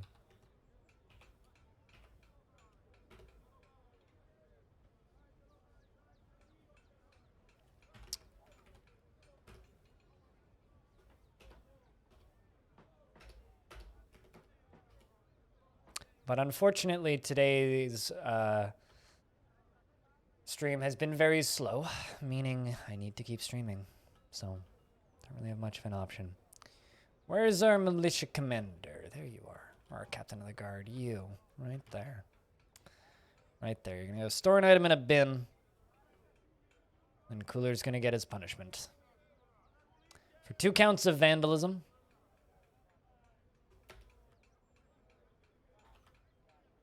29 days in prison and a beating.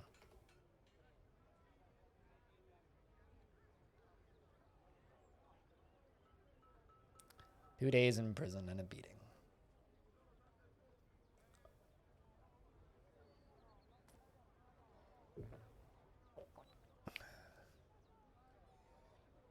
Let's see if Cooler survives the beating.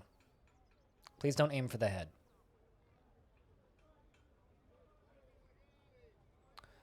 Cooler is making choirs.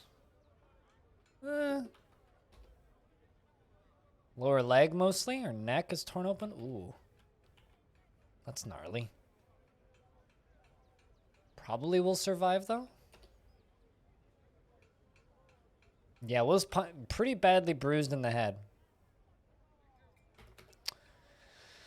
Still vomiting from the pain.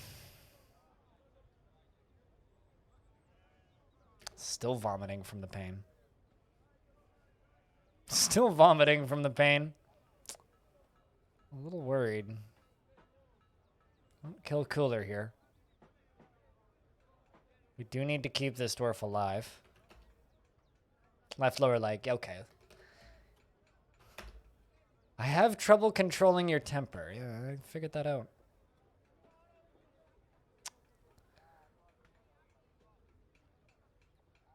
We'll have to find out if Cooler likes his prison. I wonder how old Goffer is. Goffer, how old are you? 52? Really? You're still a really young dwarf. I feel like some of the dwarves in the fort are way older than others.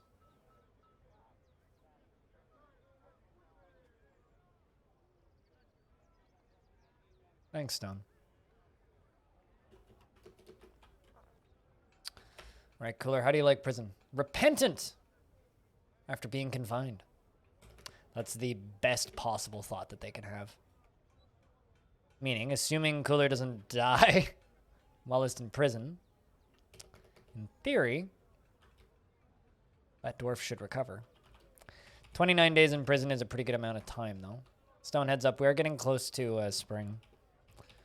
When we hit spring, it'll be paperwork season again. Just heads up.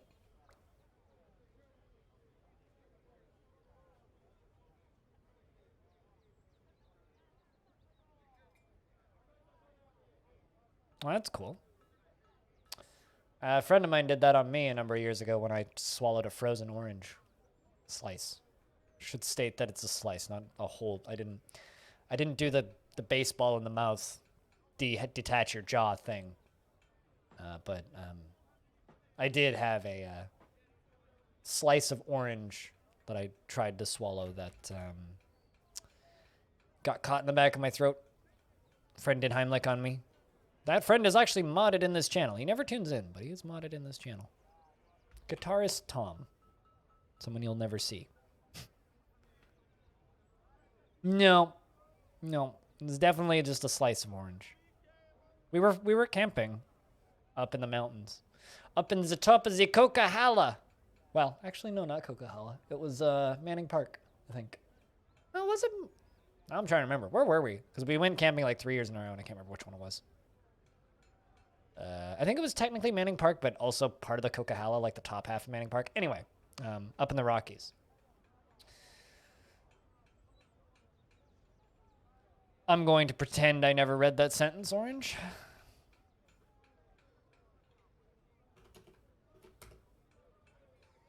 I don't need that visual, thanks. How is Cooler doing? Repentant, cool. Pleasure near a wonderful table. Pleasure near a wonderful restraint. Pleasure near a splendid seat. You want to acquire something. You want to practice martial art. Coquihalla. The name of a highway. But yes, I'm definitely high on coke right now. Fucking eye rolls.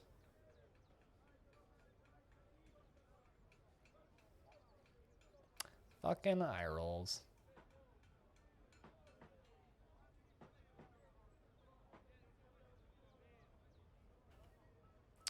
Billy Goat's getting stung by a bee. Anybody want to bring this dwarf some water?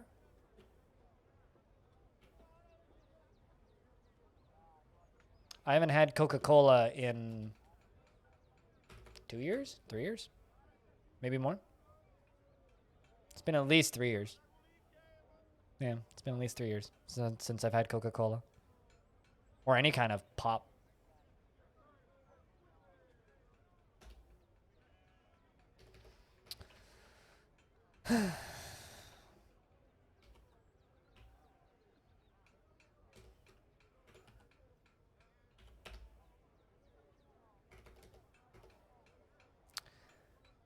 All right. It's been a good stream, chat. I shouldn't be on camera. It's one of those days.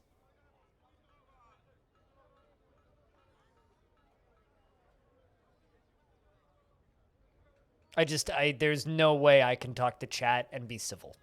So I will be calling it for today. I was in a really good mood, but I'm sorry. I can't do this. I will see you guys tomorrow. Take care of yourselves. Tomorrow's news day for Dwarves, so stream might start a little bit late, depending on when stuff comes in and what comes in. Servers launch on Monday for the Halcyon Frequency multiplayer servers. And love you guys. Take care of yourselves. Say something nice to somebody. I will see you tomorrow. Peace.